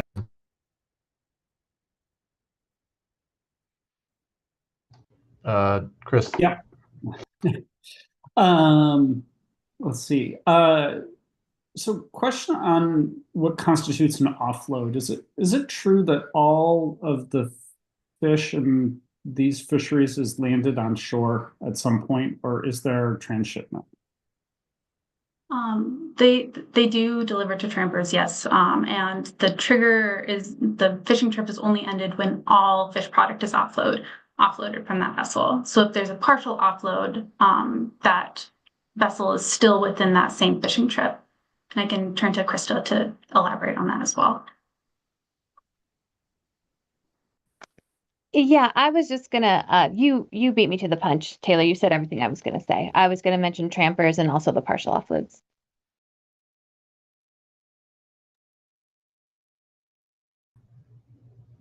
Okay, great, thanks.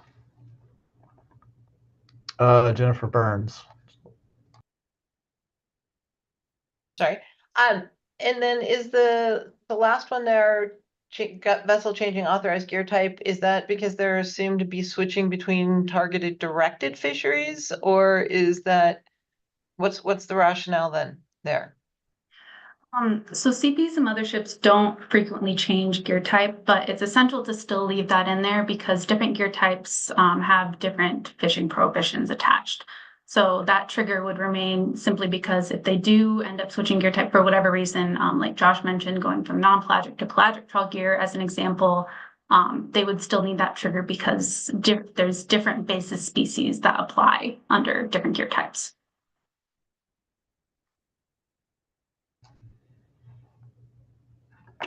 Okay, Jennifer, did that answer it? Your hand's still up, just making sure. Yeah, sorry. Okay, great. Continuing on. Thanks. I think I was halfway through alternative 4, but I can rewind a little bit. So alternative 4 would modify the application of MRIs from instantaneous, so you can't go over at any instant, to offload. So you have to stay under it at offload, but could be over that MRI up to the time of offload as long as you discard and kind of true up by the end.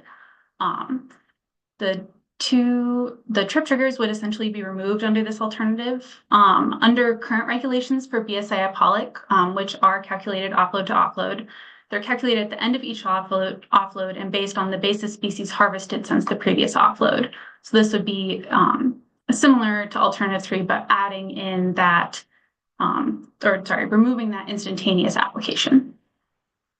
Finally, alternative 5 would provide exemptions and regulations from MRI requirements in cases of medical emergencies, mechanical emergencies, or poor weather that ends a fishing trip.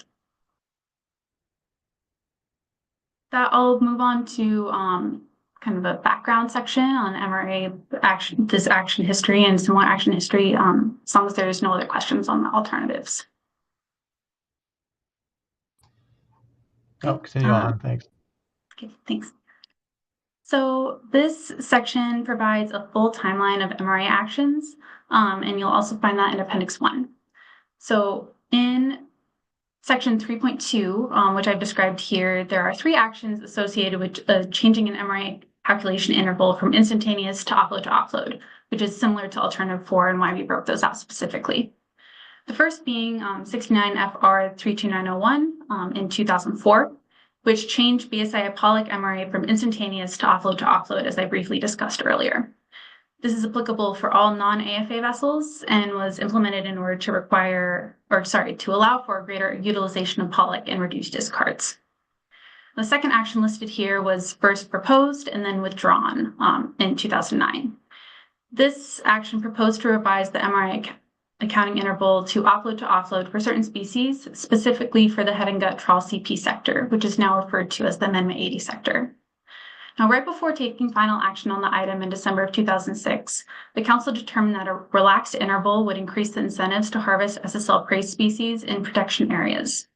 So the Council revised the preferred alternative at that December meeting before taking final action to 1, trigger a new trip if an H&G trawl CP entered or left certain SSL protection areas within the BSAI, and 2, they left the MRA accounting intervals at status quo within those areas. However, once that was proposed, NIMS then withdrew the proposed rule after receiving some withdrawal requests from representatives of the sector. Because that amendment from the Council was made at the very last minute, they noted that they didn't really have time to analyze or comment on it during the regular Council process. And as amended, the proposed rule would no longer assist the sector in increasing the value of groundfish catches. Then the last action that was associated with changing an MRI calculation from instantaneous to offload occurred in 2004. This action changed BS ATCA mackerel MRA from instantaneous to offload for non-AFA vessels in order to allow for greater utilization of BS ATCA mackerel. And I'll get into the history of this action, which I briefly touched on earlier. So NIMS identified some challenges with current MRA regs at the October 2023 Council meeting. This meeting, the agency noted that minor revisions were needed in order to improve clarity, efficiency, and effectiveness of MRAs. So you'll see those minor revisions in alternative 2.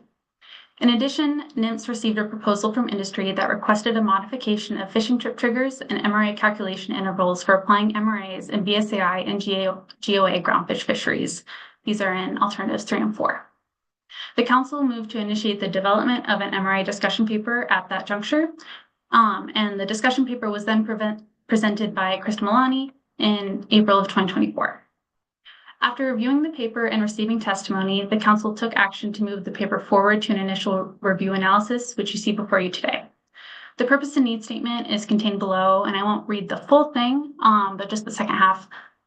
The Council noted that this action is necessary to clarify current MRA regs, make MRA calculations easier, reduce regulatory discards, and address medical, mechanical, or weather issues that can impact MRA calculations. The Council also intended that this action maintain the original intent of MRAs and clarified that they're not considering changes that increase the MRA percentages or changes in how MRAs assist in limiting harvest of a groundfish species within its annual TAC. I just have one last slide before moving on to the management consideration section and passing the mic back to Josh. So this is just kind of pointing to where in the analysis, we have a list of all of the species that are impacted and the sectors that are impacted by this action. So this action would impact a very wide variety of fishing vessels participating in federally regulated groundfish fisheries off of Alaska. And you'll find that information in sections 3.3 and 3.4. So I'll pause there if there are any questions on the background section, including the history of other actions or this action. No, I think we're good. Okay, seeing none, I'll pass the mic back to Josh. All right, you can advance the slide. So I spoke to a lot of these already in my introduction, but based on the tools that we have available for in-season management and how we manage the fisheries, the impact of management under any of these alternatives or scenarios is likely very limited because NMFS already assumes the continued harvest after a closure, including topping off and discarding in its current management.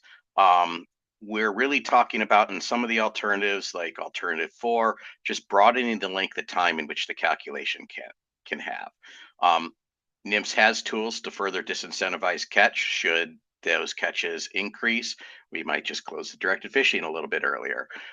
We might place a species on PSC status, right? It really comes down to those species that have an intrinsic rate higher than the MRA and these would not be impacted under any of these alternatives. A good example of this occurred a couple years ago with sablefish bycatch or incidental catch in the pollock directed fishery when those sablefish were kind of in their pelagic stage and were being encountered by the pollock fishery at a much higher rate than 1%.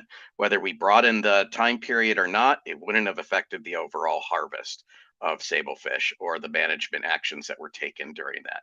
And just a really good point to keep in mind when we think about it, because this did trip up some analysts as we were going through this paper, right? About, well, if we do this, what if scenarios, right? It might increase the amount of catch that they're going to harvest. But remember, every vessel has an overall cap and capacity that they can hold the fish, right? They would have to make operational decisions, and it's not like they can just magically, decide to retain a lot more harvest than they're already done. And we'll get into this when we get into some of the alternatives. There's some key assumptions that were made throughout the analysis. One of which is that the vessels do their best to try to maximize their amount of hold space. A catcher vessel goes out, they try to fill those tanks before they come into offload. They don't go out for half trips. Go ahead and advance to the next slide.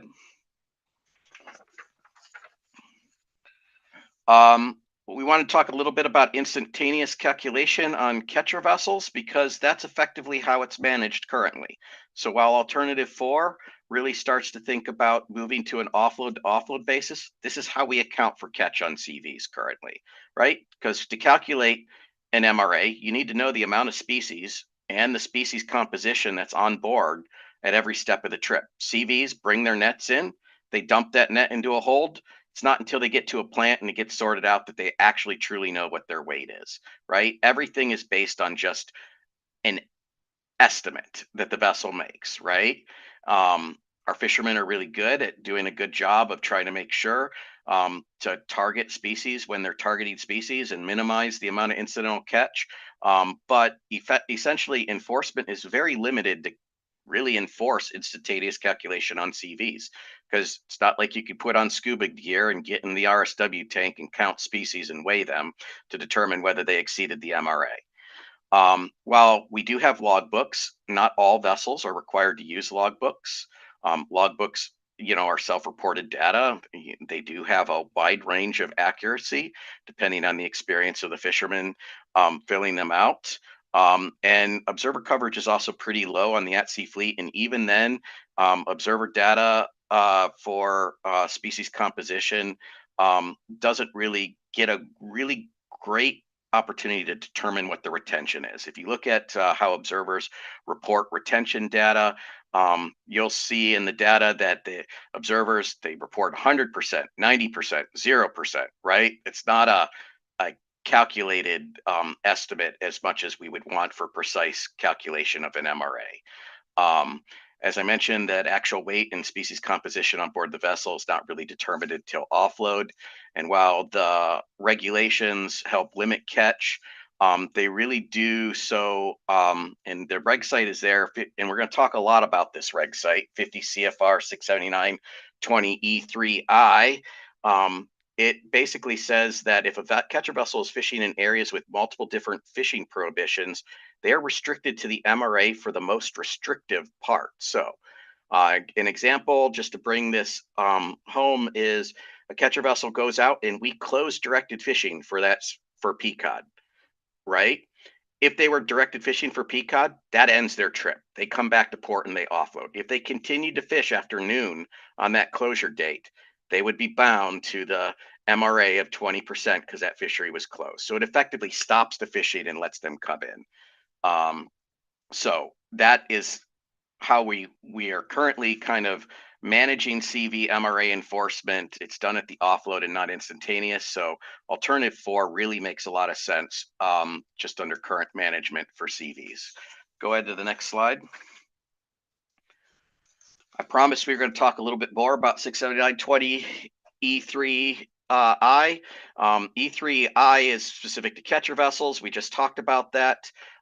It says that they have to maintain underneath instantaneous calculation of MRA at any time during the trip, but in its actual application, it's done at the offload to offload. 679-20 E3II is specific for catcher processors. I'm just going to read it. For catcher processors fishing in an area close to directed fishing for a species or species group, the maximum retainable amount for that species applies at any time for the duration of the fishing trip. So a lot of these alternatives start to change the definition of a trip, whether you're removing trip triggers in alternative 3, or you're removing or going to a longer trip period and offload to offload calculation, right? So the first issue here is under the plain reading of that regulation without alternatives, and we're kind of asking the council to indicate a policy choice going forward here for a future version of the analysis. Underneath issue 1, if they selected alternative 3 or 4, and I'll focus a little bit more on alternative 4 and offload to offload, then a vessel could be out for 2 weeks fishing outside a protection area and then go inside the protection area. Does that mean they have to discard all the catch they already retained? Right? So this presents a problem that would have to be addressed. Go ahead to the next slide. So we've proposed a few paths that the council could make a policy choice just to make it a little simpler in understanding the analysis, eliminating some of those what ifs in all these different combinations of how it might affect catch. Alternative 3 or 4 is adopted without any regulatory changes. I kind of talked about that, right? We could close a fishery to directed fishing mid-trip in between their offload periods. And then what happens? Do they have to discard? Do they have to end their trip at that point, right? Either scenario would result in the CP being restricted to the lowest MRA. So we're pretty sure that the industry probably won't like that. And so we're just indicating that that's a potential going forward for the council to consider. Regulatory discards would likely increase if we kept that, and therefore the council's purpose and need statement would not be met. We provided a quick example here where a CP fishes in an area outside the protection area, and then they go inside the protection area at the end. Would they have to discard all that catch that they had already retained? What happens? So we'll move on to the next slide where we talk about some alternative suggestions to make this clear. Well, I kind of got ahead of myself a little bit.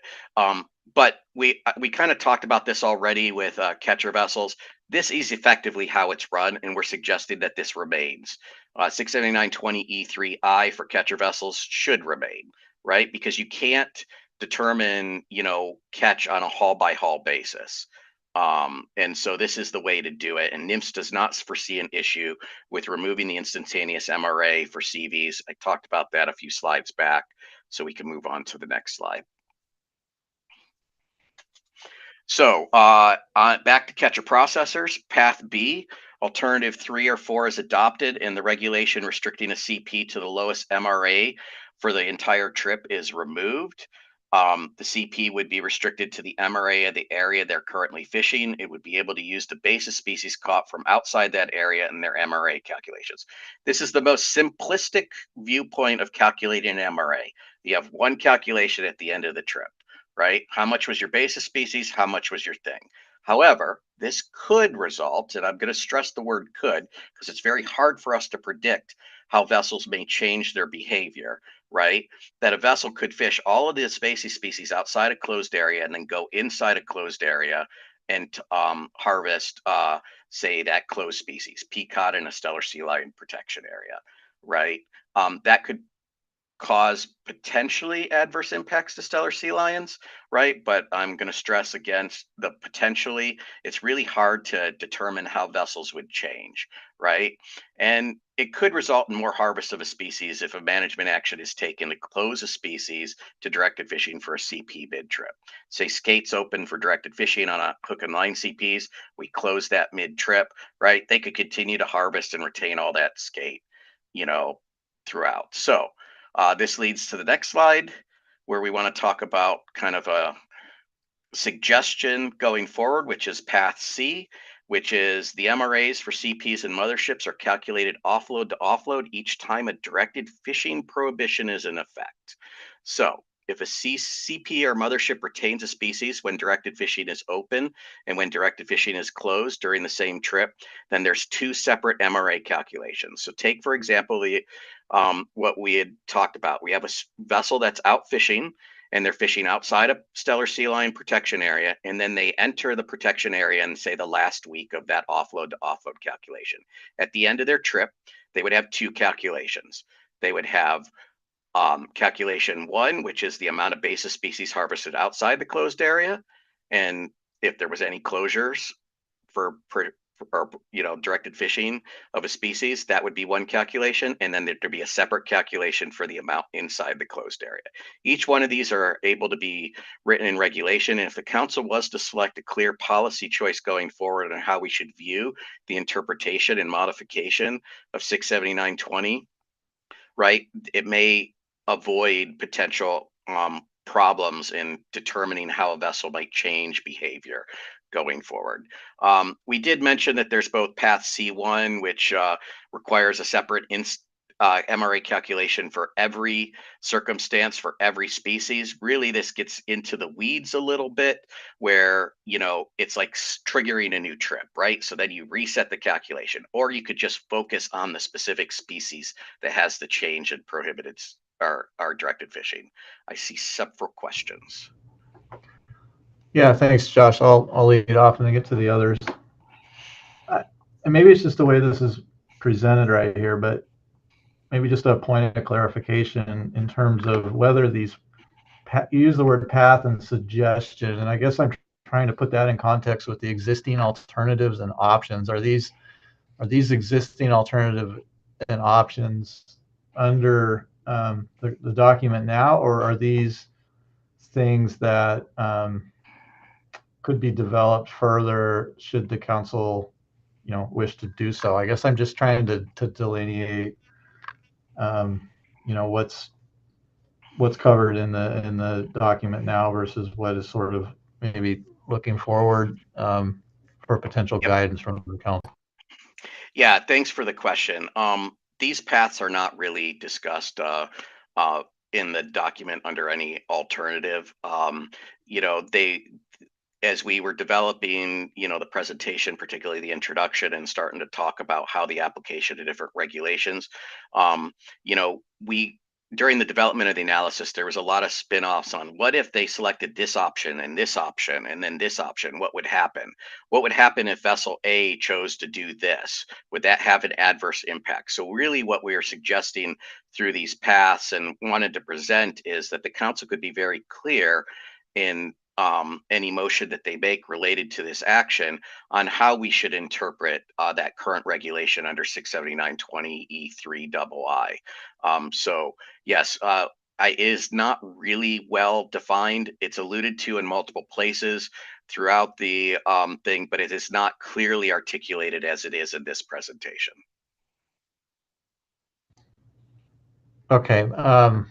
maybe I'll take a couple questions and then come back to this. Dr. I don't know who was first. I'm going to go with my list. Dr. Hanselman.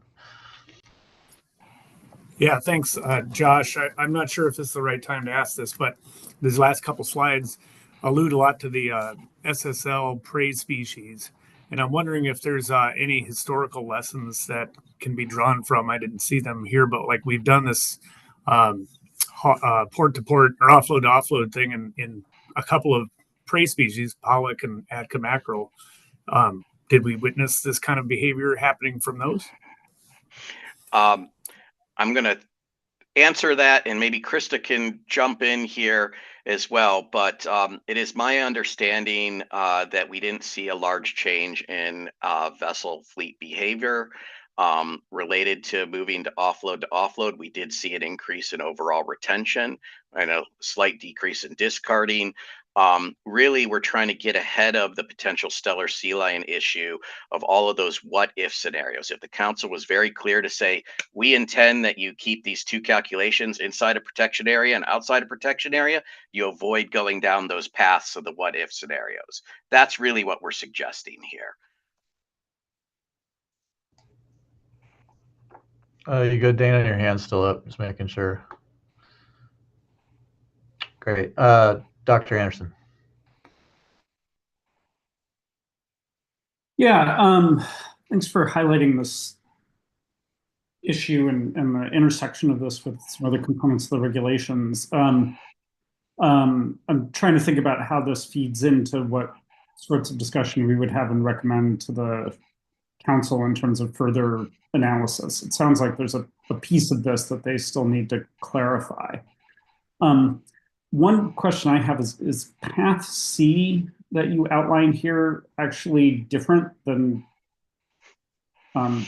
using a trip definition, like adding back a third thing that terminates a trip? Yeah, thanks for the question through the chair, Dr. Anderson. Honestly, Path C is how the fleet is currently managing on a week-to-week basis. They're doing these two different calculations, right? While the regulations state that it's instantaneous and every time they enter that protection area or leave a protection area, right, it starts a new trip overall. We're proposing a path that if we define this very clearly going forward and for a future version of the analysis, right? It's like three pathways on how you interpret that regulation. And we would have to change that regulation to meet the intent of alternative 3 or alternative 4. And so in order to get us out of what I call the stellar sea lion box, right? If the council was to direct, like we like path C, right? This is what we want you to interpret going forward. It really kind of crosses into that line of, does it need to be spoken to directly from the council as a policy call, or is this how you write the regulation after the council takes action, right? We're suggesting the council could be clear here and in that to provide direction for a future version of the analysis, just to say, okay, these what if scenarios of increasing catch inside a stellar sea lion protection area would be avoided under path C. I hope that helped answer the question. I think so. Yeah, Dr. Burns. Yeah, so just to continue on that, is my understanding that the retained catch under path C2 of, in this example, PCOD, would be lower under C2 than C1 because the MRA would be calculated using only a fraction of the total catch? Pretty close, through the chair, Dr. Burns. You know, really the difference between path C1 and path C2 is whether you recalculate all the species or just the species that change to directed fishing, right? So in the example of Pacific cod, right, you're not just catching Pacific cod and Atka mackerel, right? You're catching a lot of different species, right? Some of them are closed to directed fishing. Path C1 would start that calculation for all of those species, again, based on the basis species inside the closed area, when they were closed both outside and inside the area, right? Because it's closed in the entire Bering Sea Aleutian Islands, right? What we're advocating for under Path C2 is a more simple approach where you only focus on the species that had the change in the directed fishing, right? Instead of recalculating multiple species, just the one that changed. Thank you. Yeah, maybe before John jumps in, or maybe this is something he can answer too.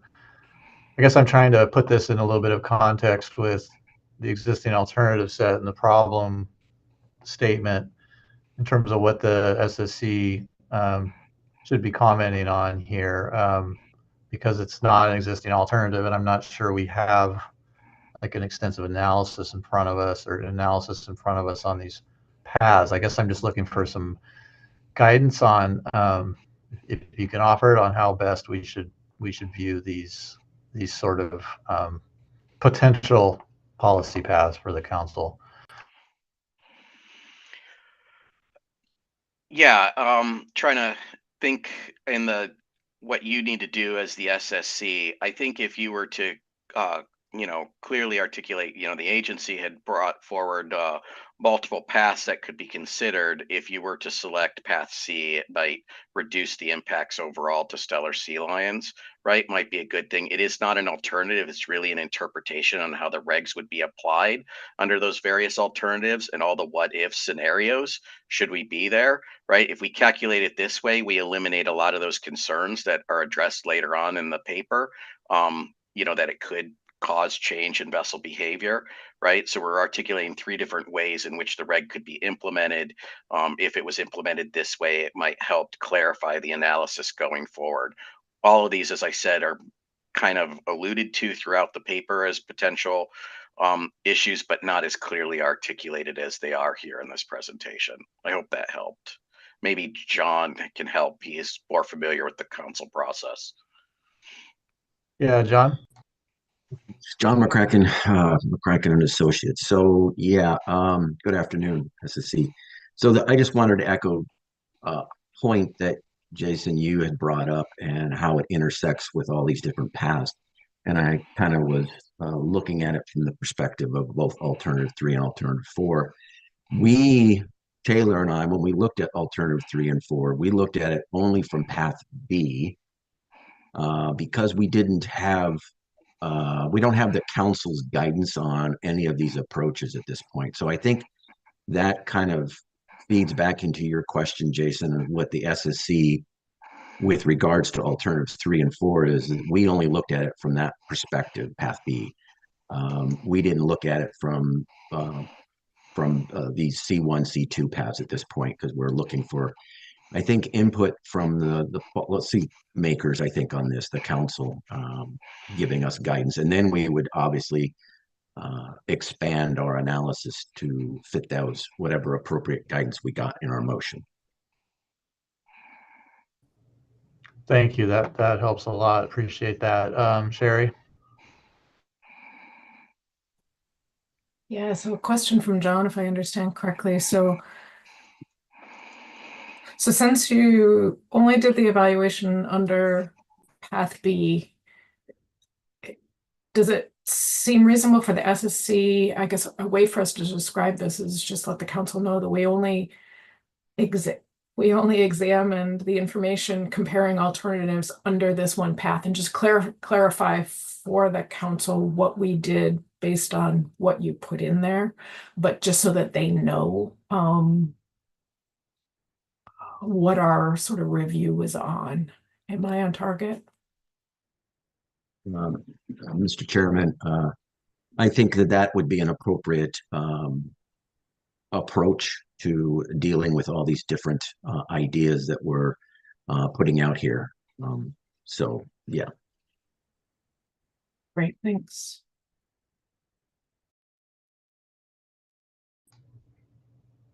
Okay, looks like no other questions, so continue on. Thanks. Yeah, and path D is kind of talked about in various sections of the analysis, right? That we highlighted this. MRAs only affect overall retention. If the council is really trying to limit overall harvest, right, they might want to consider other tools, right? And these are not part of the alternatives. We're just saying there are other tools. We don't anticipate further action on this, but as The analysts went through the analysis, really focused, as John had mentioned, on path B, right? All those what if scenarios. This could have adverse impacts here if the vessel changed, blah blah, those what if scenarios, right? It was really talking about overall harvest, right, which was spinning up some of the analysts, right? So like if the council is really concerned about overall harvest and not just what this purpose and need really was, which is increasing retention and simplifying MRA calculations, right, they should consider an alternative action under path D. It is not meant to be anything else. You go to the next slide. I don't know if I have any more. Oh, I do. All right. Finally, this was kind of slid into the analysis. As we were really approaching alternative 5 and supporting those, uncontrollable trip discussions, right? We were evaluating, similar to the question I received earlier about, from Dr. Hanselman about, well, we've established offload to offload. Have there been negative impacts from that, right? We started to just focus on what if you just broadened that overall time period. So it was a suggestion that the council could consider for future action, and it would require a lot more analysis, that they could try annual or seasonal MRAs for like pollock. They've already moved to offload. It has increased the retention on some, but they are still the majority of the MRA enforcement actions,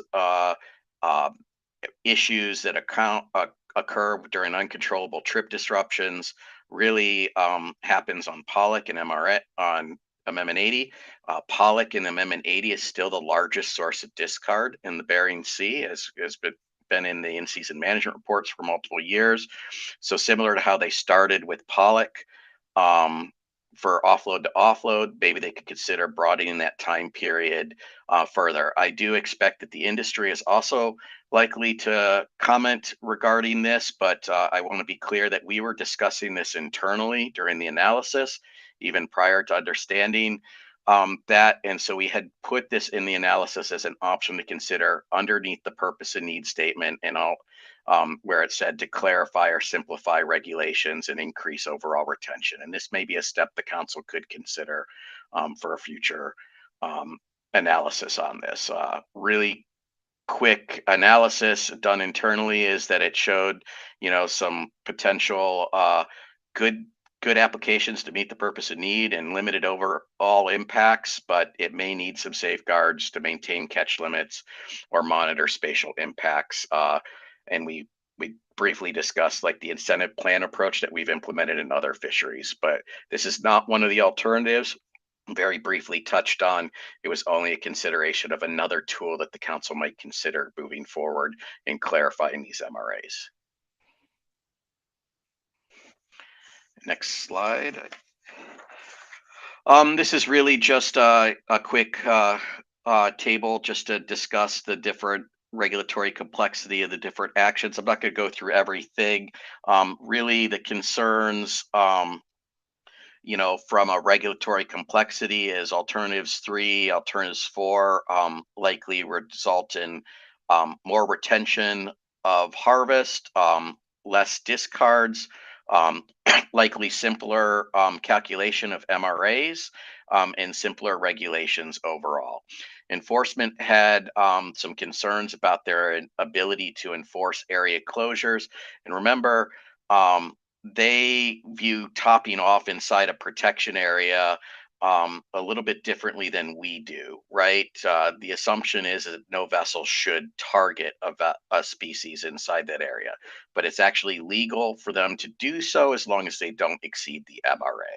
And so they're just noting that that might create some concerns with their ability to enforce area closures. But since everything is borne by that definition of directed fishing, which means you have to retain the fish in excess of the MRA, nothing in the current regulations or discussed in these alternatives limit overall harvest, right? And so that is a confusion that kept coming up throughout the development of this analysis.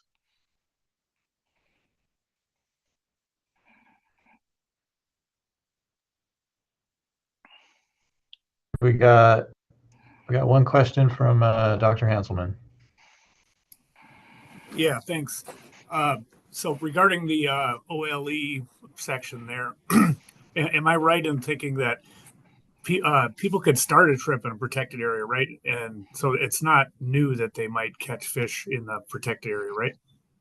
Yeah, through the chair, Dr. Hanselman. There is nothing under the current regulations that prohibit a vessel from going and targeting catch inside a protection area and discarding all that catch. A dead fish, and in the in-season management world, a dead fish is a dead fish. We take it off the tack, right? In all the analysis that was done for, stellar sea lion in the past, there was catch inside those protection areas. That is catch that is occurring during the fishery, right? That's been assumed in management and going forward. So it's depending on the lens that you use when you look at how to apply some of those protection areas. Some people view it as there should be no harvest whatsoever, but that's not actually what the regs state when it gets to directed fishing and MRAs. And so that is where that complexity arose and why I tried to spend a lot of time on the introduction to hammer that point home so people understood that MRAs, help limit harvest, but they don't actually prevent harvest.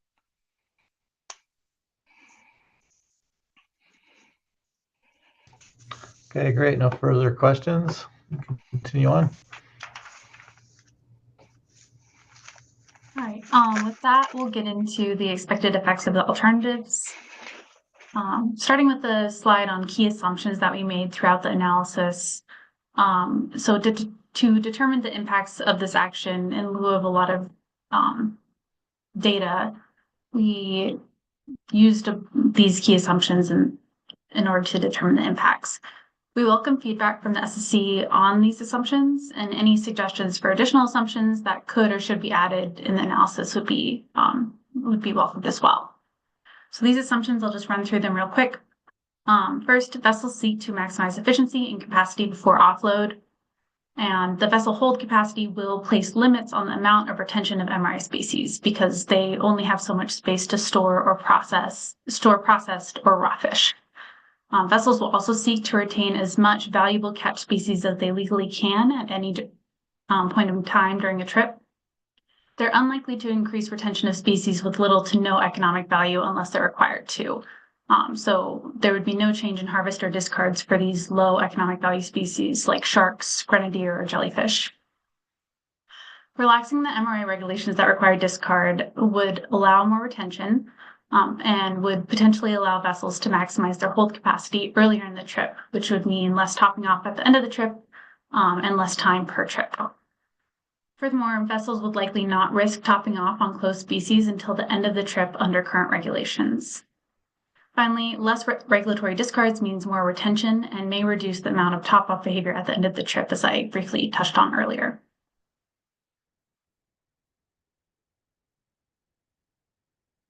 So first, I'll get into alternatives 1 and 2. So with alternative 1, the impact of the no action or status quo alternative is that there would be no action under the status quo. With respect to alternative 2, alternative 1 would not clarify or reflect current practices in the regulations as noted within alternative 2. Those would remain unchanged. With respect to alternative 3, alternative 1 would leave in place those trip triggers and vessels would continue to trigger multiple trips between offloads. Under alternative 1, the existing MRA accounting periods would be left in place, which apply at any time during a fishing trip for most MRAs. And finally, there would be no exemptions implemented in MRA regs in cases of medical, mechanical, or weather emergencies. So moving on to alternative 2, I described those in detail earlier, but I'm not going to go into those again. Those changes would not alter how the MRA regs are currently implemented, and it would have no economic or social impacts. So alternative 3 would revise the triggers that end a fishing trip for CPs and motherships from 5 to 2. And the triggers that would be removed would be that time closure trigger, the area closure trigger, and the end of the weekly reporting period. As I described earlier, after that question on the trigger whether the vessel changes gear type, the practice of using multiple gear types isn't common, but keeping this trigger is necessary because there are often different fishing prohibitions for each gear type. So even though there'd be 2 triggers left in this alternative, it would primarily lead to offload fishing trips.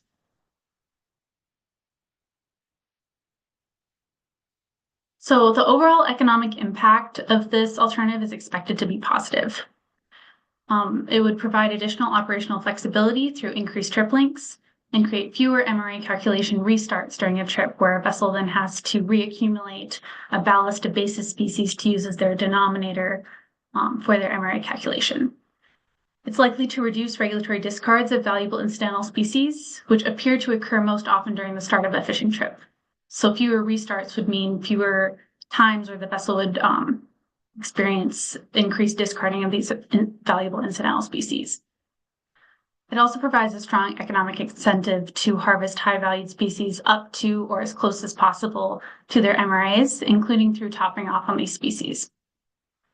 Now, the magnitude of the impact is dependent on the current utilization of MRAs, the difference between current trip lengths and days between offloads, and any changes in the strategic behavior of vessels. So under Alternative 3, vessel operators could use the entire volume of basis species on board their vessel in their MRA calculations instead of having to only use the basis species accumulated since the last trip restart, which could be multiple times throughout a voyage.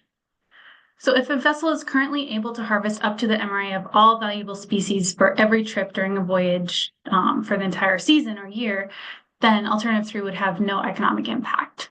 However, if that trip ending trigger and the short length of trips under Alternative 1 is a constraint for vessels and they're not able to harvest the full MRA before a trip ends, then the additional flexibility that is granted through Alternative 3 may allow them to retain a higher volume of these valuable incidental species.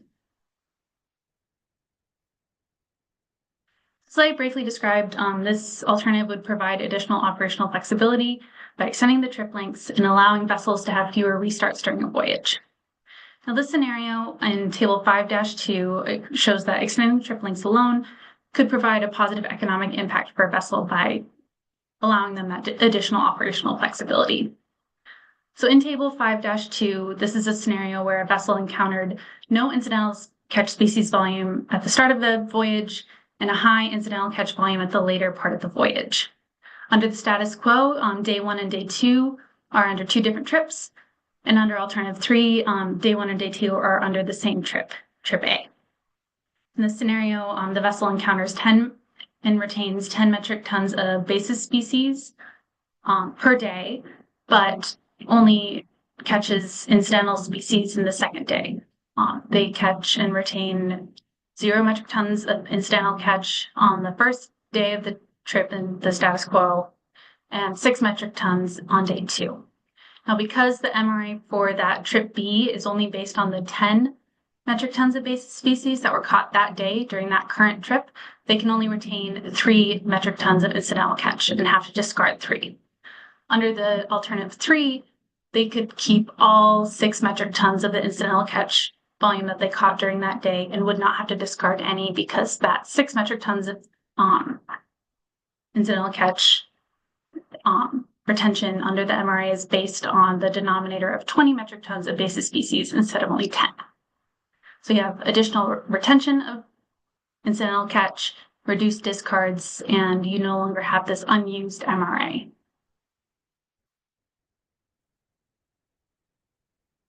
So this example is just shows the differences in trips triggered between Alternative 1 and Alternative 3.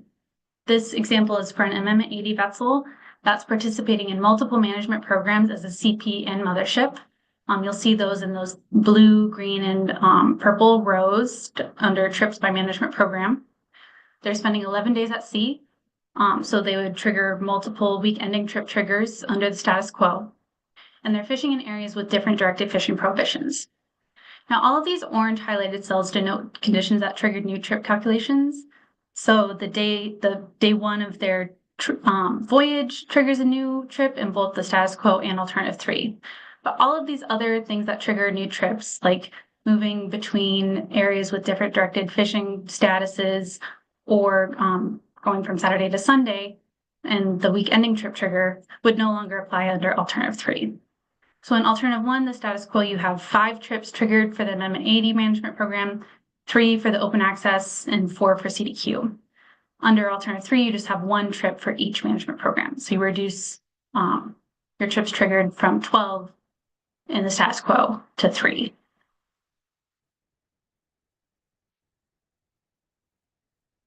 Now, the trip ending trigger data doesn't exist, and we can only approximate the proportion of trips that ended during, that ended during the weekly trip trigger. So the weekly trip trigger ends all active trips on Saturday, and though some proportion of the trips that end on Saturday, which was 52% of trips in the last 3 years, some of these may have ended due to another trigger, but the large difference between trips that end on Saturday and trips that end on any other day of the week, which range from 6% to 11% on the other days of the week, do suggest that this trigger is an operational constraint for vessels. Now, data is also available that can help estimate the operational flexibility and the differences between the average trip length under the status quo and the average number of days between offloads, which would be the trip length under alternative 3. Under alternative 3, it can be estimated that the average fishing trip would increase from 4 days to 19 days under alternative 3.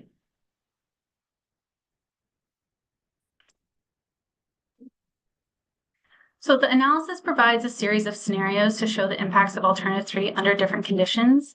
And some of these are under that path A that was discussed earlier. And those ones would be tables 5.4 and 5.5. Those would be the impacts where you would have a different MRA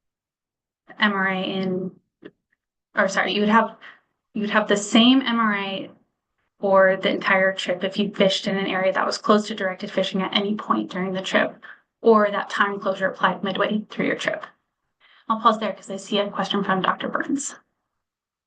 Yeah, I was just, I'm surprised at the difference in trip length calculations under the removal of the trip triggers.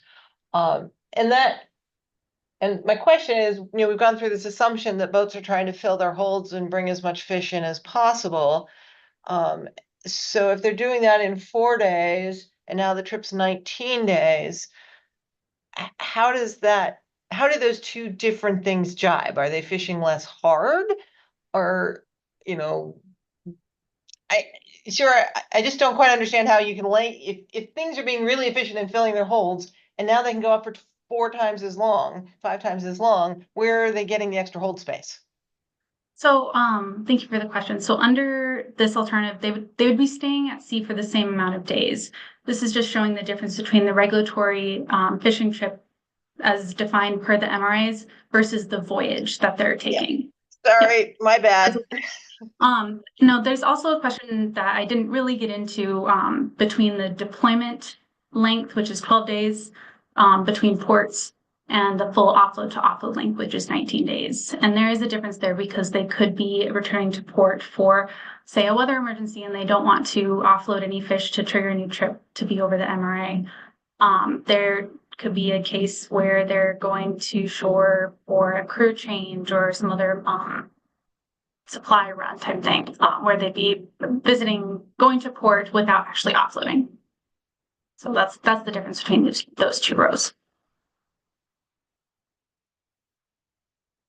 So back to those scenario building tables. So I'll just give a quick summary of those tables. So under table 5-3, this scenario shows that vessels can accumulate a larger volume of basis species per trip and therefore may be able to catch and retain additional incidental catch species at the end of the trip.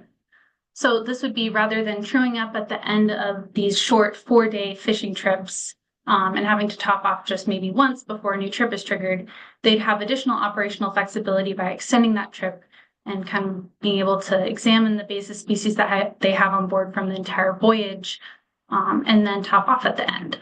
So they could be able to harvest closer to the MRA just by having that extended trip length and the additional operational flexibility. The magnitude of that impact is dependent on a vessel's ability under alternative 1 with these short trip lengths to harvest the full MRA in each fishing trip and their maximum retainable amount, their MRA, the full utilization of that. The magnitude would be somewhere between those two numbers.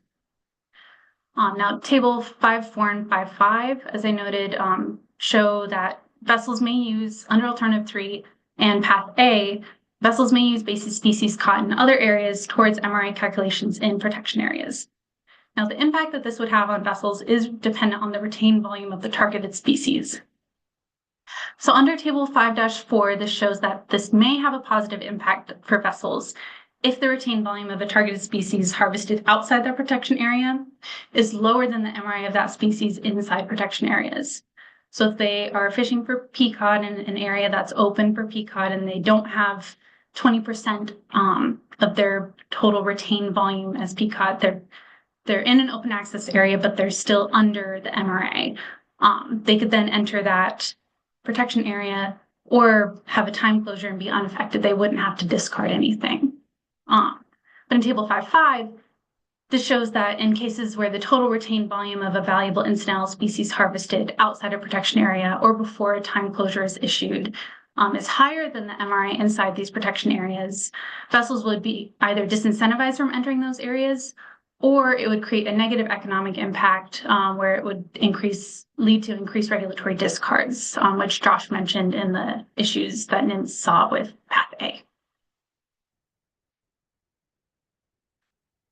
That wraps up my alternative 3 analysis. And before I pass the mic off to John, I'll just ask if there's any questions on that alternative before I move on. Well, it's actually, okay, I could take Chris's question, but we're kind of running tight on time, and it seems like you've got quite a few more slides to get through. So maybe we'll take Chris's and then wait till the end after this.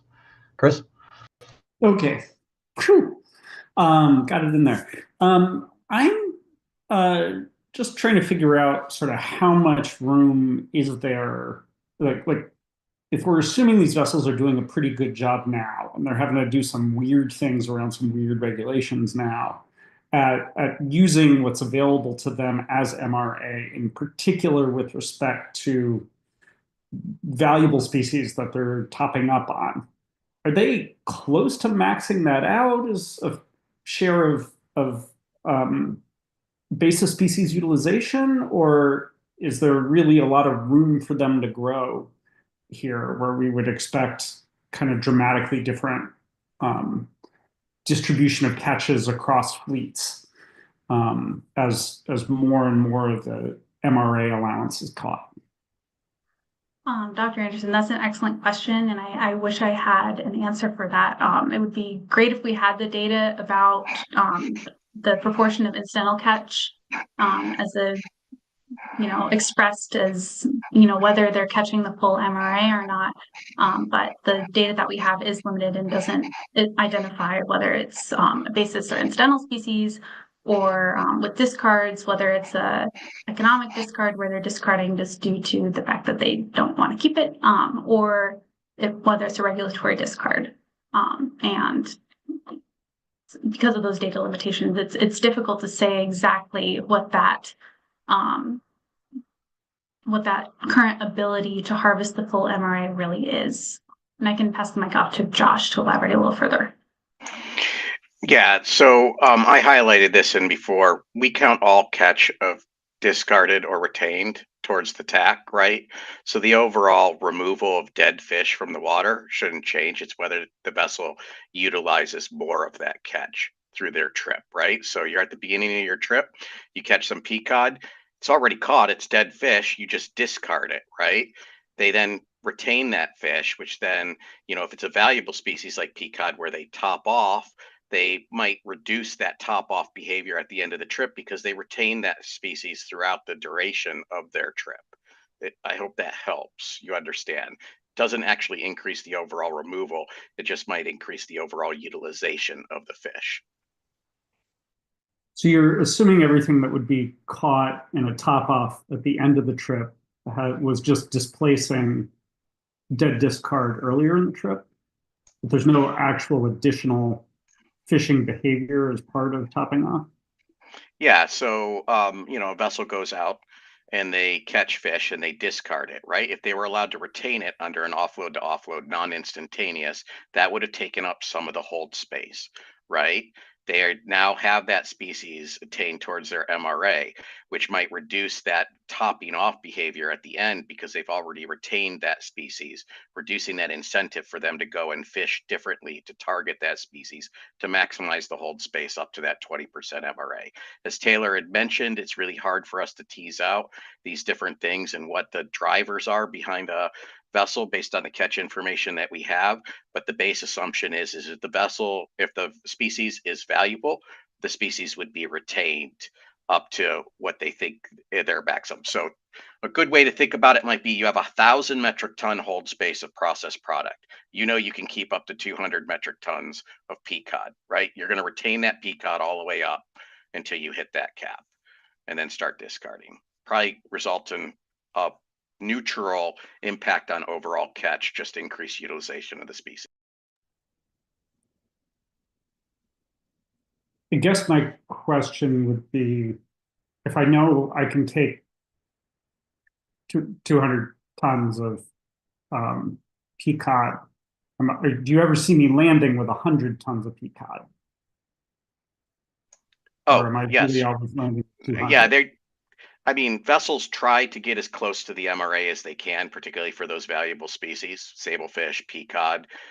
There are just a few species that they do that, but the majority of MRA species are far less than the MRA because they just don't have the value to really maximize that harvest or top off.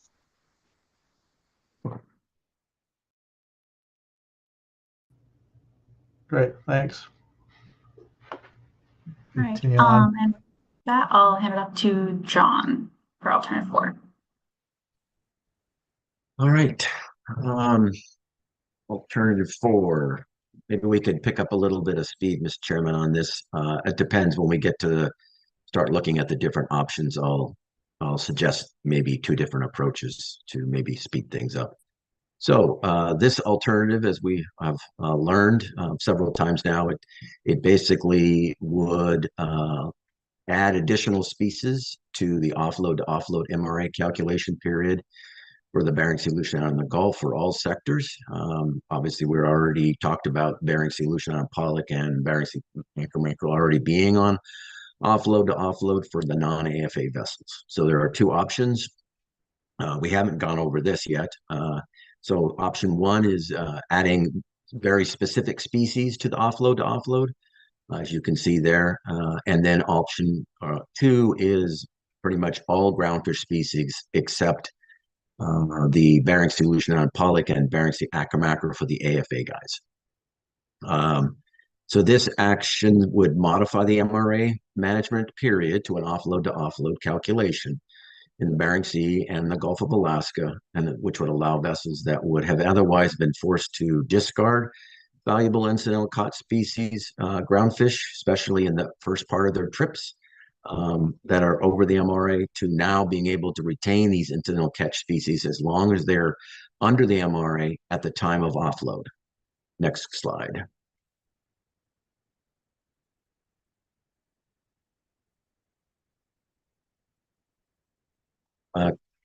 Currently, vessels cannot exceed the MRA at any time during a fishing trip. The regulations appear to be, obviously, we've already talked about this, most challenging at the beginning of a trip when they don't have enough basis species to retain these valuable incidental species that are closed to directed fishing.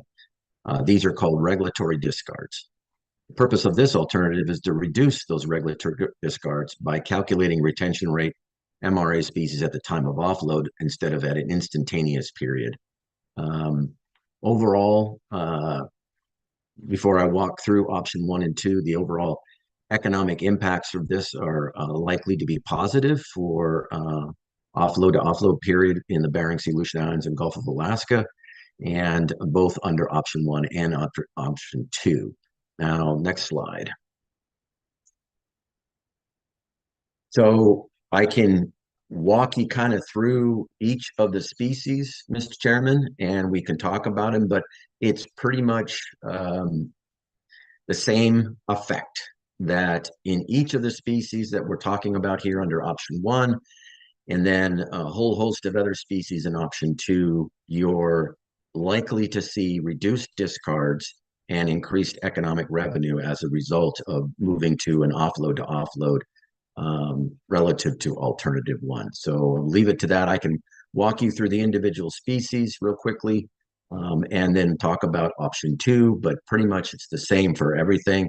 We're going to look at what the value of that species is. We're looking at what the retention rate of those species are, and then making an assessment, because we really don't know the amount of regulatory discards relative to the economic discards. And so all we can really do is kind of look at some factors that determine where the individual vessels will likely retain these incidental species under an offload to offload. And then based on that, it's looking like regulatory discards would go down, and you would have increased economic revenue as a result of that. I'll leave it to you and see if you want me to walk you through these real quickly, or just kind of move on to the, maybe I could kind of list some of the species in option 2 that would likely see lower regulatory discards and higher economic revenue. Yeah, I think that might be the way to go. Just kind of hit the high points on your next few slides. And if folks have questions, at the end, we can come back and take a harder look at it. So this is a bearing solution on Pequod. This one, obviously, it's pretty clear, as we indicated in the table here, that we would, it's a very high retained species, very high value, and therefore we would assess that this under an offload, they being the vessels that are going to be limited by the MRAs when the fishery is closed to directed fishing, would retain as much of those regulatory discards as they possibly can up to the MRA at the end of offload and their carrying capacity. So we'll move on to the next slide. Same for Gulf Pequod. You can see again high retention rates for most of the sectors, pretty high value for all of the sectors on the table below. Again, it's the same for those vessels who are restricted by the MRA calculations or an offload to offload. They would likely retain as much of that valuable regulatory discards that were happening under alternative 1. They would obviously retain it under alternative 4. Next slide. Gulf pollock. There are obviously several target fisheries with incidental caught pollock, rockfish being the highest. You can see there that it's kind of a mixed bag. But most of it is highly retained, and it does have a lot of value for most sectors. It's getting the sectors are, it depends. So most sectors may not be targeting it as much, but overall, the sectors that are limited by the MRA limits, given the value of the Gulf pollock, would likely retain that regulatory discards under alternative 4 relative to alternative 1, which would reduce regulatory discards and increase economic value for those sectors that are constrained. Next slide. BSII skates. Okay, so this is a species that is mostly limited to, for the most part, the hook and line CP Pacific cod fishery that you can see there. And given the value at $281 per metric ton, is likely that some portion of these discards would be retained under alternative 4 by the freezer longliners. So we would likely see a positive under this one as well for regulatory discards and a little bit increased economic revenue, again, up to their capacity to retain this incidental caught species. Next slide. Shallow water flatfish. This species is caught incidentally in the Gulf pollock, Gulf arrowtooth flounder, and the Gulf cod fisheries. Well, discards are limited to mostly the A80 and the trawl CV sectors, but given the value of shallow water flatfish at 704 metric tons for the A80 and 252 metric tons, these are averages, by the way, from 2020 to 2024.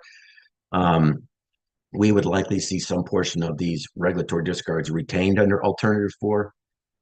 Again, limited those. Obviously, those sectors or vessels that are limited by the MRA would likely retain more of the regulatory discards and increase economic revenue relative to alternative 1. Move on to the next slide. This one looks at the Central Gulf Rockfish Program, so it's a whole host of species that are in the rockfish program itself. The largest amount of incidental caught species in the program at this point is pollock, arrowtooth, and other rockfish in the target rockfish fisheries under the rockfish program during that 2020 to 24 period. Of these incidental caught species is likely some portion of this discards were regulatory. And you can see the MRAs for these different individual species in the targeted rockfish range from 20% to 15% to 35%. And so given the ex-vessel value of these incidental caught species that are in the analysis, as well as the discards of other incidental caught species included in those tables there, it is likely that these regulatory discards under an instantaneous MRA calculation period would be retained there would be a higher you would see under an offload to offload, you would see larger or you would see that these incidental caught species early in the trip would be retained, and that would likely reduce regulatory discards overall and economic returns. Next slide. This one switches gears and we're looking at option 2. Again, this one would be pretty much all the species in both the Bering Sea and Aleutian Islands would be offload to offload. What we found when looking at all these species, it kind of boils down to a host of them depending on the gear and the area. So from a trawl gear perspective in the Bering Sea, Aleutian Islands, we would likely see lower regulatory discards and improved economic returns in the Greenland turbot, Pacific cod, sablefish, Alaska plaice, Kamchatka, flounder, arrowtooth flounder, flathead sole, and POP and pollock. In the fixed gear side, we'd see turbot, cod, sablefish, pollock, and skates, specifically for the hook and line CP sector for skates. In the Gulf trawl gear, sablefish, thornies, cod, aqua mackerel, rough eyes, big skates, wreck sole, dusky, and short-rake rockfish. And for the fixed gear, sablefish, cod, DSRs, thorny head, rough eye, and short-rake rockfish. Next slide. So capitalizing on the offload to offload MRA calculation period is obviously dependent on, but not limited to, the prices of the species, which we kind of talked about a little bit. Most of the species that we're talking about here that would be retained are much higher, as well as their likely available buyers for the sectors or for the vessels, the accessibility to species themselves, storage availability on the vessel, the ability to process species, and the MRA limit itself. For most groundfish species, the risk of popping off fishery early in the trip is not expected to affect most groundfish stocks relative to status quo, since the alternatives don't change the species tack, the gear types, general location of the fisheries which the groundfish were caught.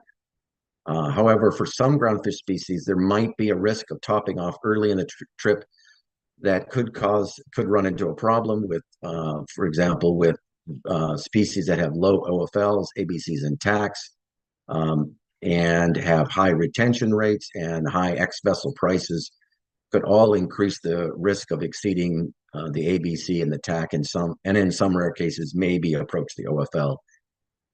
In assessing these species, we've looked at, there's like 4 and that we think that might have a risk.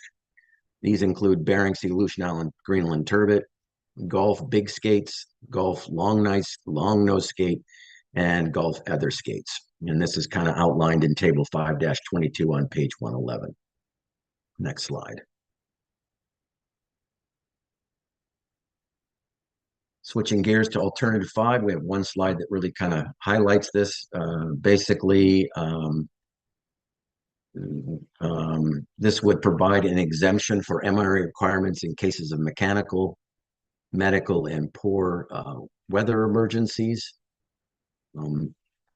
So current regulations state that an MRA apply at any time during the duration of a fishing trip. So therefore, if a vessel returns to port for one of these conditions and they are over the MRA, it's a violation. However, when we kind of explored this with OLE between 21 and 24, there were really only 4 documented cases of this, medical or mechanical issues that forced an unexpected return to port, which resulted in an MRA overage. Based on these low overage rates, OLE kind of would like to assess overages on a case-by-case basis. However, they did note that under alternative 4, if it was selected by the council, the offload to offload MRAs could exacerbate the amount of vessels coming in for a medical, mechanical, or weather issue and be over the limit. They do have a form, a Coast Guard form, that could help standardize the means to confirming these emergencies. They did point out, though, that weather could be a problem since it's a lot more subjective. Next slide.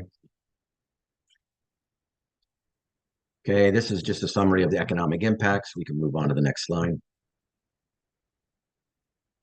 So looking at the SIA, this action may have limited beneficial social impacts. The RIR analysis indicates that the action alternative do not create impacts on most of the impacted categories or sectors of fishing fleet, fishermen, or communities, with the exception that there may be effects on trips, time period, and days at sea. These effects are largely due to the reduction of regulatory discards early in the trip that may change fleet behavior and are thought to be generally beneficial. And there's a little discussion or a bullet there. It talks about alternative 5 and considered beneficial. And then finally, SIA documents that analysts did consider a potential for social impacts and guidance for conducting the SIA. And then last couple of slides. I'll stop there because I kind of figured that Dr. Downs would ask me a question. Yeah, Mike, why don't we hold until we get through the last few slides here and just ask at the end. Sure. Thanks. Next slide. Environmental impacts. Next slide. So looking at the resource components addressed in the analysis, the alternatives do not change the MRA rates, which we talked about. The alternatives clarify MRA counting responsibility, potential revising of trip definitions, and clarifying regulatory presence. None of the alternatives addressed any allocation within the fishery, have direct effects on management species stocks, or change the biological parameters used to manage the fishery. No effects are expected on habitat, seabirds, or overall ecosystem. The environmental analysis does bring in 2 resource components. One is target and non-target species. And then the other one is stellar sea lion prey availability, which we kind of talked about already. And we can, hopefully, maybe we can skim through the next couple of slides. So next slide. So alternatives 2, 1, 2, and 5 will have no meaningful effect on stellar sea lions. Alternatives 3 and 4 could affect the localized availability of prey in the stellar sea lions. Let's see if I can, and let's see if we can go to the next slide. So under alternatives 3 and 4, incidental catch of prey species important to the stellar sea lions, which pollock, cod, and acca mackerel are those, could increase or decrease the inside protected areas. Any action that increases the catch of the preferred prey species inside stellar sea lion does not necessarily meet the spirit or the intent of these regulations that were put in place over the years. If the council wishes to proceed with alternatives 3 and 4, it may wish to consider mechanisms that would de-emphasize topping off on in protected areas for prey species. And I think that's the last slide, but I'm not there might be a summary slide. So next slide. Yeah, this slide. So Mr. Chairman, I think that's the end of the presentation. Great. Thank you very much to the presenters. Really appreciated the thorough overview. Yeah, so let's open this up for questions. I'm kind of curious too, before we do that, I was thinking about getting through the questions and then maybe taking a break, or we could just power through. So I guess raise your hand if you want to just power through. I'll do a vote here. I would say the not power throughs have the day. Okay, so we'll get through questions, and then we'll take a 10-minute break, and then we'll take public testimony and do our discussion. So yeah, any questions for the presenters? Yeah, Mike. Yeah, this question for John, back on the SIA slide. You mentioned that there was a couple references reviewed to show that SIAs was considered. I think one of those really isn't applicable, but that's a different thing. My question is this. There's no mention of communities in the document or potential distributional impacts. And, this obviously includes catcher vessels and catcher processors and motherships and shore plants and small vessels and large vessels and different ports. Is there any aspect of this program where impacts would be, it's characterized, I think, almost universally as having beneficial impacts, but there would be a difference among fleets between small vessels and large vessels, and there's obviously the different gear types as well, or ports in terms of benefiting from changes in the number of offloads or trips, or can you just talk about that a little bit? Was kind of that potential differential distribution of impacts based on vessel size, vessel type, gear type, area, any of those dimensions, a reason to believe that impacts wouldn't be uniformly distributed across all fleets in all areas? Well, Mr. Chairman, Dr. Downs, well, I think that for the most part, I think that given what we've talked about through the different presenters, particularly Josh, that the way, for example, if we were looking at it from catcher vessels perspective, I think the current world right now for catcher vessels is, even though in the regs it kind of says instantaneous, and so we would be moving to an offload to offload. I think in practice, I think the catcher vessels are operating for the most part as an offload to offload. So even though this action, I think, would clarify the regulations to match what is in practice, I don't know if there's would have a dramatic impact on most of the catcher vessels that would benefit under this action. It is universal, obviously, so it applies to everybody, it encompassing all gears for the most part, and all ground fish. So, but I think in practice, the catcher vessels are kind of going offload to offload now, whether they're delivering shoreside or whether they're delivering to, I mean, obviously, if they're delivering to a mothership, it's a different accounting system because it's the mothership that determines what the what the MRAs are. I think for catcher processors, I think we're likely to see, definitely a more positive effect. I think in general, the distributional impacts are pretty uniform across the spectrum, but I think there might be some minor differences within catcher processor versus catcher vessels, since catcher processors are held to, for the most part, are held to instantaneous.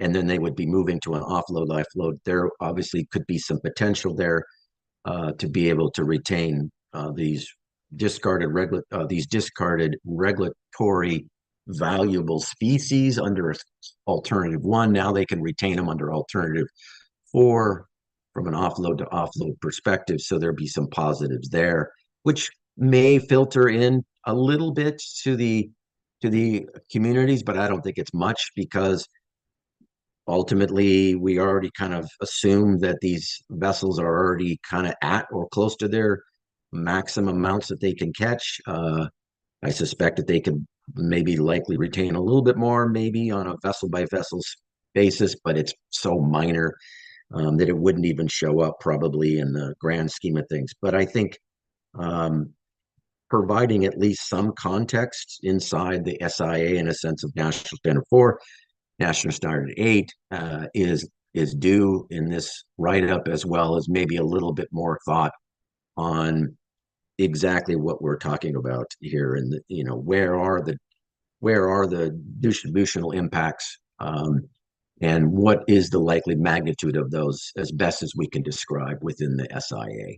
And then I think we would still fall into the same conclusion that the SIA, a full SIA that we normally do with analysis, may not be necessary. Does that help? Yeah, I think just if I could follow up, Jason, the sort of to draw national 4 and 8 conclusions when you're going to do the national standards at the end, it would be good to have something to point to in the text, even if it's just a kind of an overview mention of the issues. Thanks.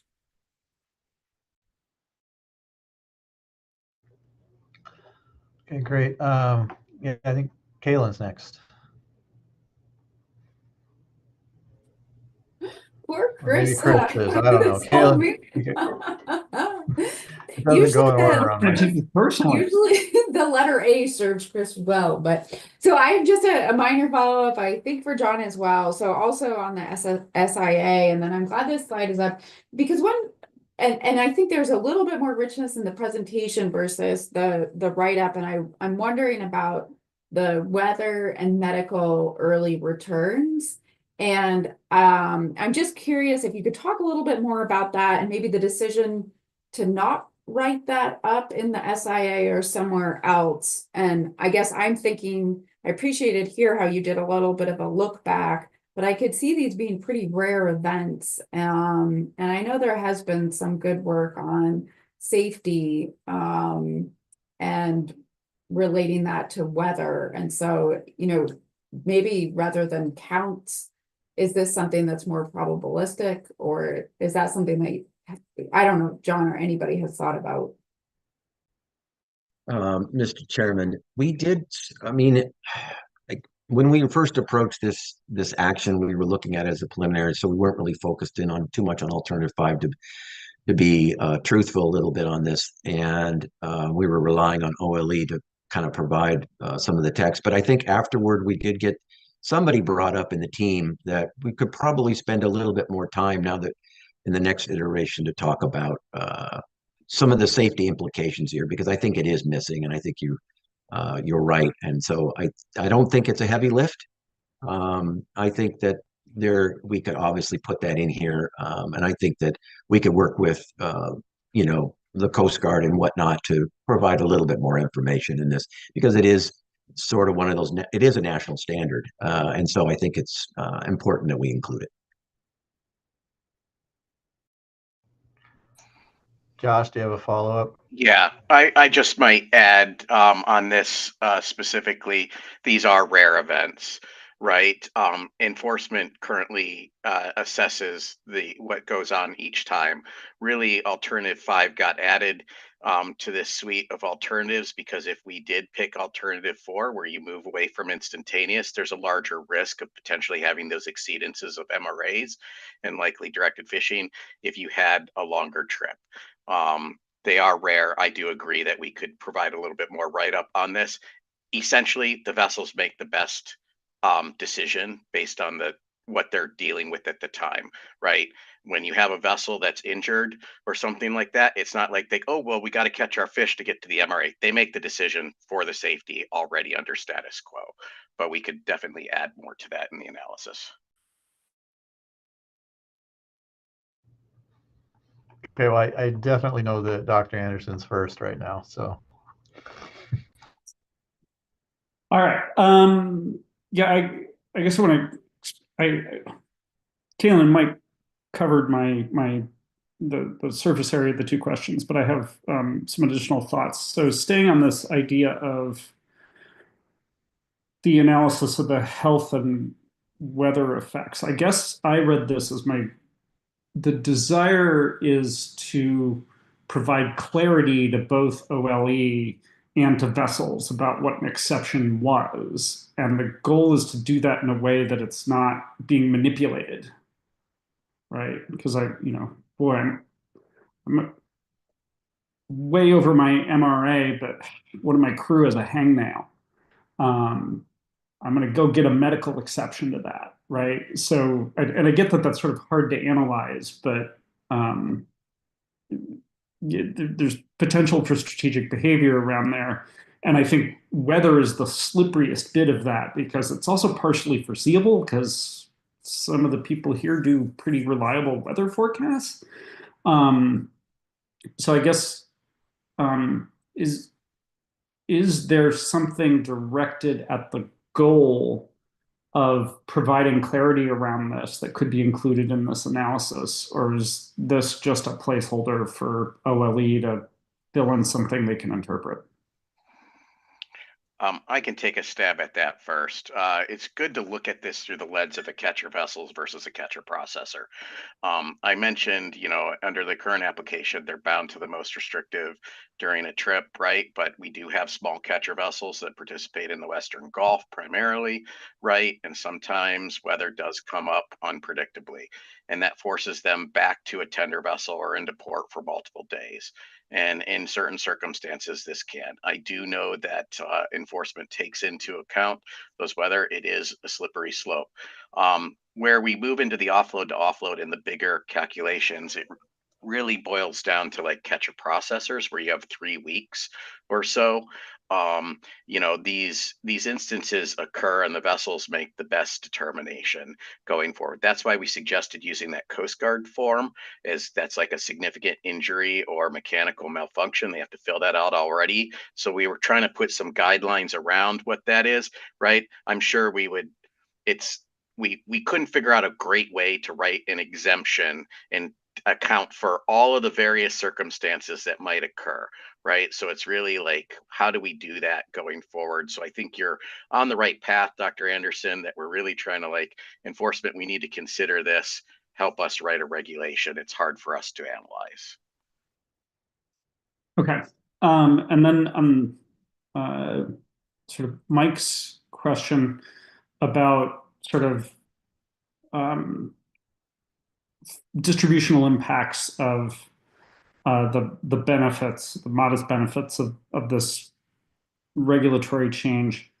I was looking at section 3.4 of the analysis, where there are sort of fleet profiles that talk about what each fleet catches at a high level. And then the tables that you show us about at the species level. How hard would it be to kind of pull some of that information from the tables into the fleets to say that MRAs of certain species are of particular importance to certain fleets, and make a sort of social and economic social community connections that way? Or does the data just not support that? I could take a stab at this. I might have to have a little help from Josh, because I think some of that hinges on, as I indicated when I was going through option 1 and option 2 of alternative 4. And this has been the real challenge of alternative 4, unlike all the other actions that we tend to do an analysis on. This one's really tough because we don't really know ultimately of those discards that we see in those tables, Dr. Anderson.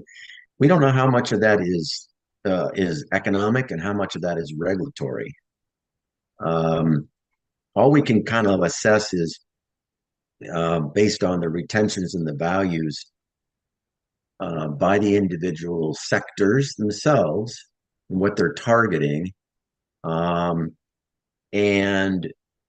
seeing the value of it, we might be able to draw some, kind of like we did with alternative 4, some fairly grand conclusions that talks about that this species would likely be of value under this, under an alternative 4, under alternative 3, world where they're able to retain more of the regulatory discards, and that might filter down into the sectors themselves. Again, we just don't know what the obviously the capacity is for these vessels to be able to retain over and above what they, kind of what they've caught under status quo. They have to discard under, at first when they're first starting the trips. Now they don't have to. So whether that comes out as a positive, we think it does economically. We just don't know the magnitude of that, and so it's kind of hard to make a judgment call in that. I mean, we can using non-specific language, obviously, to say a sector would likely benefit. They, they don't have to discard, so there's some cost savings there, and that might filter down to the communities a little bit. So we might be able to put a little bit more meat on the bone, but it won't. It'll be fairly general, I think. I think that's kind of how I view the world. Yeah, and I'll just add on. I think John hit most of the high points. It's really hard to determine what the business plans of a vessel operator. Some vessels retain certain species because they have markets for those species. We don't necessarily have that information at hand.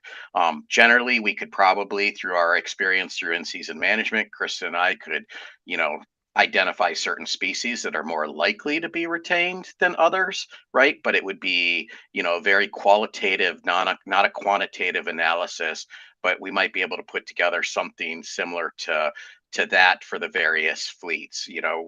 Because we do account for this in our management, so we kind of understand where they're likely to retain more or top off underneath that topping off scenario. So we could get close, but it would be very qualitative. It would be hard to do it in a quantitative sense. Yeah. Okay, thank you.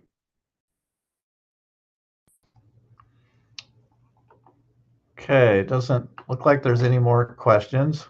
So how about this? Let's come back at 3 o'clock and we'll take public testimony and do our discussion. So that's about 15 minutes. I think we could use a break.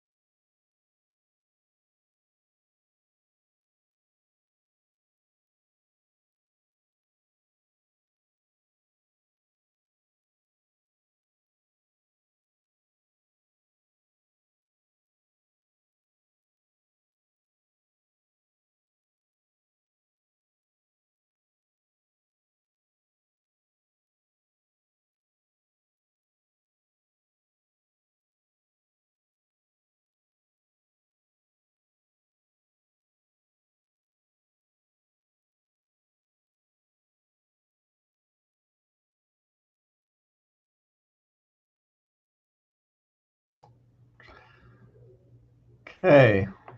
I think we're ready to move on here to public testimony.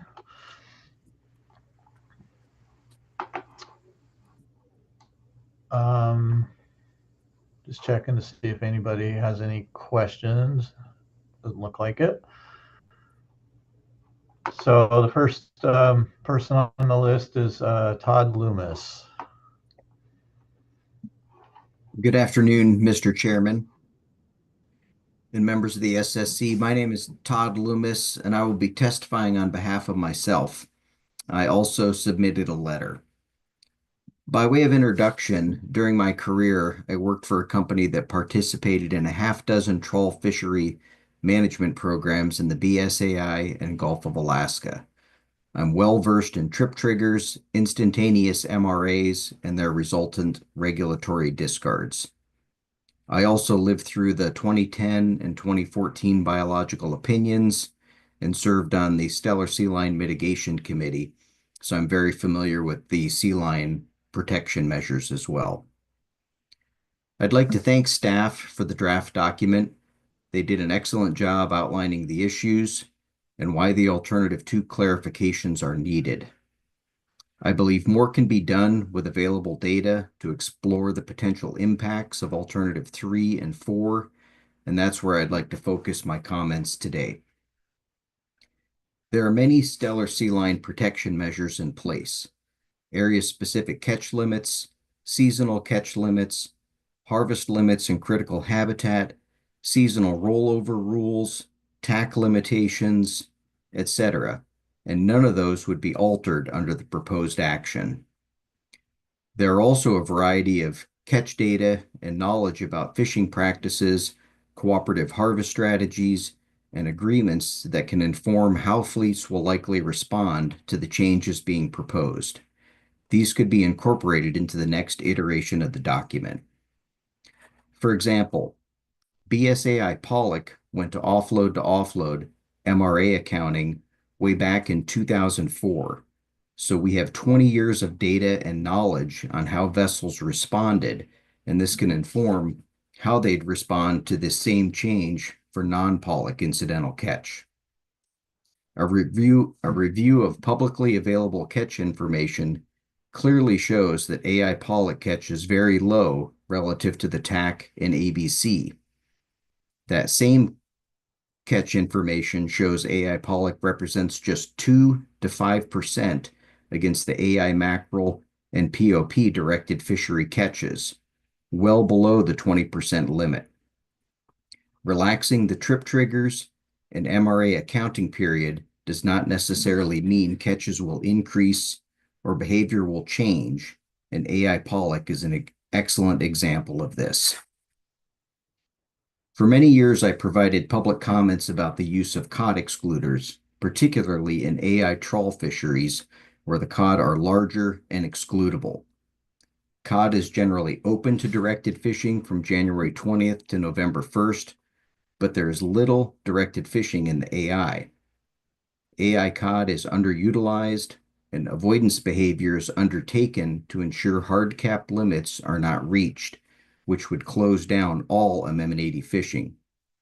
It is very unlikely trawl fisheries would significantly alter their fishing behavior to catch more cod in closed areas, because this action would not alleviate concerns or ramifications of running out of cod. What would result from the proposed action is an enhanced ability to retain incidental cod that is already being encountered early in fishing trips in areas closed to directed fishing. And finally, for Atka mackerel, the majority is caught in areas open to directed fishing, with fishery participants setting some aside for use as incidental catch while targeting other species, primarily POP. Some of that POP is caught in areas open to cod and mackerel, and some is caught in areas closed to cod or mackerel. But all of those species are accounted for under the stellar sea lion protection measures, which have explicit seasonal and critical habitat limits. There is little incentive to alter fishing behavior for Atka mackerel as the quotas are consistently fully harvested. The purpose of this action is several-fold. Clarify the regulations, simplify the trip triggers to reduce compliance complexity, and reduce regulatory discards by allowing more retention of fish already being caught. Based on my knowledge of the action proposed, the fisheries it involves, and the information available, I believe there is adequate information to move this along for final action, and I do not believe it will have adverse impacts to protected species. And with that, I'd be happy to answer any questions, Mr. Chairman. Thank you, Mr. Loomis. Any questions from the SSC? Seeing none, thank you for your testimony. Next, we have Ruth Christensen. Yeah, good afternoon, Mr. Chairman. Can you hear me okay? Uh-oh. Yes. Oh, you got me? Yep, we can Okay, hear good. you. It's later in the afternoon here, so funny things can start happening. Well, just for the record, my name is Ruth Christensen, and I'm providing testimony as in my role as president of Groundfish Forum. And I would just like to start off by saying, an issue is important when it brings Todd Loomis out of his retirement. So, and Todd also covered a lot of what I was going to say, so I'm not going to take up too much time here. I will note that Groundfish Forum did submit a comment letter on this agenda item, several pages long, geared more towards the council for council consideration, but it does have some pretty valuable information in it, in particular as it regards how our fisheries operate. And Todd touched on that. Groundfish Forum believes that this analysis is ready to move forward for final action. The analysts did do a good job of breaking down the complexities of the current MRA regulations, and how, each of the proposed alternatives would work to resolve some of these extreme complexities. And so, the one thing that we would like to see in the next iteration of the analysis is what Todd touched on, and that is the greater information on the practical and regulatory considerations of how our fisheries operate. He highlighted pollock, he highlighted Aleutian Islands cod, and he highlighted Atka mackerel. And so Groundfish Forum agrees, and we strongly agree, that this action will not result in a change of behavior that is going to increase mortality of, in particular, stellar sea lion prey species. The practical information on our fisheries combined with more detail on the regulations that are already in place for stellar sea lions and NMFS's ability to, close fisheries or prohibit retention of catch. All of these things combined will clearly show that, any increase in mortality is just not going to happen. It's very unlikely to happen. So, this is a really important action, not only for the Amendment 80 sector, which is probably the most of the complications, but it is an important action for multiple other sectors as well. It will allow for the ability to retain fish we were already catching. It will, excuse me, it will greatly reduce our forced regulatory discards without changing vessel behavior. It will greatly simplify a vessel's ability to calculate and comply with MRA regulations or MRA requirements, as well as simplifying the ability to enforce MRAs. And all of this meets the council's purpose and need statement that they've adopted for this action. And so, again, going back to the greater retention,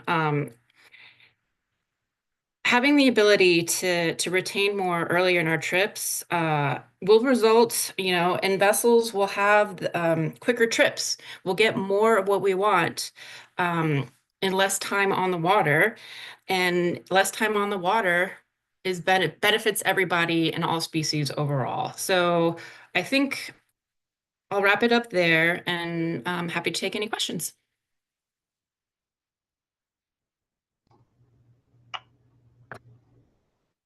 Thank you for your testimony. SSC, have any questions for Ms. Christensen? Looks like we have one from Dr. Anderson. Oh, my dog just barked. Sorry.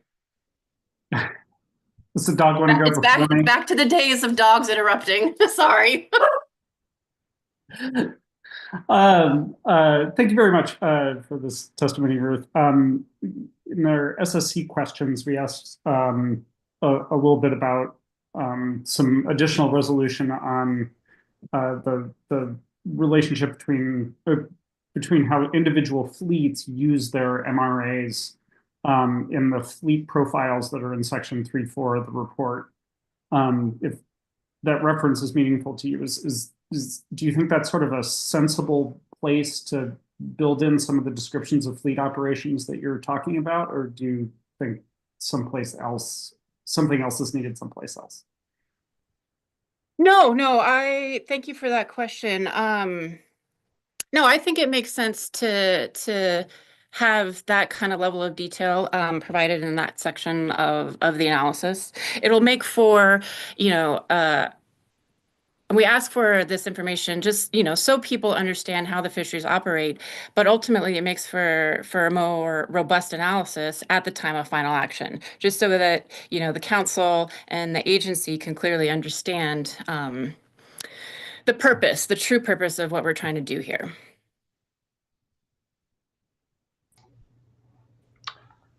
Okay, I don't see any other questions.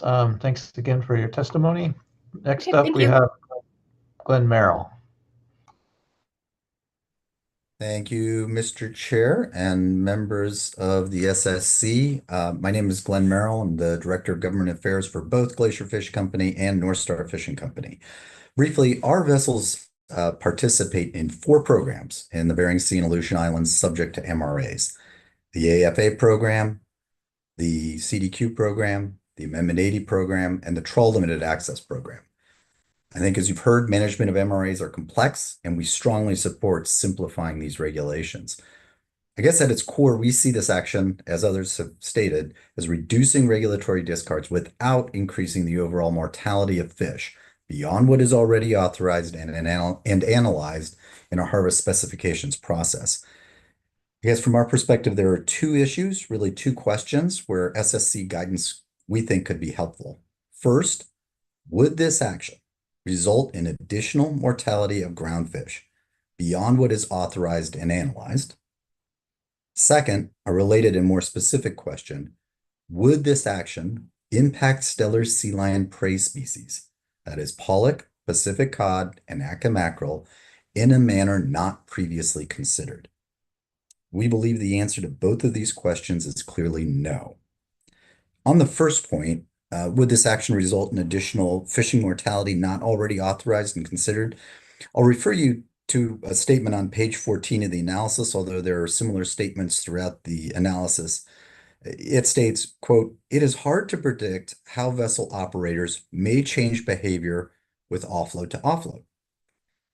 We believe that our behavior is more predictable than suggested by the analysts, and we believe that the best way to understand how we might behave is to ask us, and then review available data to ground truth those responses. For highly complicated regulatory issues such as this that are assessing choices of vessel operators, we believe our local knowledge and expertise is essential to the analytic process." So why do we think we're not likely to increase catch? I guess Mr. Loomis addressed a lot in his testimony, but I'll reiterate that we have hard caps under Amendment 80 and CDQ allocations. We seek to minimize catch of many species with low allocations, like Pacific cod, to ensure that there are adequate allocations to last throughout the year. Similarly, our AFA and trawl limited access operations are subject to operational constraints like sideboards, and all of our programs are managed under cooperatives with catch agreements and active management to constrain catch. Nothing in this action changes active in-season management by NIMS. I'll also note, as participants in the Greenland turbot fishery, we do not see the OFL risks as described in Table 522 of the analysis, And I can address that if one of you kind doctors later ask me about that. On the second point, we do not expect this action to impact stellar sea lion prey species in a manner not previously considered. And I think on page 13 of the analysis, it states, quote, while the overall decrease in regulatory discards can be viewed as environmentally beneficial, the risk of increased incidental catch in protected areas could have potentially negative effects for stellar sea lions. It is hard to predict how a vessel will change behavior. I guess we don't see pathways for increased stellar sea lion risks that are any greater than risks already considered in previous analyses. Why? First, we don't see a benefit to increased incidental catch of any of these species in stellar sea lion protection areas. As I mentioned earlier, Pacific cod is a constraining and carefully managed species. Increasing incidental Pacific cod catch in stellar sea lion protection areas is not operationally efficient. Same with Atka mackerel, same with pollock. We don't see this risk increased even under the proposal in section 4.4, which would look at an annual calculation of the pollock MRA. Equally important, the most recent 2014 biological opinion anticipated that tax of all three key stellar sea lion species could be harvested every year in the Aleutian Islands, and that some sectors could fully harvest that allocation within areas closed to other sectors. Current catch of all three species is within the range, and for Pacific cod and pollock, well below what was previously considered in that analytic process. To conclude, we suggest that the SSC consider guidance to incorporate our local knowledge and our operational expertise in the next iteration of the analysis, and to squarely address the two questions on catch mortality and understand that dynamic moving forward. Thank you again, and happy to take any questions.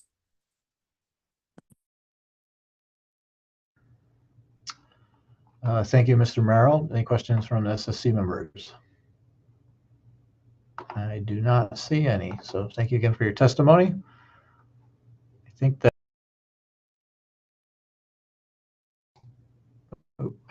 that concludes our testimony on this item for the day. So we'll go into discussion. And our leads are Chris Anderson, Dana Hanselman, Kaylin Kreitz, Jennifer Burns. So Chris, if you'll lead us off. All right, I'm gonna go first. Okay. So I think first I'd like to express appreciation to the all of the analysts for a comprehensive description of the way this program is working and the way it's not working. This is a kind of tough analysis because it's a lot of what might look like minor adjustments to some really complex regulations to make them more practicable. And I really appreciated the focus in the presentation on the rationales for the existing regulations, but also the explanation of why they kind of aren't working in the way that we intended anymore. I think the question before us is that this initial review draft, whether or not this initial review draft is sufficient to inform council decisions on final actions. I think I'll kick off the discussion by suggesting I think this is subject to some fairly minor revisions.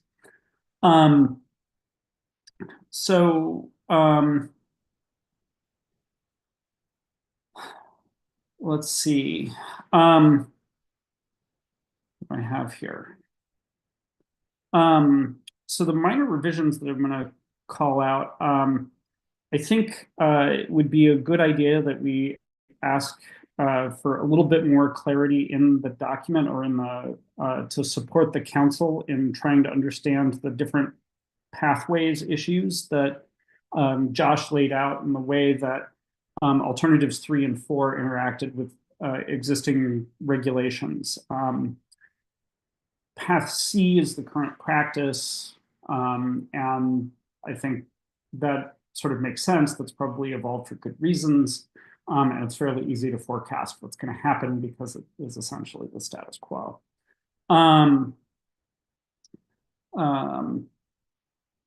Let's see. one of the things that we focused on in discussion is sort of filling out the fleet profiles a little more.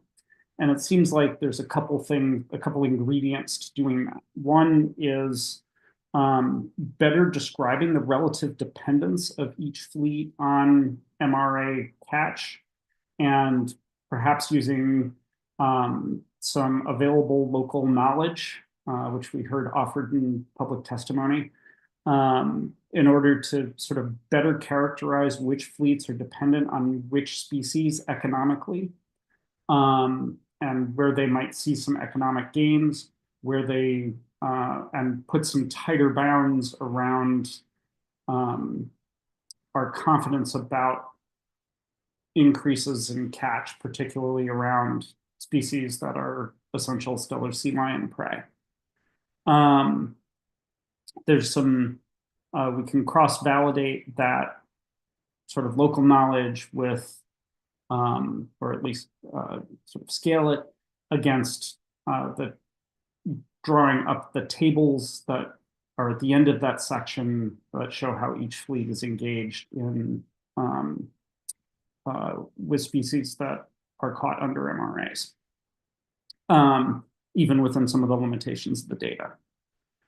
Another thing that I think we talked about was the alternative, who I didn't write down here, on providing guidance for Office of Law Enforcement on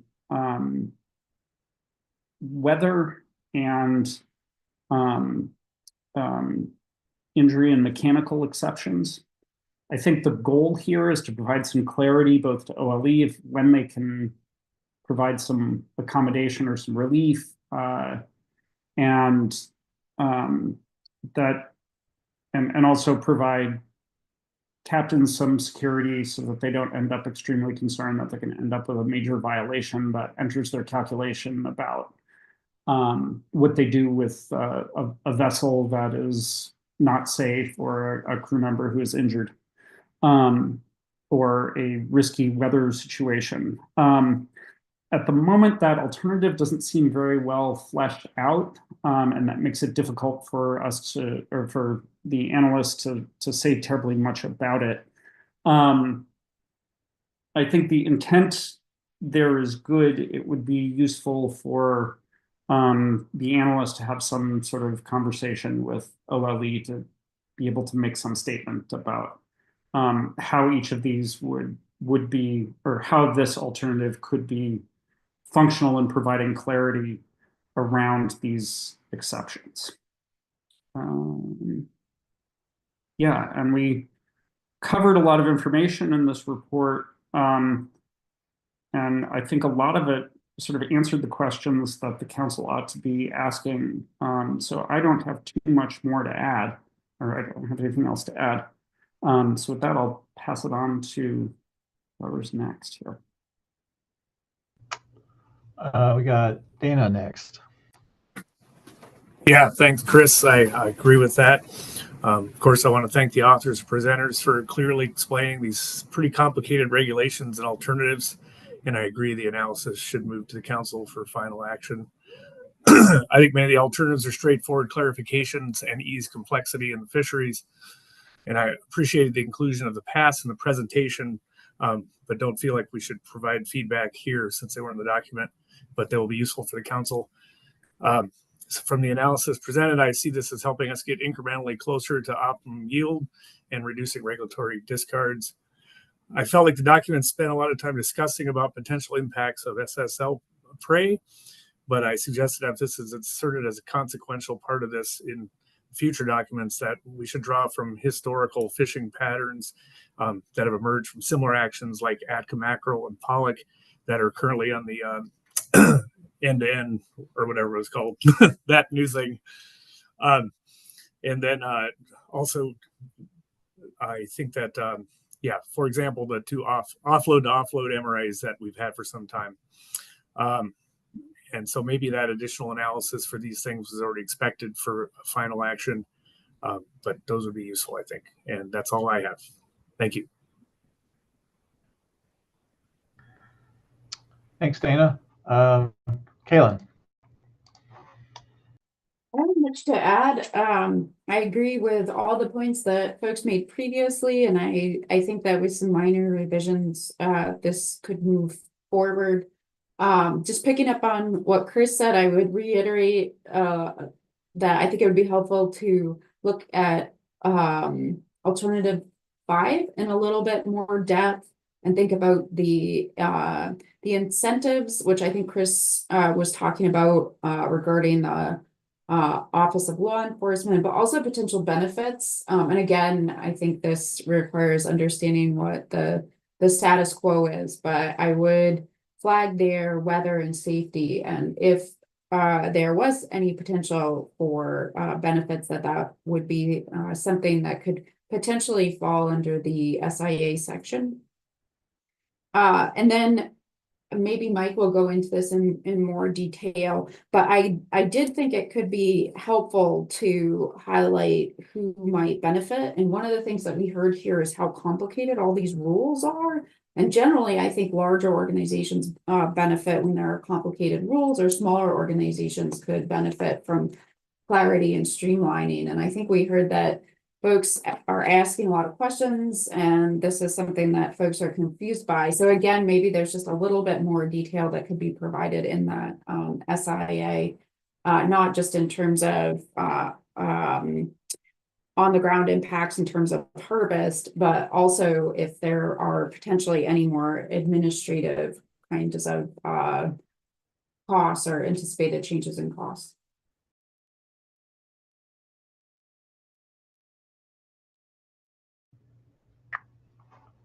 Thanks, Kaylin. Next is Jennifer Burns.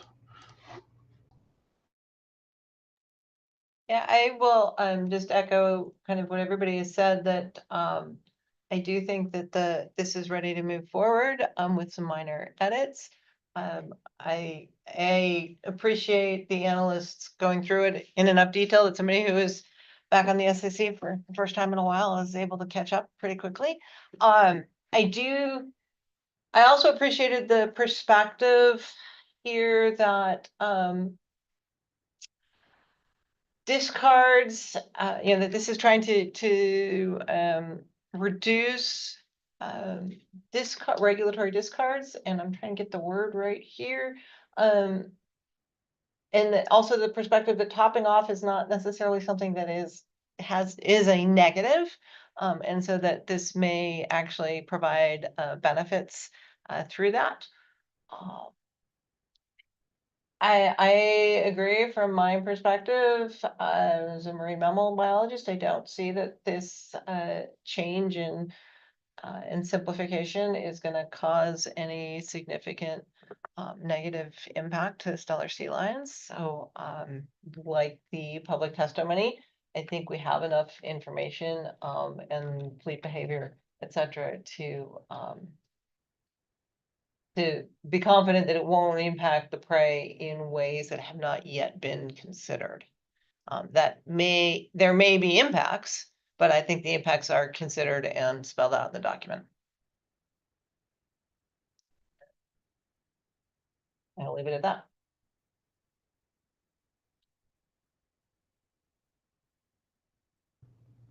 Okay, thanks. I will open this up to others, and it looks like we have Dr.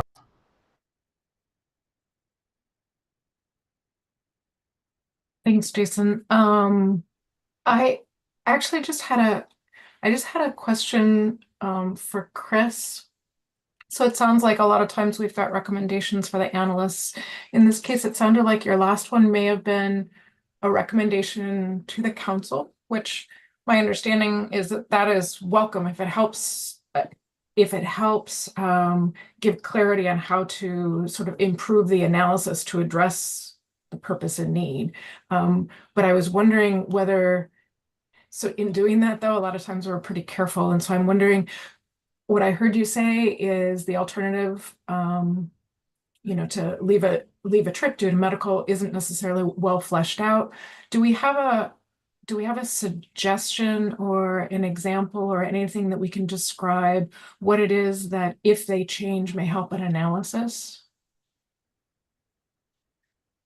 In other words, I'm trying to think of how to be constructive rather than just pointing out that it's not achieving what we want. Yeah, Chris, I was interpreting you were asking for analysis, but maybe you can fill in.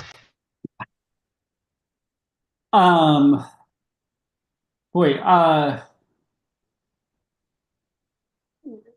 so for the weather alternative in particular, there's no analysis, and I think the reason that there's no analysis, or at least it's my inference from listening to the presentation, was that there's no language to analyze.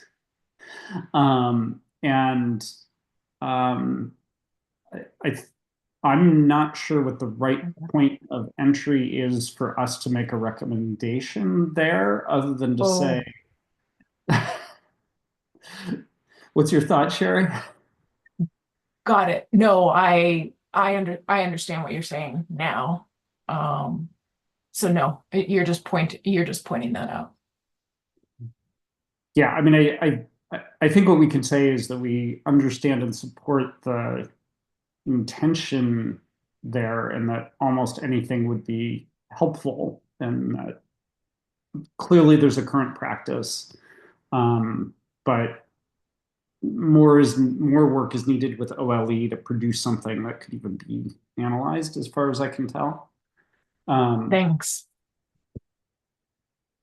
Maybe if Josh is, we can. No, that answers my questions, Chris. Sorry, I misunderstood. Okay.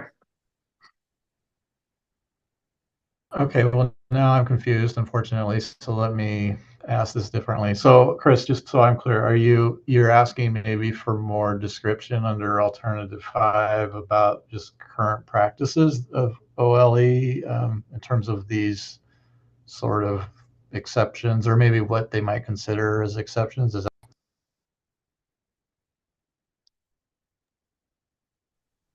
Well, there doesn't need to be an alternative if we're not going to change anything, right? So clearly they're intending to do something. I think the intention of the something is to provide some clarity about what constitutes an exception and what doesn't.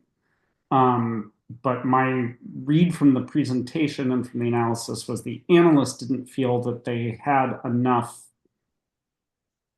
to go on for what those exceptions would be to say anything about it.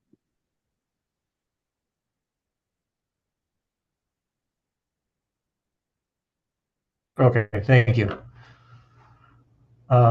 Mike. Yeah, thanks. Chris, the only thing I'd like to add something to what you went through in terms of you walked through sort of fleet profiles, and I would just add and to the extent reasonable or relevant, that take it one step further and look at the sort of patterns of association of those fleets with particular communities, so that we can extend that a little bit in terms of, if not quantitative analysis at the community level, I don't think that's appropriate, but at least an order of magnitude qualitative analysis would be great to show some more information there.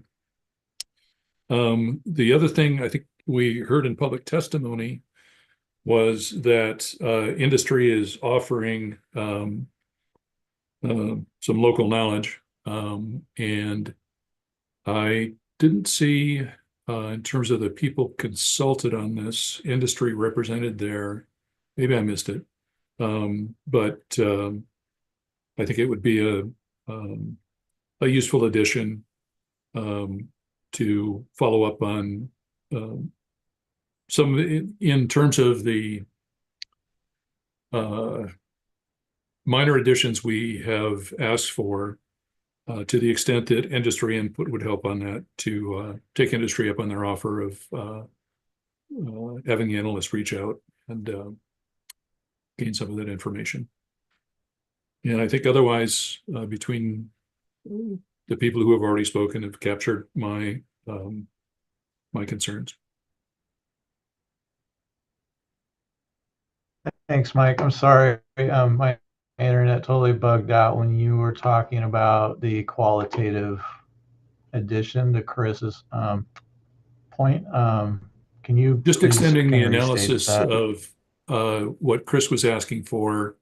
Put the different fleets are associated with activities in different ports and ownership in different communities and so on. So just take that extension one step further, and to the extent that can be discussed qualitatively, the linkages and order of magnitude impacts that may be expected extended to the community level or community group level.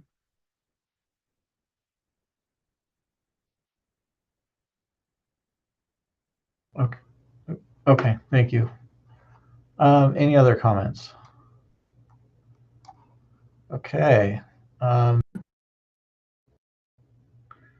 Seeing none, I will provide an overview. First off, just we thank the analysts for description of the program and the presentation. It was very well put together. It's a complicated program, and they did a good job discussing that and just generally how these alternatives may make the MRA regulations more practical and simplify them. This is initially reviewed draft, so we basically should recommend that we find this analysis sufficient for release, sufficient for council decision making.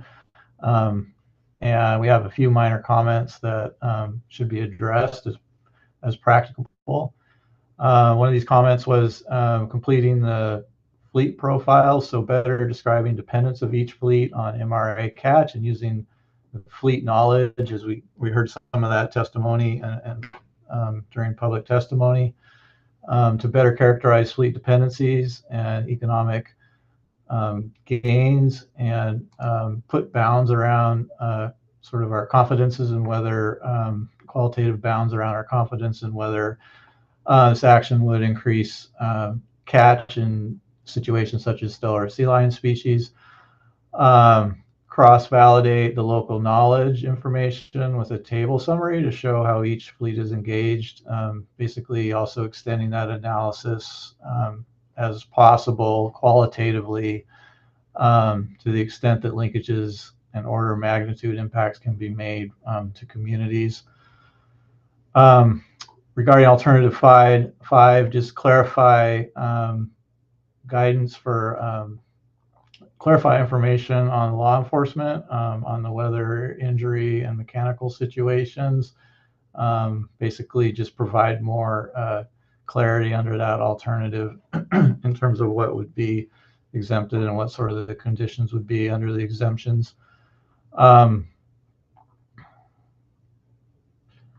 Just note that the paths for presentation, we received a presentation that had several paths that were described, and that we heard from John McCracken that the analysis was done thinking about path B, but noting that those other paths are used for the council, that we're not commenting on those. In the next version, just to the extent possible, draw from historical fishing patterns for impacts on stellar sea lion prey, for the offload, to offload changes. Sorry, the trip changes for the CP fleet. Again, on alternative five, let's see. Think about, relative to the SIA section, think about who might benefit relative to the simplification of rules. So there's a reducing administrative burden side to things, which may reduce costs, and there might be differential impacts of that depending on the entity that's involved. We indicated that it's not likely to cause a large impact to stellar sea lion prey, and that was evaluated in ways that weren't considered already in analysis, and that's considered in the document. So we'll note that. And then making sure that the analysts in the next, before they finalize the document, just making sure that they are consulting with industry folks, offering that knowledge on the water knowledge. We didn't see that there were industry representatives that were noted in the document as being consulted, so that would be a useful addition to follow up, and to the extent that industry helps in informing these additions. And I'm sure I missed some. So if anybody has anything major that I missed, please let me know. Raise your hand. And I am not seeing any hands. So I think that concludes the MRA discussion. And I will ask Allie to reiterate our meeting deadlines if she could do that before we close the meeting. Yeah, thanks, Jason. Congratulations on your first meeting as co-chair. So deadlines are the same as those I sent out in the email yesterday. We need our slides and your draft sections into the main report by close of business tomorrow, Wednesday. We will have full SSC review of the report all day Thursday, and we will close the report right now at 8 a.m. Alaska time, Friday morning. And I will send out email communications as we get near those deadlines if we need to change them, or just to give you warning to get out and be done. So thank you, everyone.